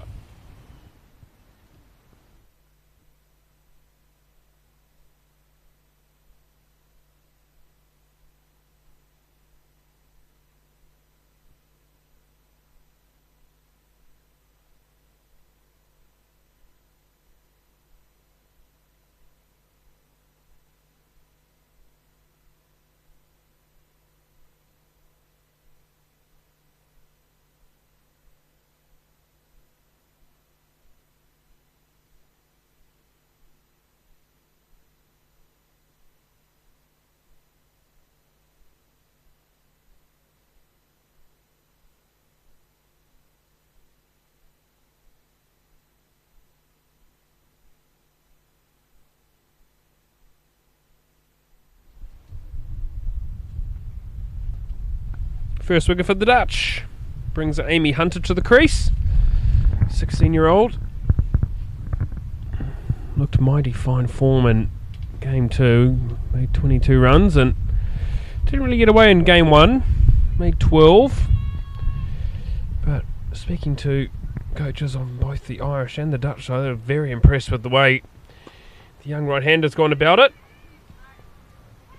Does have an ODI century to her name.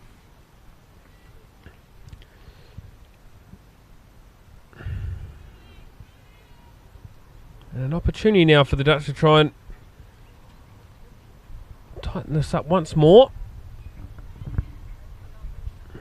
So we're going to see extra cover come into the ring.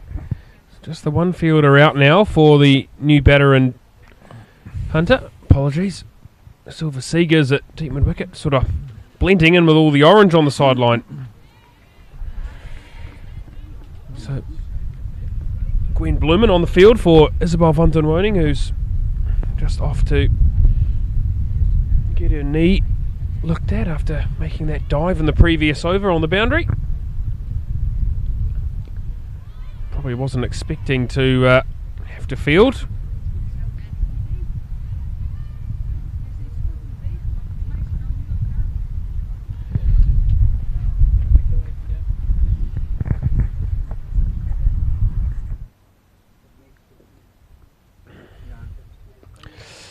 Hunter going for the big shot early, and Silver Seegers drops it.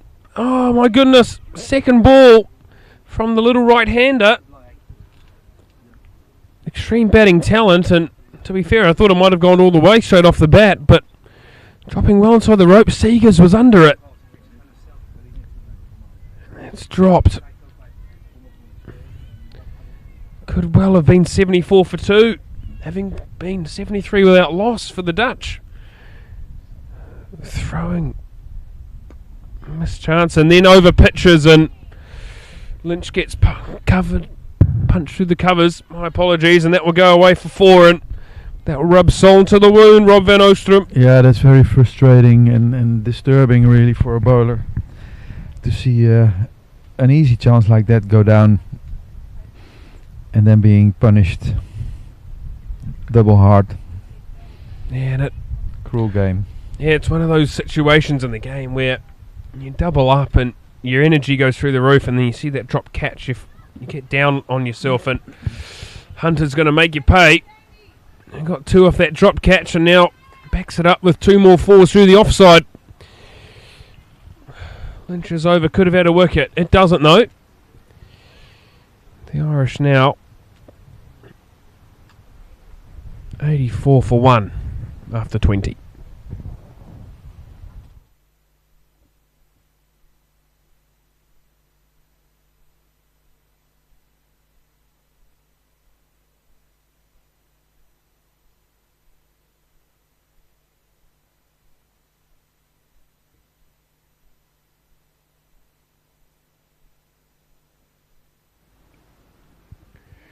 Caroline Delaney will continue from the far end here at Vorburg Cricket Club. 3 overs, 1 maiden, 1 for 5. Lynch on the sweep again. It's really, really good batting. And as quick as Robin van Oostrum is, she's not quick enough to cut that one off, and that is just really, really high quality skilled batting by the tall right-handed opener. Beautiful shot that, Rob. Yeah, finding the easy gap. Well, it was an easy shot, but the ease with which she played this shows class. Yeah, that's the thing for me that I hope the Dutch continue to learn and understand, is seeing that there's a massive gap behind square. Robin van Oostrum probably has about 60 yards to cover either side of her. So easy to get those runs, and now chops away as far as point, and Overdyke does the fielding.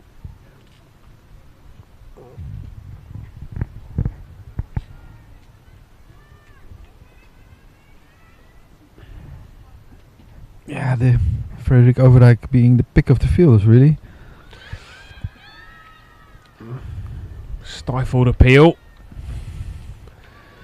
Umpire Pabru Sayam deciding in favour of the batter on that occasion.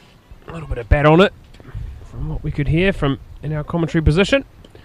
Now over pitched and driven in that gap between point and cover for another single. Mentioned to Paul Delaney on commentary that Gabby Lewis, I think, will feel a little bit left out, having not got 100 in game 2 and made 25 in game 1 and made another start with 15 in the second game, and I feel like today she wants that first ODI 100 under her belt. Yeah, she's well on the way. Hunter just drops that behind point for another single. The run's starting to flow a lot easier now for the Irish. It was only 2 overs ago that they lost Leah Paul when the score was on 73. They've rattled along to 90. That will end the 21st over. 90 for 1 after 21.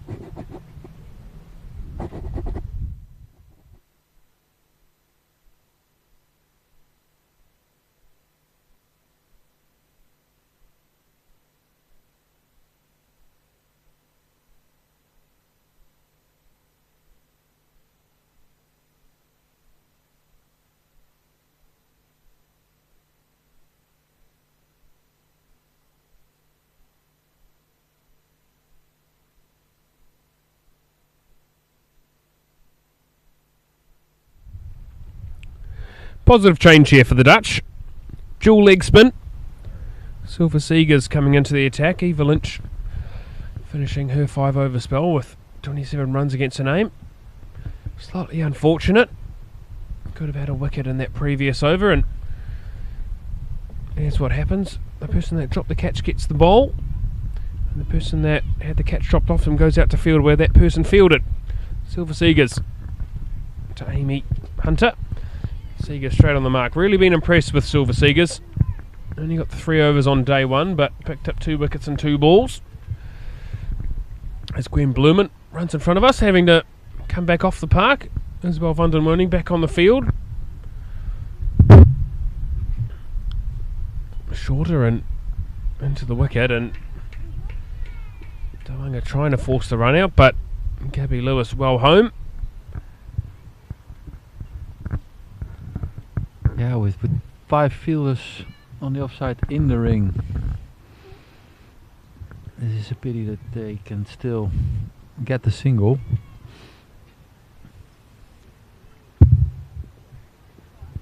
Seegers will have a job to do if the Dutch are to make any further inroads.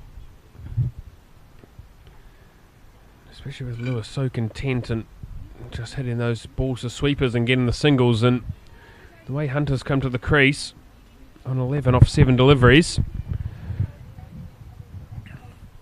The ability to keep rotating the strike looks very, very comfortable. Short and cut past point, and Overdyke with the early dive, but I think it was in vain regardless. Van den Woning tries her best. A round of applause by assistant coach Jake Needham sort of tells me that she was well within the boundary. Another 2 added to the total. 3 added to the total, I must say. The Irish now rollicking along, closing on the 100, and then just another 86 to go at that point. 91 now required for the Irish. Straight, and there'll be a wide. Looked like the wrong in there by Seegers.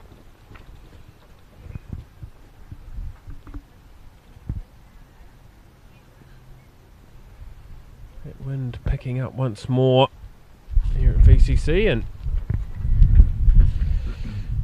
just blowing our commentary tent a little bit. Seegers to finish her first over. Yeah, and the sun coming out a bit as well. Looking to sweep again is Lewis. No 45 in position, and they'll turn and go for 2 straight away. Runs given by umpire Van den Dries, and that will end the 22nd over. Another one completed. The Irish closing in on 100. 98 for 1. Just to run you through the bowling card. Like you mentioned, Rob, Svelling getting 7 overs up front. Maybe 1 too many. For my liking, potentially even 2 too many, but bowled well nonetheless. 7 overs, 1 maiden, none for 23. Van den Woning bowled better today, better controlled. Did have the 1 no ball and the 2 wides, but bowled a maiden in there and went for 26.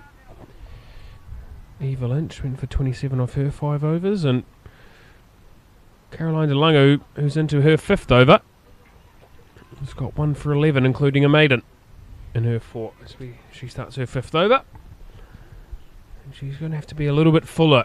She's going to challenge the young batting talent that is Amy Hunter. Not that full though, because that is a hell of a cricket shot. No fear in the 16-year-old's batting. A couple of bounces over the top of mid-off. A nice shot. Yeah, I spoke to Max O'Dowd and Scott Edwards, 2 of the men's internationals, at the half-time break, and said, watch out for this girl that bats 3 for the Irish, because she's a proper player. And they said, oh yeah. It's like, she must sweep and reverse sweep well. I said, no, 16 years old and bangs it over the top. And you're seeing that now.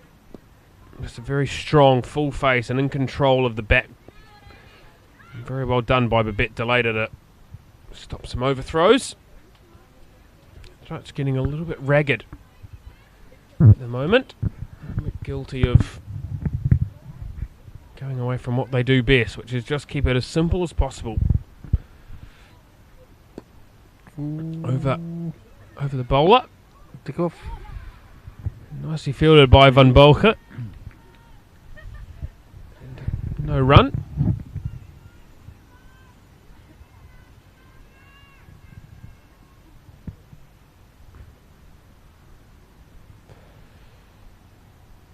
And the lap sweep comes out.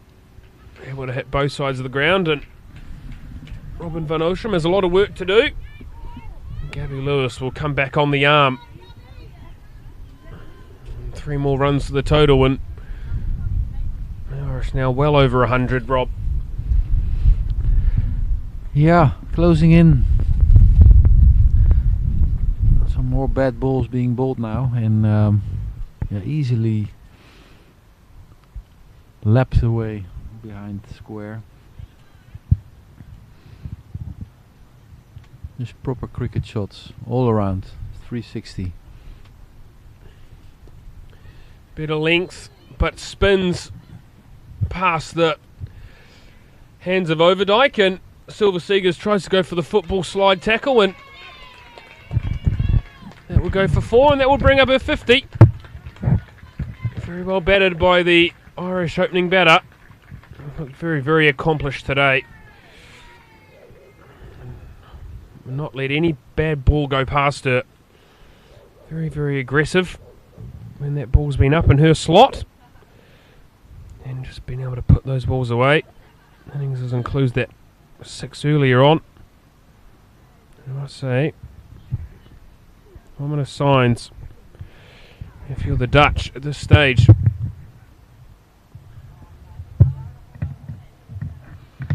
Fifth 50 in ODI cricket. And I'll tell you what, she'll be looking to make that her first 100. I can tell you that for sure. But Hunter is doing a good job at going with it. Nice length from Seegers. Very well batted though, Rob. Been very, very accomplished. Yeah, really nice shots all around. Aggressive. Also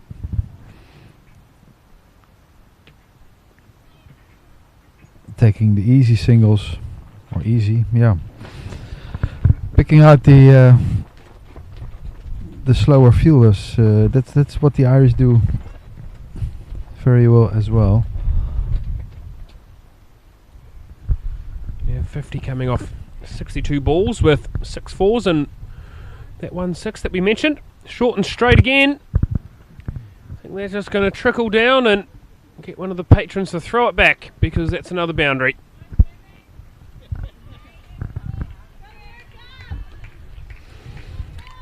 It's about time for team talk for the Dutch, really, to get their heads up and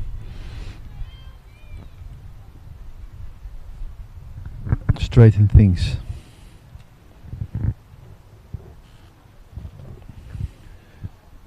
Yeah, unfortunately, Seegers has struggled to be consistent with her line and length to start, and it's a little bit straighter. Van den Dries considers it, but looked to be sliding down the leg side. Lewis batting on middle and leg stump.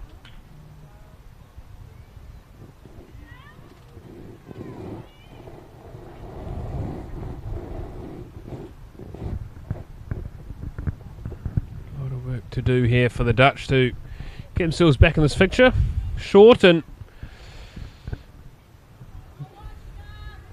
politely pulled out to deep square leg.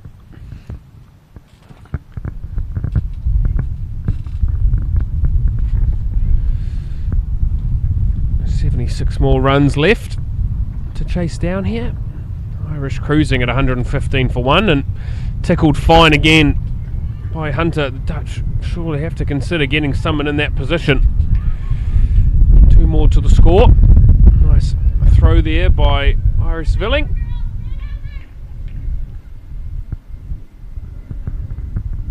.24 overs bowled, 117 for the loss of just 1 wicket.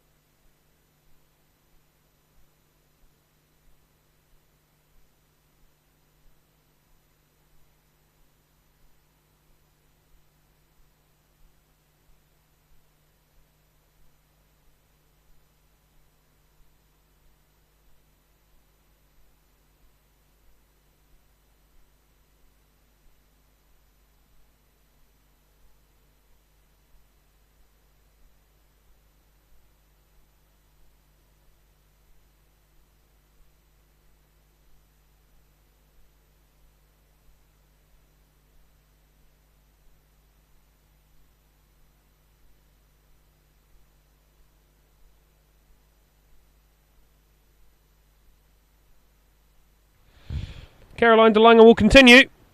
And Gabby Lewis is just going to keep sweeping, and Robin van Oostrum is going to be doing a lot of picking up of balls if the Dutch don't put another 45 fielder behind square. Yeah, we were just talking about this in between overs. Giving away too many runs on that particular spot, the 45, backward square position. And yeah, with the Irish girls being able to sweep.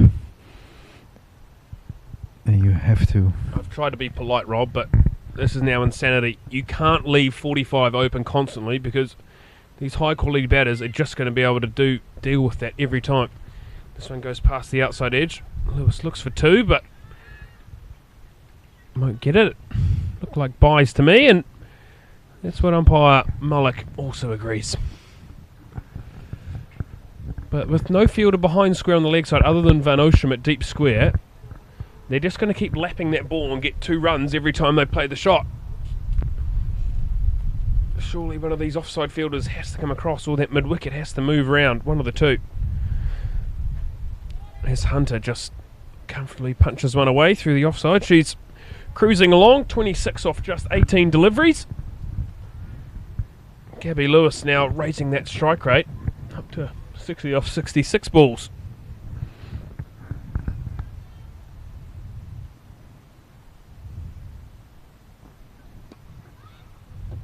Nicely fielded by Eva Lynch. I should probably not get too frustrated in the commentary box, Rob. No. We have to see the glass half full, really.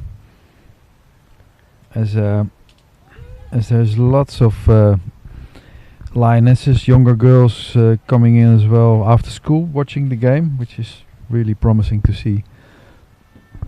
Lots of HBS teammates of Robin and of the quick girls. Yeah, it is great to see. There's actually quite a number of supporters going around as that one goes past the outside edge of Hunter. That'll be the end of the over. 124 for 1 after 25 overs.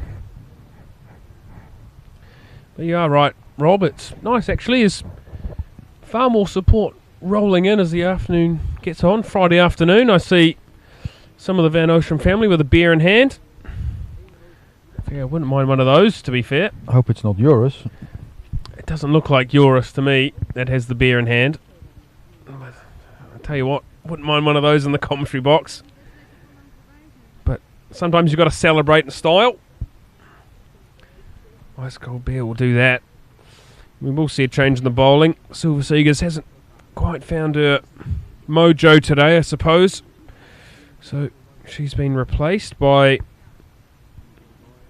the figure of Frederick Overdijk coming into the attack in the 26th over. Seegers 2 overs costing 16, and yeah, just didn't quite get her rhythm today. So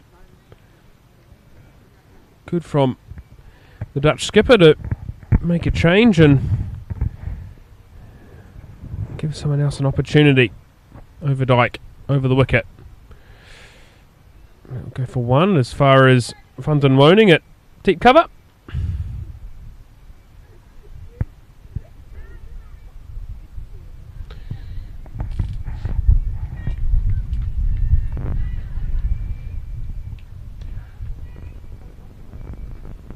Field is out on the boundary, just the 2. Fine leg and deep square leg. To a point where Seegers does the fielding.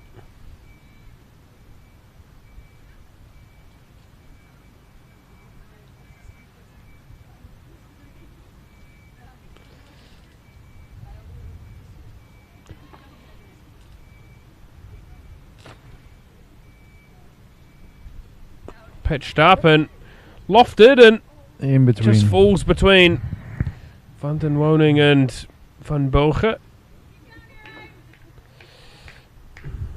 Hunter trying to take on the inner ring. Try and get another boundary third offside that was entirely up on the ring. Caroline Delaney at short third man. Deep cover now goes out for the in batter. Gabby Lewis on 62. And Juliet Post and at mid-wicket. Again, these ODIs are all good learning for the Dutch though, Rob. It's nice to see them get 50 over cricket under their belt, and they will take the learnings from this series as ODI comes in once more. Nice length to that delivery, but a good learning. Yeah, definitely. They stepped up every game and nearly got to 50 overs today.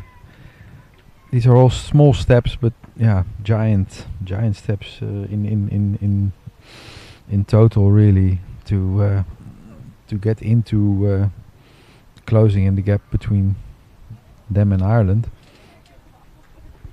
Another single into the offside. That'll end the over. 127 runs now the score. 26 overs bowled.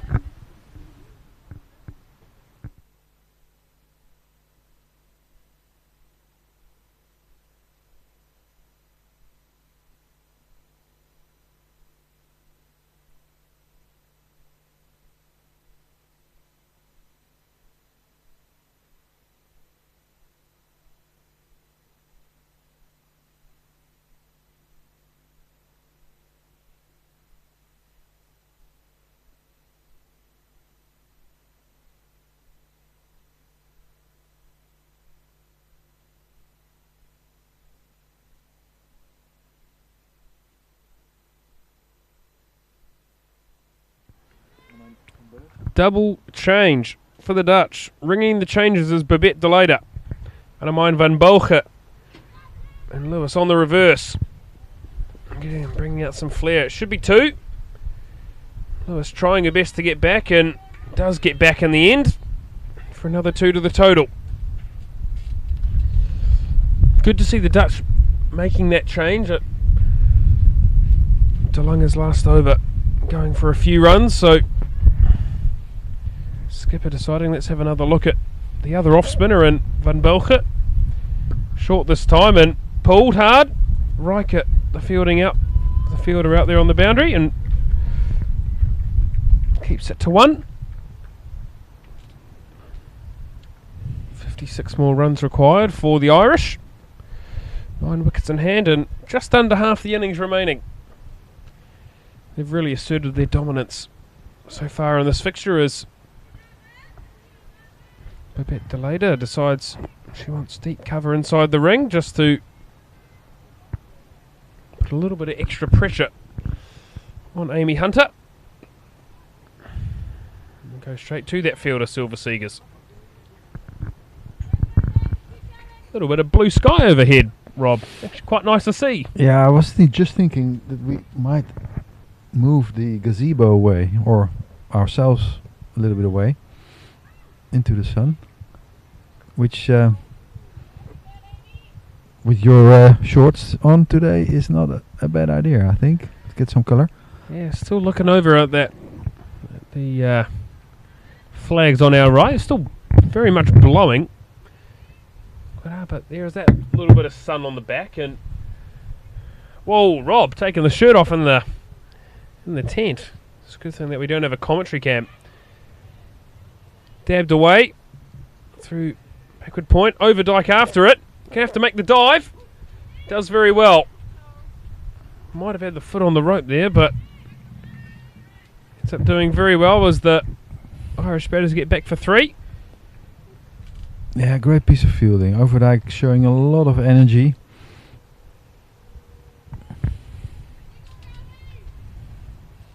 Nice smattering of support around the ground. Number of the Dutch men's team here as well, Rob. Yeah. Getting to... that's a slight misfield. That's a pity. Might Going go towards those Dutch men. Standing on the boundary over there. Tim Pringle. Buster Lader, Scott Edwards, Max O'Dowd, Philippe Bossevane, Vivian Kingma, all I've seen scattered around the venue. Teja. Yeah, Teja Nidamanuru is here as well. Yeah, number of the Dutch men's team coming to support coming down to support the women's team today. End of the over, 135 for 1.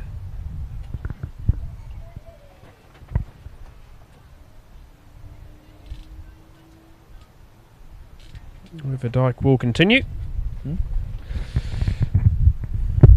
For me, the Dutch's player of the series. 2 really strong batting performances and bowled well in game 2. She'd like to cap it off with probably a couple more wickets, but great fielding by Van den Woning. Full length dive and excellent from the young fast bowler to throw yourself at a ball like that at this stage of the game, Rob. Yeah, it shows that the Dutch don't give up that easy and throw themselves at the ball time and time again. Overdyke's bowling straight and doing nothing particularly strange, just straight balls, and try to build a little bit of pressure on the Irish. And yeah, love the way Overdyke goes about her cricket. Plays with aggression and intensity and has her heart on her sleeve, and definitely plays with a lot of love for the orange. It's always pleasing to see from a coach's perspective anyway. Post and Overdyke in brief conversation about what's coming this delivery. And clearly the conversation was it's the Yorker.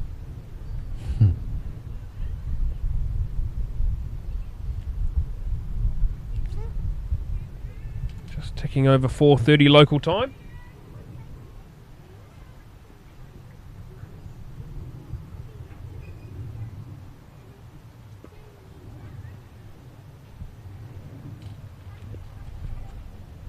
And a very, very sloppy throw, and that allows Irish batters to get through for a single.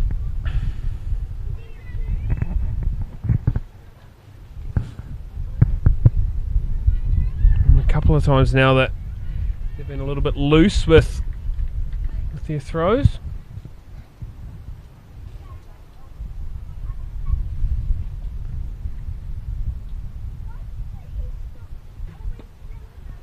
Now tucked away through mid-wicket.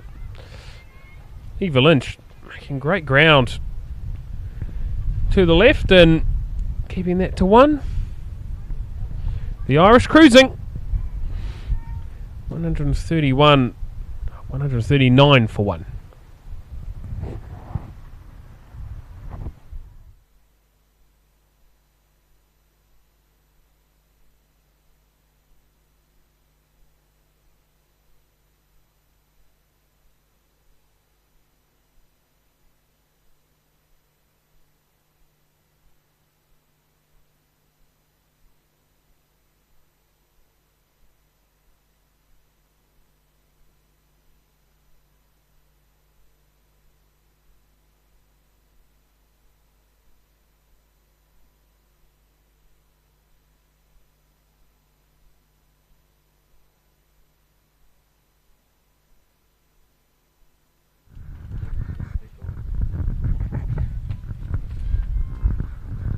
And it is Annemij van Beugen to continue from the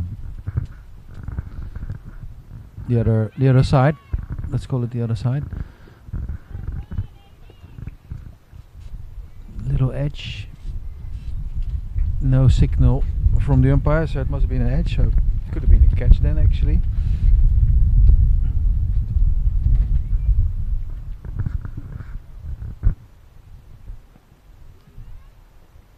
Beside me for a couple of minutes is Subir Sheshta from the KNCB. Yeah, good afternoon, everyone.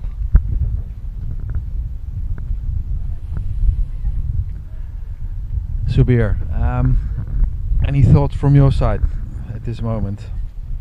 To what I've seen was the first 10 overs quite pressure were created. Just we missed probably, and the Dutch side missed a couple of wickets there. The game could have been a bit different at this moment, but they let it go away on that over number 11 up until 15, and then more runs started to be scored on those. So. Oh, that's a big shot with a couple of bounces over the extra cover boundary. For 4 runs. Beating Silver Seagars. Real great cricket shot this.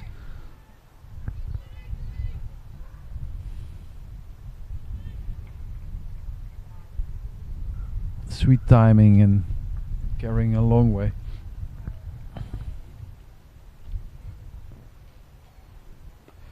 And again, good shot there for 4 more runs. Just beating the diving Frederik Overdijk with a little bit more luck that could have gone in the hands, but yeah, the Irish just having a go at the wide and full ball, and yeah, with great success. Brings an end to the 29th over, 149 for the loss of only 1 wicket. The Irish within 40 runs of a 3rd victory this week.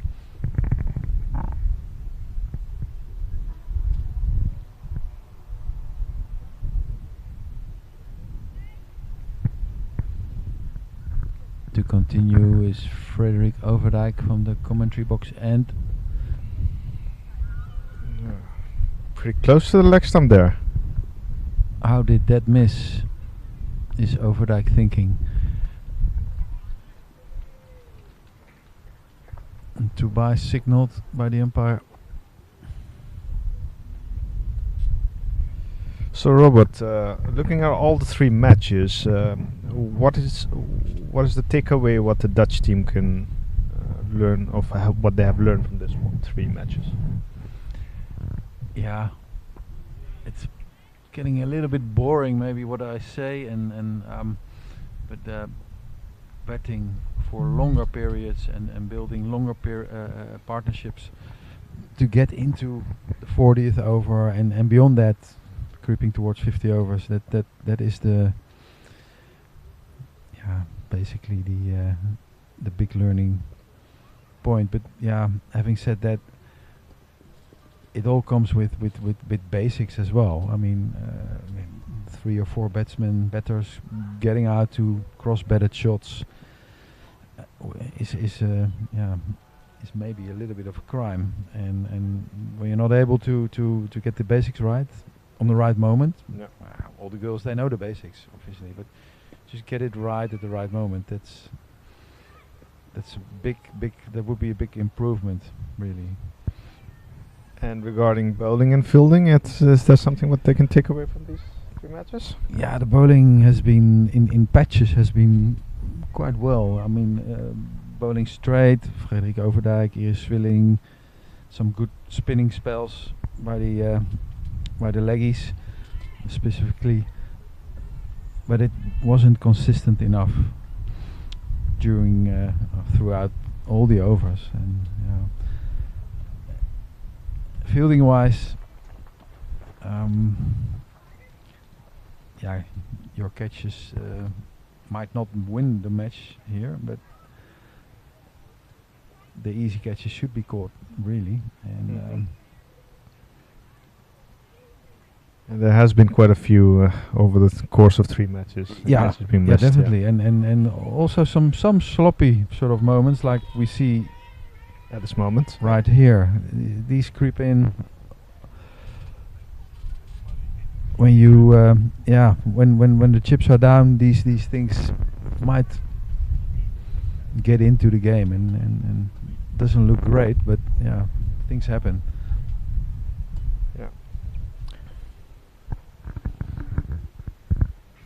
So I give the mic over to Piers again. Thank you, Subir. Thank you, mate.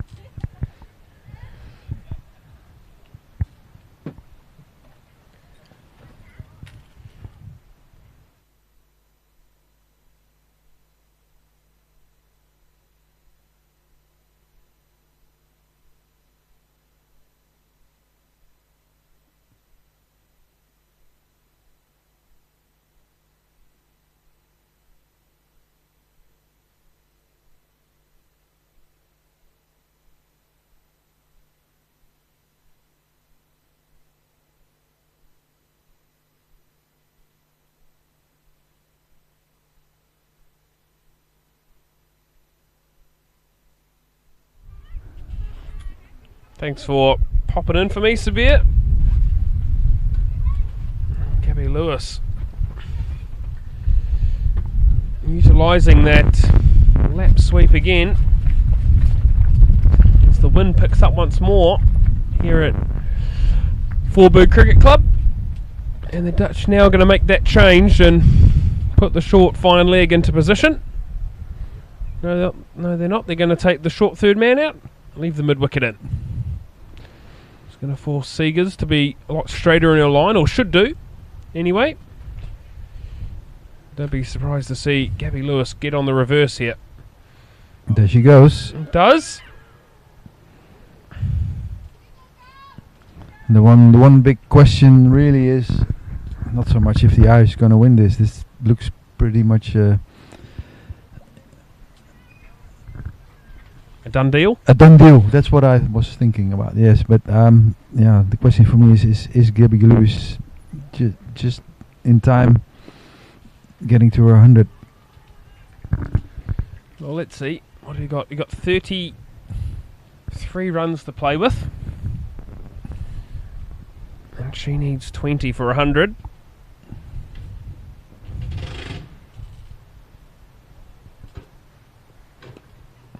Defended nicely, and that's really, really high quality batting. Dropped into the offside for another single. Yeah, it's touch and go.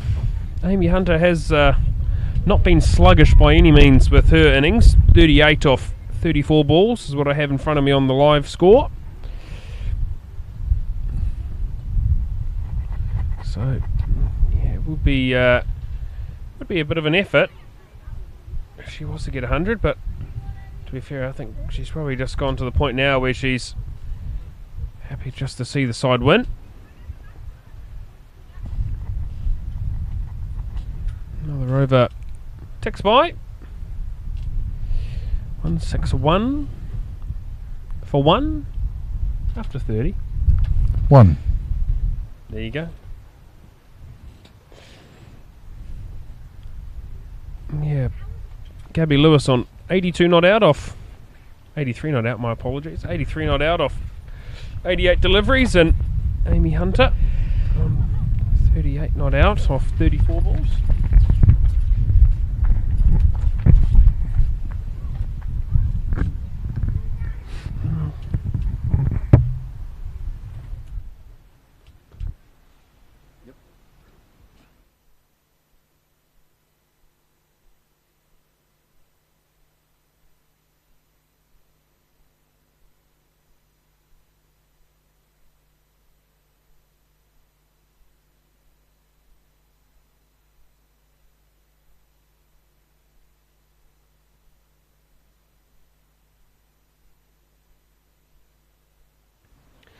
Overnight will continue. Driven as far as Robin van Ostrom and at extra cover.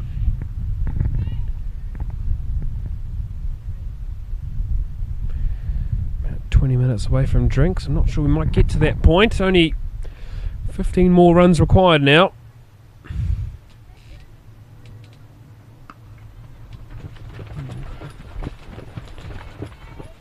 There's the tent beside me, starts to flap away. Irish have made this look very easy, Rob. They've batted extremely well, haven't they? Yeah, giving away only the one chance at deep mid wicket. Apart from that, it's been very solid. Waiting for the bad ball. The Dutch girls have bowled some bad balls, except for the early overs. They bowled quite tightly.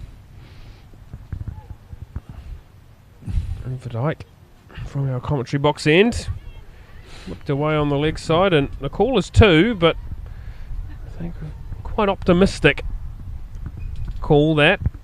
Hunter will just get down the non-strikers end for 1.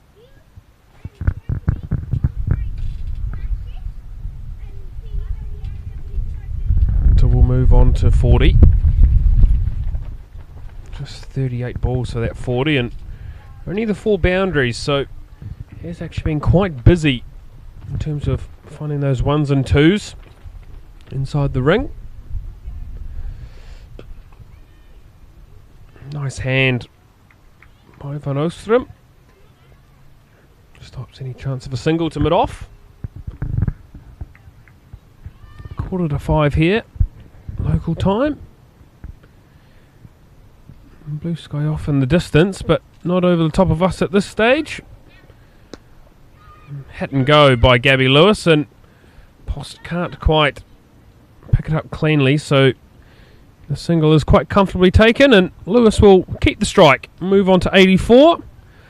At the end of 32 overs, 163 for one.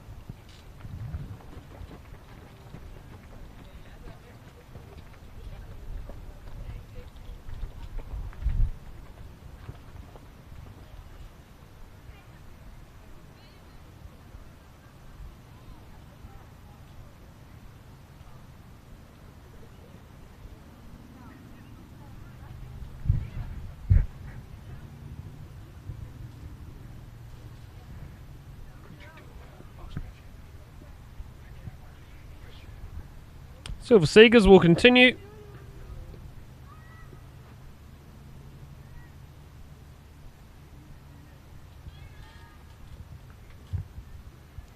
Gabby Lewis on 84 not out. Chanceless has been absolutely brilliant today as the right-handed opener. Call for two straight off the bat, and Van den Woning does well to stop it from going for four, and class shot this. Lewis will just trot back for two.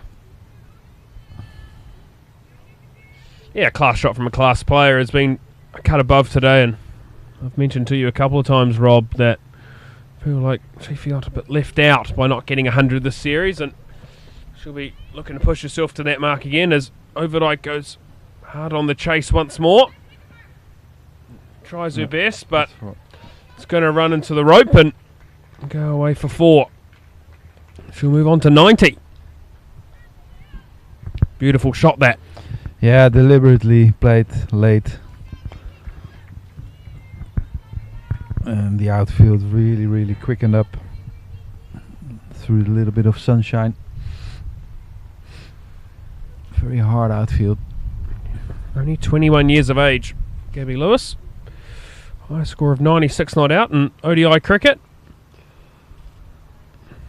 Just gone out to deep cover again, and Amy Hunter aware of the slight misfield, and another two for Lewis. Takes her on to 92.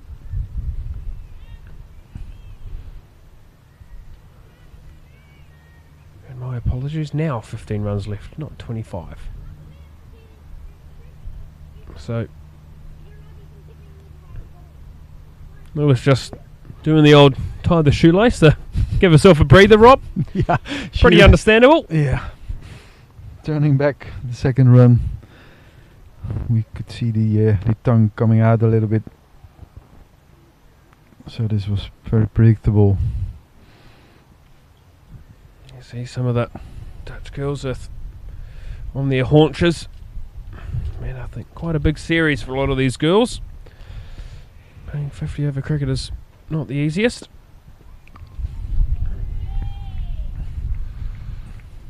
Yeah, with 15 runs required and 8 more for a first ODI 100. He's definitely got the time to get that done. Seegers in once more, and that's an absolute ripper. Pitches around about that middle and off stump line. Turns away. Beats the outside edge of Gabby Lewis, who's on 92 not out. That will end the over. The Irish 171 for one after 33. Plenty of learnings for this Dutch side, and I suppose from an Irish perspective, Rob, they'll come here and say, job done. 3-0 series win. Very happy with their week's work. Yeah, definitely. They 3 times a very convincing win. First match being the closest, to be honest. Losing 5 or 6 wickets, 5 wickets in the process. Oh, would have been Very, very close. Yeah, direct hit might have had her in trouble, but hits the foot marks, and rightly so. They beats Juliette Post and come back for 2. Overdyke probably happy that she still got her head, to be fair. 12 more runs required. 8 more for an ODI. Only 100, but I think that's going to be another boundary. It's now. This game is still touch and go. Hunter putting away the bad ball. Slightly full and wide from Overdyke and runs away for 4. Very nicely played.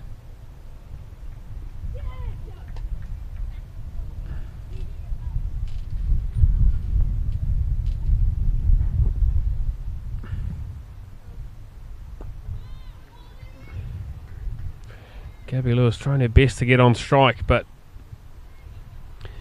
Dutch with the whole offside field up in the ring. Short through man, backward point, cover point, extra cover and mid off. All on the single. Mid on, the only fielder inside the ring on the leg side, also on the 1. So gaps for Hunter. Maybe another dot. Hit as far as extra cover and the dot.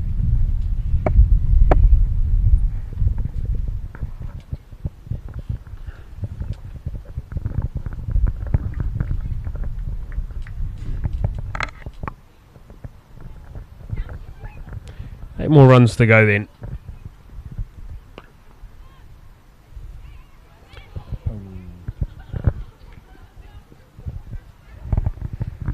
Slow erection. They'll be looking for 3, and they'll get 3. Quite simply. Yeah, diving stop attempted as we see the Broacher Croquette rock up, and seems like quite ill timing, to be fair. Yes, Severe, I will have some mustard as well. Thank you, sir. Yes, me too, please. Thank you. No cameraman here. No, it's probably for the best. Shouldn't be, should be on screen. Yes, thank you. Enjoy, guys. Thank you.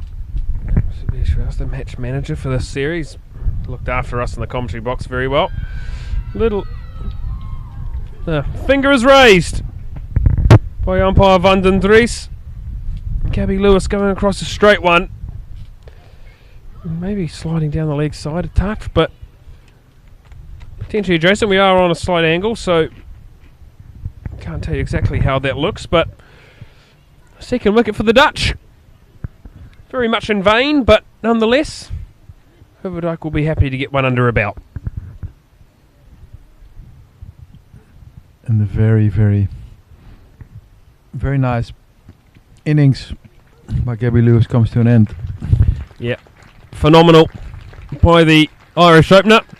92 off 98 deliveries, 11 fours and 1 6, and saw her team home very, very nicely. Excellent innings from the 21-year-old, and it must be remembered she's only 21. Fifth half century today for her in ODI cricket. I can tell you what, it won't be the last, because she looks like a proper quality performer. Does allow the captain to come out and face a couple of balls to finish the innings. Maybe not, though. Young Amy Hunter is on strike and on 49, and only 6 runs needed. You'd expect her to try and wrap it up herself.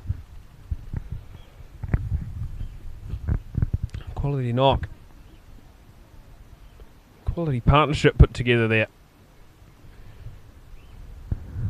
by the two batters. So the Dutch with only one fielder on the rope, Robin Riker at deep mid wicket. Here's Villing, does the fielding, and her run taken as you'd expect this to be the last over, but I've said that before in the past, and there always seems to be one more after I say one more. Hunter on 49. Nicely bowled by Seegers.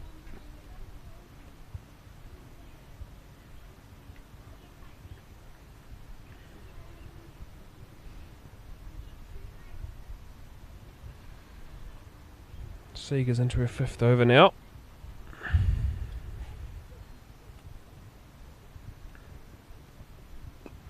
Chipped. And dropped. Fundin moaning. Drops it straight at cover. Went straight to her. Hands on heads by some of the fielders. Hands on hips. Disappointment in the ring. Would have been a consolation wicket, but nonetheless, for your own standards, you want to take those opportunities, Rob. Don't worry about that, Rob. You enjoy that brooch croquette instead, mate. I'll just talk everyone through this. Mine's still sitting there getting cold as Seegers continues. Drags down and well past Van Oostrum. Now be 50 for the 16-year-old Amy Hunter. Excellent innings. Quality knock.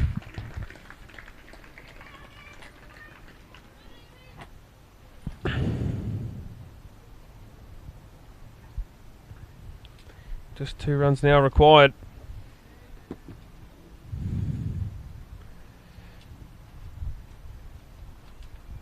First ODI 50 for Amy Hunter to go with her 1 century in this format of the game.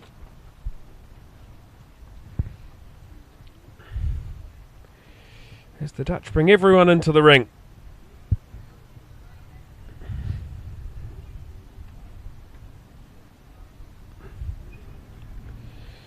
I'll tell you what, Amy Hunter will look to put this one away, you'd expect. Beaten outside off stump by Seegers.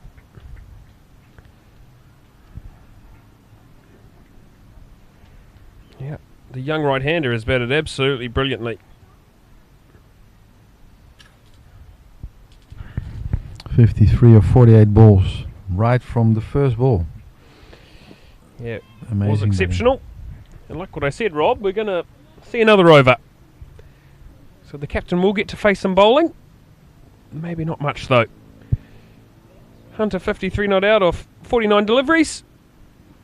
The Irish 184 for 2 after 35.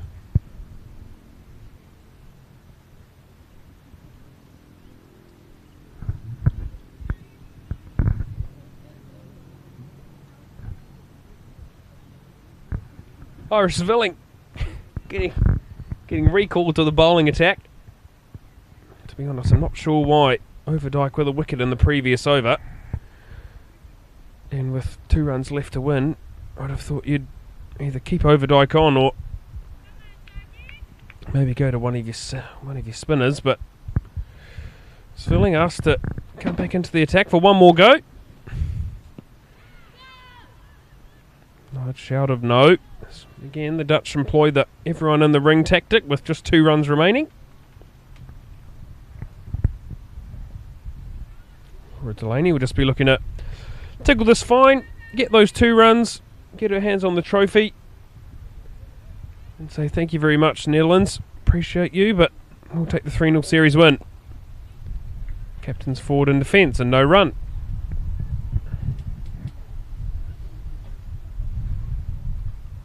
This is one of those situations where as a batter you don't want to get out. Never want to leave it up to the next batter, but also you just want that little red ink beside your name. Short wide, cut, and that'll be it. There'll be 2 runs for Delaney if it doesn't go for 4, which it does. So Delaney finishes 4 not out. Hunter finishes 53 not out. And a 3-0 series win for the Irish. Rob Van Oostrum, your thoughts? Yeah, pretty disappointing on the one side. On the other side, this is the gap that the Dutch need to get closer. Like I said to Subir, getting the basics right on the right moment and closing in, batting longer periods, getting more partnerships, and not bowling 3 overs right on the spot, but bowling 6-7 overs right where you want it to go, and then that's the only way to close the gap between Ireland and the Netherlands. And but then again, there were some positives Good batting by Babette Delaney today. Really composed knock to save the team from a big shame, really. Helped by some partnerships. Good batting by Robin and by Frederik Overdijk. So there were definitely some positives to take out of today. I guess that's what you would agree with me.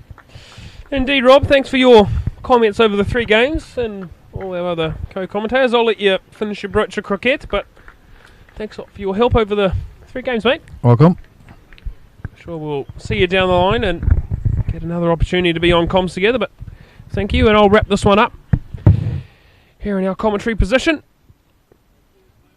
The Dutch winning the toss and electing to bat first, and they improved on what they'd done over the previous 2 ODIs and finished 185 all out. As my co-commentator said, thanks to 3 batters in particular, the only 3 batters to get into double figures. Babette Delaney with 76 off 98 balls, Robin van Oostrum on debut, 14 off 23, and Frederik Overdijk making her highest ODI score, beating her 38 in game 1 with 47 not out off 88 balls. For the Irish, Laura Delaney was the star bowler, 3 for 26 off 10. Orla Prendergast picking up just 2 wickets in her 2 overs, coming back from injury, and Leah Paul with 2 for 33. And then in reply, they made light work of it. Leah Paul was 27 off 6 3 4. She was bowled by Caroline de Lange, and Gabby Lewis and Amy Hunter then set about it and got it done in double quick time. 92 off 98 balls for Gabby Lewis, and then Amy Hunter 53 not out off 50 balls. And the captain came in and hit a 4 to win the game. 188 for 2, chased down quite comfortably in the 36th over. From all of us here at Forberg Cricket Club, thank you for your company today, and over the 3 games this week, the Dutch will be back in action, and Dutch women's team will be back in action in a couple of weeks in the Fairbank Global Series, back at VRA in the T20s. Hope you can join us then. Until then, this is Piers Fletcher signing off from a slightly sunny, but still slightly cold VCC. Thank you very much.